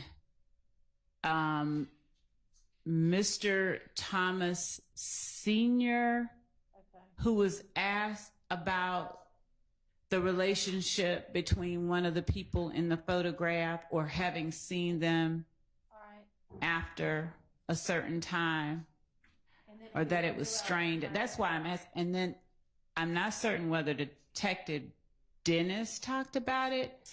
That I'd have to look back. Okay. Why don't you look back? I mean, did Mr. Thomas Sr. testify for any real length of time? I mean, He would was that there be for a easy? day. Okay, that'd be easy enough for Miss Weaver to put together. I'd imagine Mr. Dennis testified for longer. Yes, All right. Maybe you could look at your notes on that and maybe pinpoint that more directly, and then I could ask Miss Weaver, with some parameters maybe. And I'll also just check with the team, because it's not been a topic that has been discussed. So we've discussed those things anyway, and I can clarify, because it was not.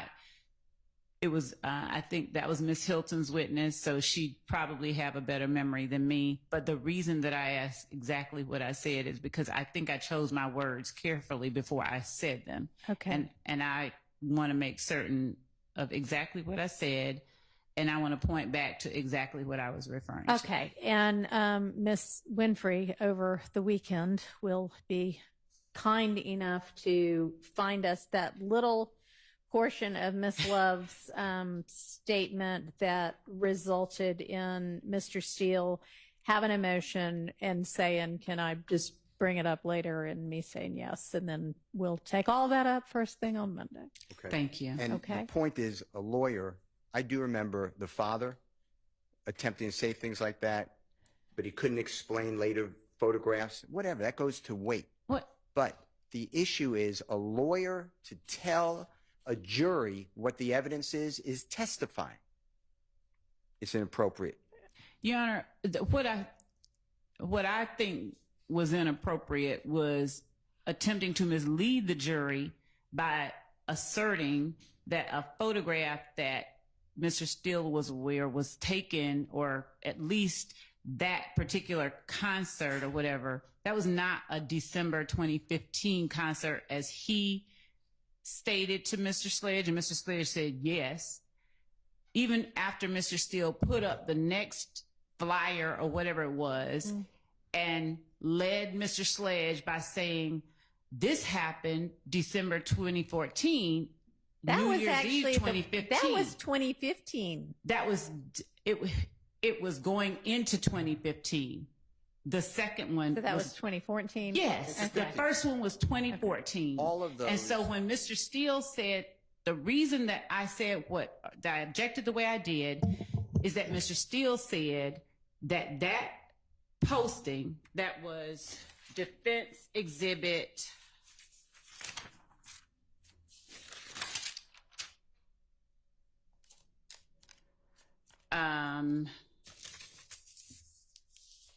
So when people say New Year's Eve 2015, they actually mean December 31st, 2014? Yes, ma'am. Yes, Your Honor. Yes. That's what they meant. So, Your Honor. But, and Your what Honor, may I happened- finish excuse me before one he's second. allowed? May I finish This- before Mr. Steele is allowed? Yeah, let's see what Ms. Love was saying. Go ahead. So, at the time that Mr. Steele put up the flyer and suggested before this jury that flyer was for an event in December 2015, Yeah. that I objected because, and what I didn't say, what I wanted to say, which was he knows full well that wasn't December 2015, but I said that there has been evidence of something different. Okay. Well, that probably wasn't the best way to handle it. And if I'm not saying I did, but I may have misspoke. If I misspoke on a date, I wasn't doing it deliberately. And the objection is that shouldn't be 2015. Are you sure, Mr. Steele? Or Your Honor, I don't think that's 2015. Not, and the I don't think that evidence that's a- shows, Don't excuse me. interrupt. Don't interrupt. And the evidence shows that there was no relationship. They weren't speaking. That's what I'm complaining about. Yeah. She said the evidence shows. Okay. I mean, that may I not wanna have know been what the I said. absolute best way to handle it. And I do wish that both of y'all, I mean, y'all clearly get under each other's skin and try to divorce from the case the fact that each of you is the attorney handling certain evidence or certain witness, because honestly, both of you probably would do your tasks for your clients better if you could focus a little less on the fact that y'all get on each other's nerves, okay? I mean, you do not have to, it does not have to be like a gladiator fight every time anybody says anything when it's the two of you. It doesn't come off well for anybody, honestly. So that's just my 2 cents worth. Thank you, Your I'd Honor. also like to say that I every appreciate it, Your evidentiary objection does not need to be made, even if it's a valid one. So think about that too. Yes, All Your right. Honor. Anything else? Your Honor, just that I'll just await Miss Winfrey's Okay. snippet. Okay. All right. I hate to do this, y'all. I can't stand getting up really early in the morning either, but I think we have enough things to do before the jury joins us that we're going to need to do 8:30 on Monday, and maybe I should just tell the jury from now on 9:30 on Monday, but I haven't. I told them 9, so we're going to see each other at 8:30. Okay. Yes, Your Honor. All right. All right. Everybody have a good weekend. Mr.